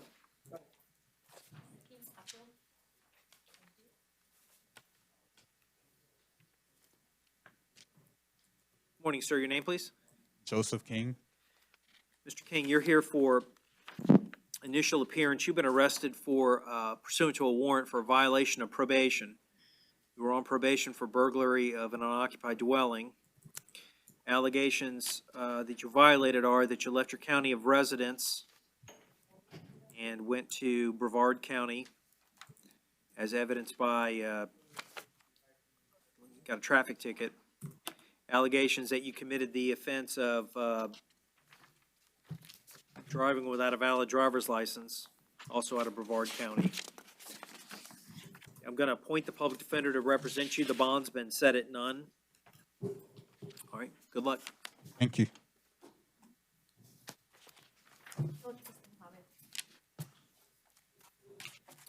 Morning, sir. Your name, please? Ahmadi Muhammad Miller. Sir, you're here for initial appearance. You've been arrested pursuant to a warrant for a violation of probation. You were on probation for the offense of credit card fraud. Allegations that you violated are that you failed to complete your 75 hours of community service. The judge set the bond at none. I'll appoint the public defender to represent you. Thank you. Good luck.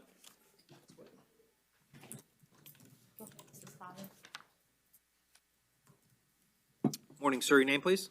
Take Stallings. Mr. Stallings, you're here for initial appearance. You've been arrested pursuant to a warrant for, it's a violation of probation. And you were on probation for carrying concealed firearm. Allegations are that you violated your probation by committing the offense of committing a battery in Altamont Springs, that you committed the offense of obstructing justice, hindering witness communication. That's all the same case, Altamont Springs. Okay. The judge set the bond at $10,000. All right. Do you want me to appoint the Office of the Public Defender in this case, or are you going to hire an attorney? I have attorney Victor Meade. Yeah, Vic Meade. Okay. Yeah, All right. Also, too, I have another. I'm on 2 probations. I have a possession of cocaine. All right. Well, the only warrant that I've got in front of me today is on this, the carry and concealed firearm case. I don't have anything else in front of me today. That'd be $1,000 to get out, right? 10. That's between you and the bondsman. Okay. Typically, it's 10%, but that's between you and the bondsman. Yes, sir. Okay. All right. Good luck.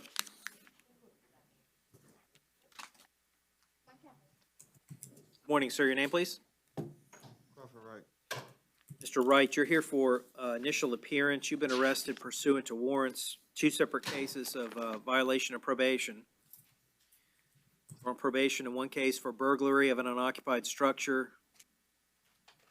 Allegations that you violated are that you changed your residence without permission, current whereabouts unknown, and that you failed to complete your drug and alcohol residential treatment at the Phoenix House. Second case, same allegations of violations, but you were also on probation for, looks like burglary of a structure and petty theft. The bonds have been set at none in both cases, so I'll appoint the public defender to represent you in both these cases. The bond's set at none. All right. Good luck.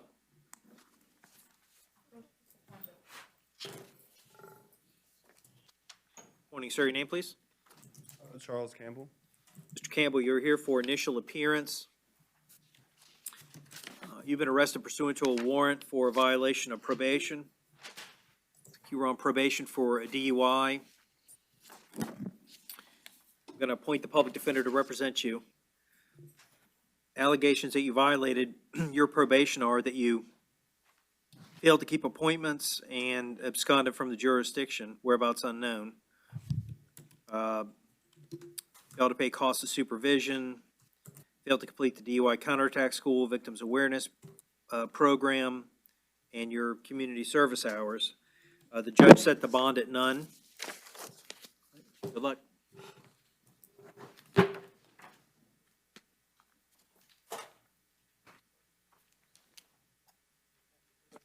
Yep, we get some 33-day motions.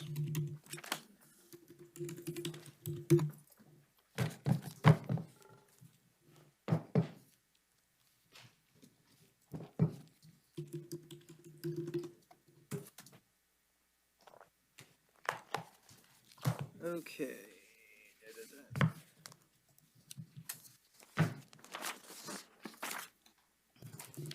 I've got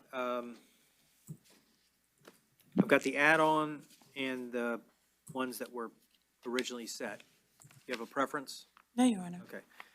So we'll start with Christopher Leonard Everett, 22 CF 4259. Granted, notice of non-filing. It'll be granted 23rd.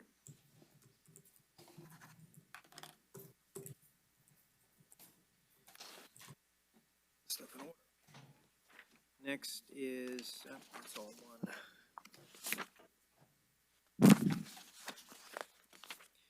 So I've got Joe Terry Collier, 22 CF 5891.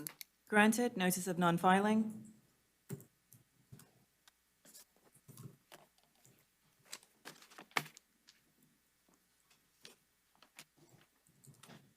So I've got Jimmy Rodriguez, 22 MM 3200. Granted, notice of non-filing. Granted. So I've got State versus Timothy Paul Taylor, 22 CF 5782. Granted, notice of non-filing. Next I've got Maurice Bright, 21 CF 1568. Denied, and information was filed.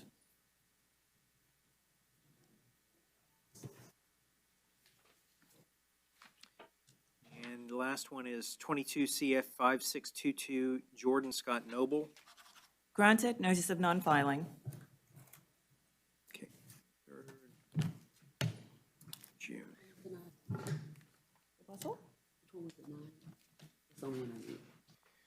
All right.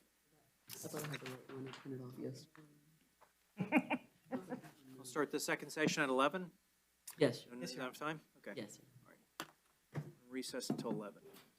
I invest hours of my time every single day to make these videos possible. Unfortunately, the engagement on my videos has been very low recently. Most of the bond court viewers do not hit the like button on my videos. Please, please, please, hit the like button on my videos. The YouTube algorithms heavily favor videos with more likes. If you do not like my videos, then please tell me why in the comments and I can make changes to improve the channel. Thank you to all of you that do hit the like button. I am sorry that you have to hear this repetitive message, but without this message, less than 10% of viewers will like my videos. Everyone, good afternoon. Are you able to hear me and see me? Yes, ma'am. All right. I am Judge Gabrielle Sanders Morency. Welcome to Initial Appearances. For those of you who may have zoned out during the video, I am the initial appearance judge. My job today is to review the charging affidavit, and I will determine if there is probable cause for your arrest. If I do find probable cause and you're entitled to a bond, I will then give you a bond amount. Now, some of you all are in here for a warrant. Sometimes the warrant has a bond amount. Sometimes it'll say 0. Today's not the day to fight that, okay? If you want a reduction of your bond, you can file the appropriate motion at a later date. I'm going to appoint provisionally, which means only for today and only for these proceedings, the Public Defender's Office. So what that means is after initial appearances today, you do not have a lawyer. If you want to keep a lawyer on your case, please do your application and I will review it and I will see if you qualify. One more important thing, when you approach the lectern, please do not say anything about your case. You are being recorded, so anything you say can and will be used against you. If you hear that I say you're not to have any contact with either a victim, a witness, or co-defendant, that is exactly what I mean. No direct or indirect or third-party contact. If you do so, that will be a direct violation of my order and you will be right back in jail. So again, no contact means no contact. Appearance from the state. Peter Donnelly for the state judge. Defense. PTR. Patricia Jenkins, PTR.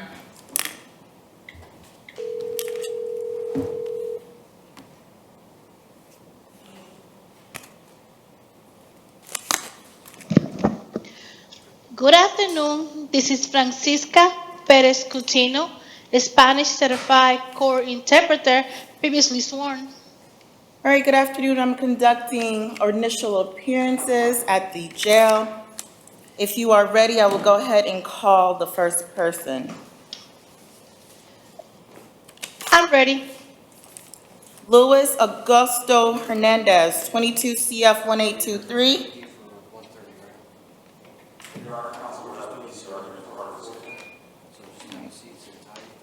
All right, sir, I've reviewed the charging affidavit. Señor, hice el documento acusatorio. And you were arrested for burglary of a conveyance while armed. A usted lo arrestaron por robo en un automóvil o un sistema de transporte mientras estaba armado. I do not find probable cause for this offense. Yo no determino que hay fundamento de causa para esta causa. Now, I do find probable cause for an attempted burg with a firearm. Sí determino que hay indicios de culpabilidad para un intento de robo con un arma de fuego. State, would you like to be heard? La fiscalía quiere tomar la palabra. Judge, before the state is heard, I just want to know if that is as far as the defense is taking their probable cause argument as well. Su señoría, antes de tomar la palabra, quiero saber si la defensa está llevando su argumento de motivo fundado y hasta qué punto.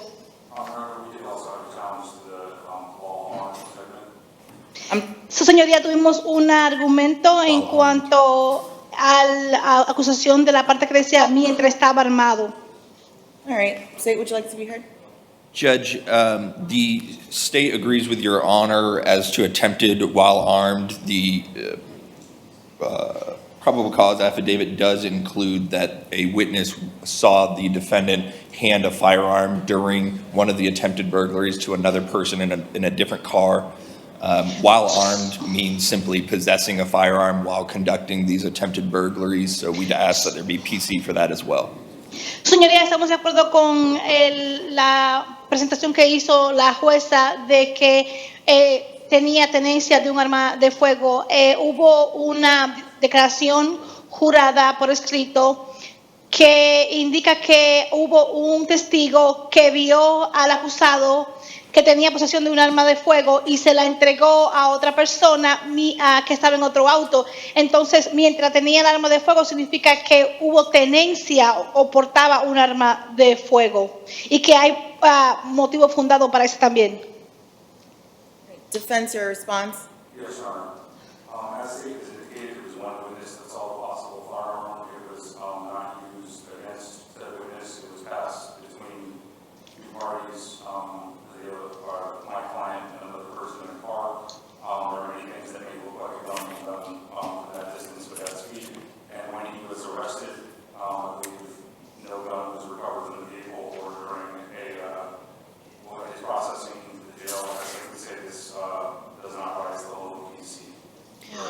Su señoría, nuestro argumento es que la persona no puede verificar, el testigo no puede estar totalmente seguro de que de hecho había un arma de fuego, porque de la distancia que vio el auto y a la velocidad que el auto se desplazaba, cualquier otra cosa puede parecer un arma de fuego. Adicionalmente, cuando se arrestó al acusado, no se encontró ninguna arma de fuego cuando se hizo el registro en los autos, ni tampoco cuando fue traído a la prisión. Y por eso determinamos que no hay suficiente indicio de culpabilidad.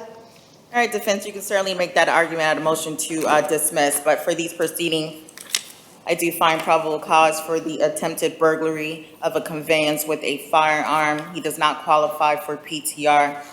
Bond is set at $10,000. He's not to return to One Way Hotel located at 5367 West Earl of Bronson Memorial Highway in Kissimmee, Florida.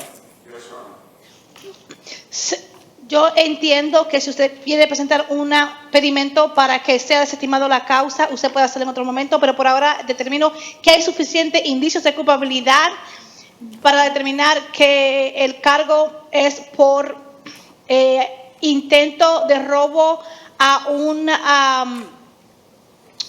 vehículo o transporte con un arma de fuego, no es elegible para el programa de libertad previa al juicio y la fianza se fija por $10,000 y se le prohíbe volver a la One Way Hotel en el 5367 West Air Bronson Highway.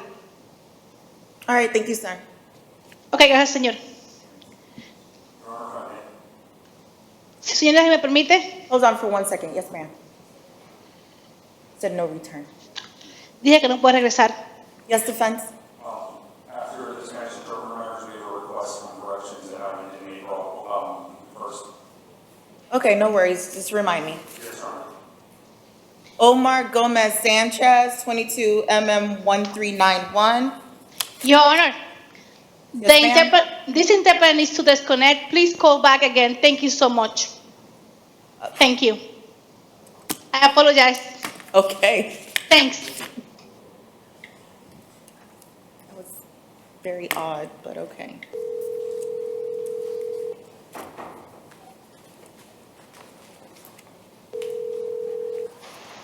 Good morning, Your Honor. This is Laura Bretaña, Spanish interpreter, previously sworn. Hi, good afternoon. I am conducting initial appearances at the jail. Please let me know once you are ready to proceed.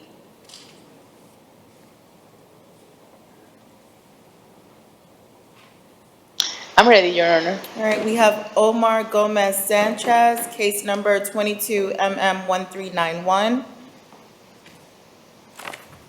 He's been charged with battery, domestic violence. Señor, usted se le acusa de agresión física por violencia doméstica. I do find probable cause for your arrest. Determino que existen indicios de criminalidad para su arresto. You do not qualify for PTR. Usted no cumple con los requisitos del programa de libertad provisional. Your bond will be set at $500.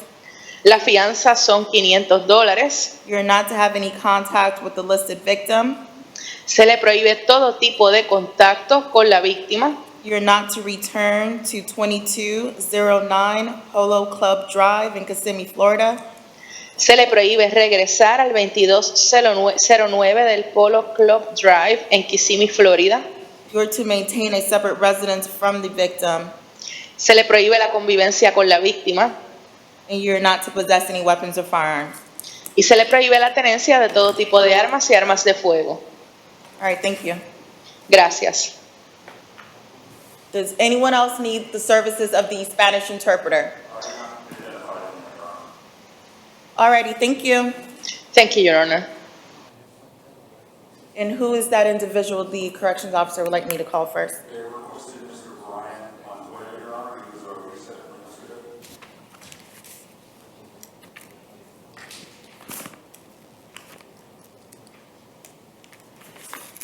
All right. Brian Montoya, 22 MM1388. Right, sir, you were arrested on petty theft that occurred in Walmart. I do find probable cause for your arrest. Your bond's gonna be stayed at $250, and he doesn't qualify for PTR, correct? Right. He's already out on PTR on All right. 22 MM 1178. So I'm going to revoke that PTR and set your bond at 0 at this time. All right, not on the 22 MM 1178, sir. Thank you.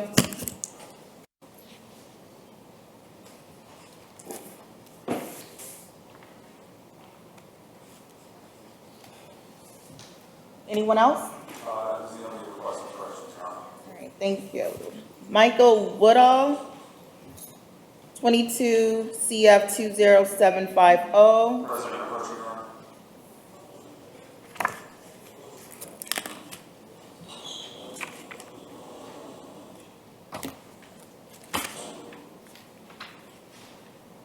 All right, Mr. Woodall, you have a few cases.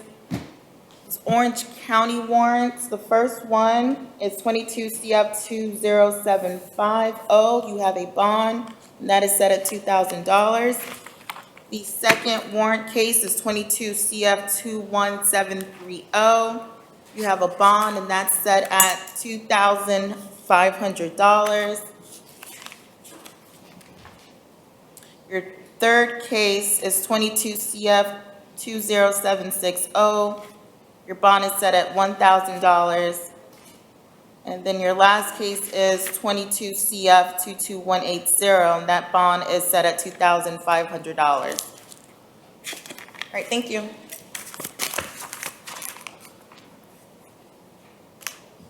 Ricky White.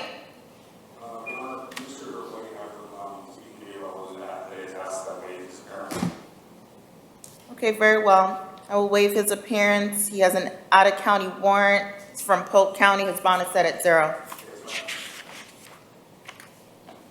Jasmine Nicole Berry, 22 MM 942.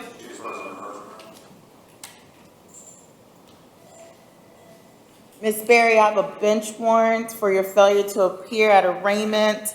Your bond is set at $500. Thank you. Stephen Williams, 22 MM 1217.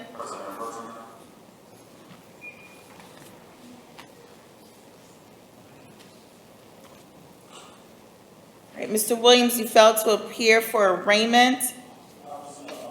Don't say anything. There's two separate counts. The first count, bond is set at $5,000. Your second count, bond is set at $5,000. Total is $10,000. Thank you.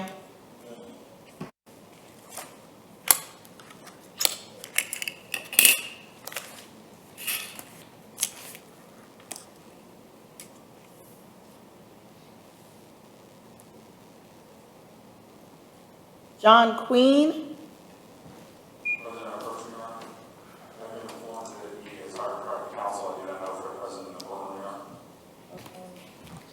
Mr. Queen, you hired a lawyer? Yes, ma'am. Okay, what is her or his name? It's Perez Short Law Firm. Perez LaShore? Yes, ma'am. So Medallia? Yes, Medallion Company, yes, ma'am. Okay. But do you have Medallia's number? And you can give her a call, tell her client's here for IA.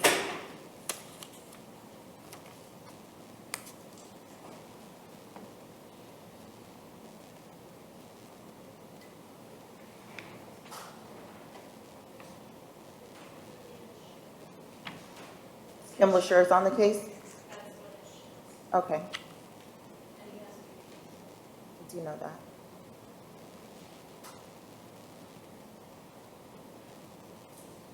We can go ahead and proceed with your initial appearance, or I can have you take a seat if you wish your attorneys to appear. That's my way. You'll waive it? I'll wait. You'll wait? All right, have a seat for me.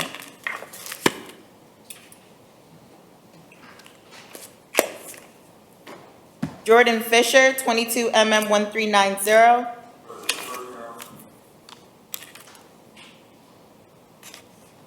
All right, Mr. Fisher, you were arrested for trespass after warning. I do find probable cause for your arrest. You do not qualify for PTR because you're out on bond. It looks like an Orange County case, which is 22 MM 3850.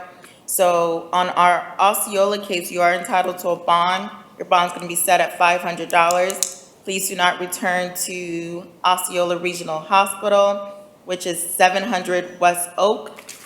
As far as your Orange County case is concerned, I'm going to revoke your bond and set you at $0 at this time, sir. Thank you. Taylor Johnson, 22 MM 1392.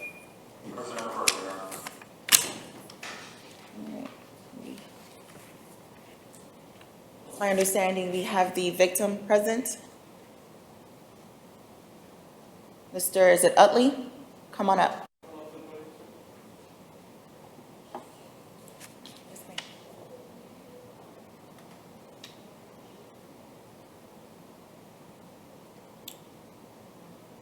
I'll make an exception. I'll do telephone. Just have her on hold. All right, Ms. Taylor, you were arrested for battery, domestic violence.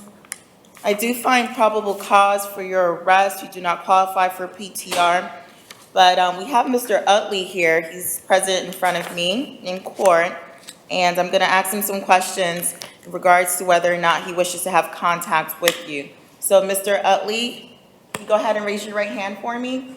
Do you solemnly swear to tell the truth, the whole truth, nothing but the truth? Yes, ma'am. All right, go ahead and put your hand down. Tell me your first and last name. Shay Utley. All right, you are the listed victim in this case. Yes, ma'am. Would you like to have contact? Yes, ma'am. Tell me why. Besides the fact I know that you love her. There was no harm.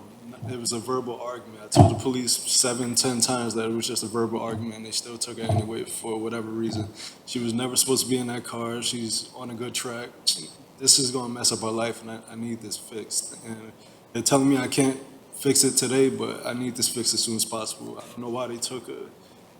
There was But no you don't fight. have to go into details about the facts There was no anymore. fight. It was But just a verbal argument. do you want her to come back to the apartment? Yes, ma'am. I want her loose. I want her back home, back at work where she's supposed to be.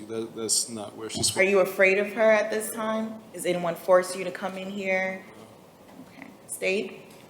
I don't have any further questions for this witness, Judge. Okay, defense? No questions this time, Your Honor. All right, this is what I'm going to do. I'm going to order no hostile contact, okay? That means that you all can't yell at each other, you can't be aggressive towards each other. That no hostile contact is actually for you, ma'am. So make sure that you are not aggressive towards him whatsoever. No yelling, no arguing. If you feel like you're going to argue, I need you to go ahead and leave. Understood? All right. So again, your bond is set at $500. You can return home, no hostile contacts. Anything else, State? Nothing from the state, Judge. All right, thank you. Thank you. Michael Lopez, 22 MM 1393.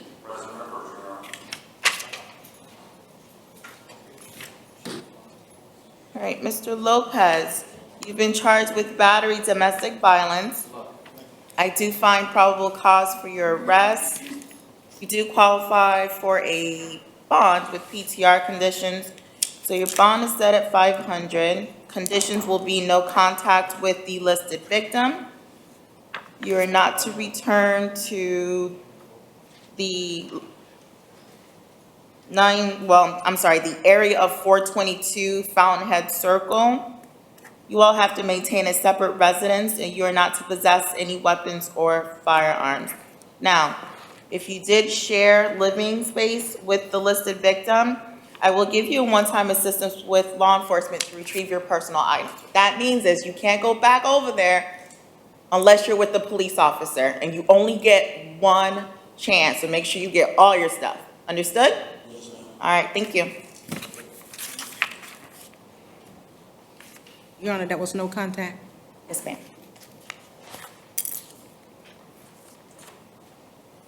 Aaron Lynn?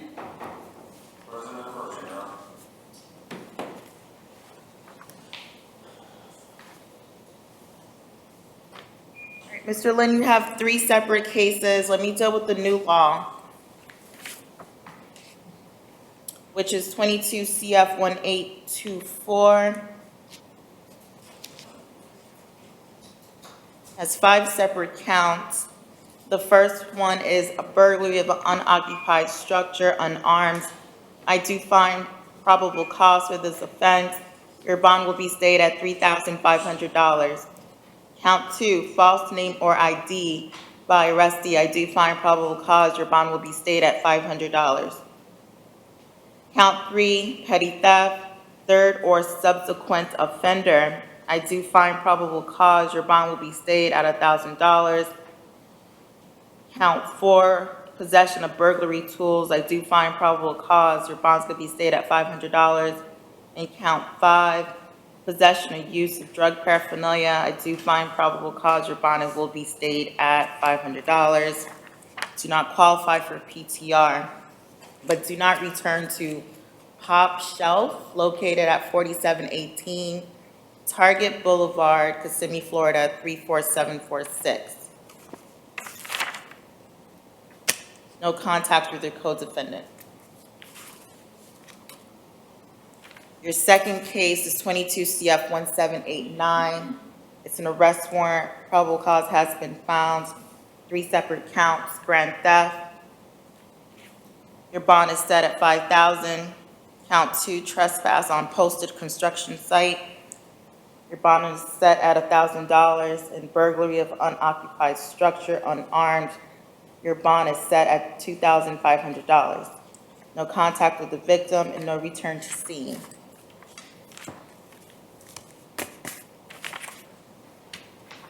have a violation of probation on 22 MM 167. Do find probable cause. There's no bond on this case, so it's set at 0.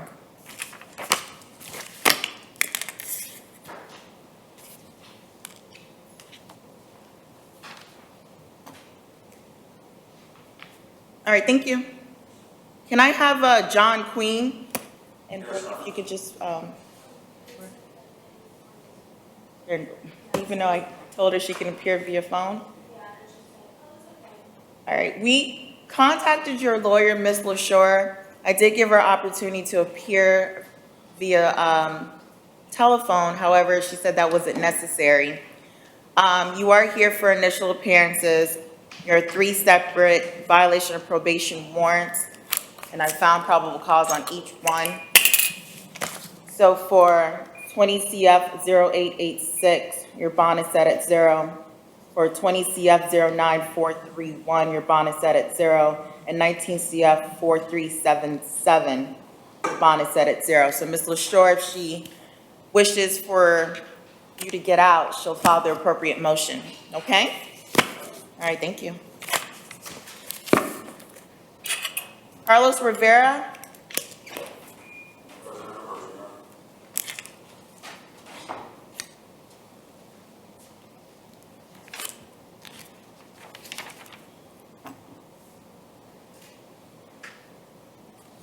All right, Mr. Rivera, you are charged with battery, domestic violence.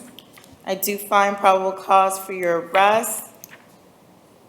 Don't qualify for PTR. Your bond is set at $500.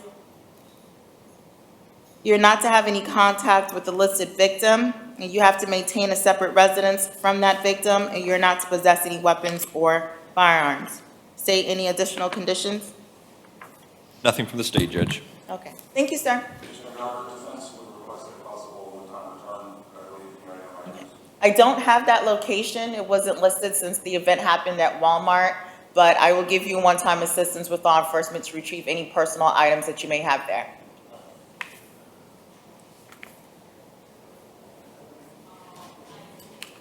Phyllis Rodriguez. I've been informed that Rodriguez is currently in a mental health crisis. He refused to appear.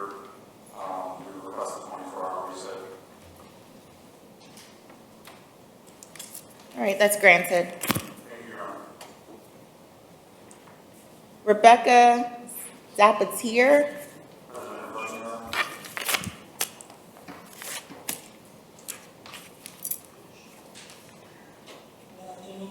Good afternoon.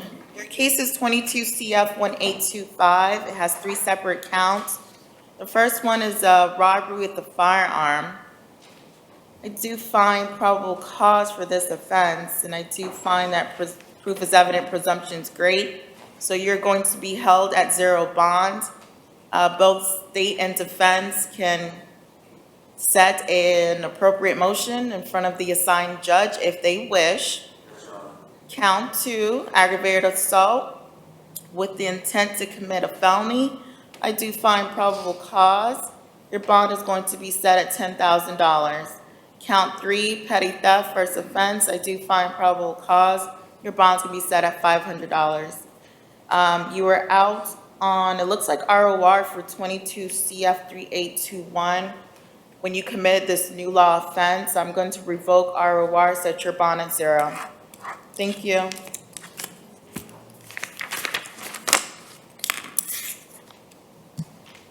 Robert Stone. I think he's still in the hospital, Your Honor. All right. All right, reset until he's released.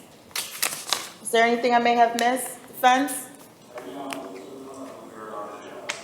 All right, so initial appearances have concluded. I'm going to take a brief recess. Thank you. Thank you to all of my patrons, members, and supporters. You are the reason that I am able to upload new bond courts daily. All members and patrons receive access to the Bond Court Discord server. Please send me a message on Patreon or leave a comment on YouTube if you are unable to join the server. Thank you all for your support.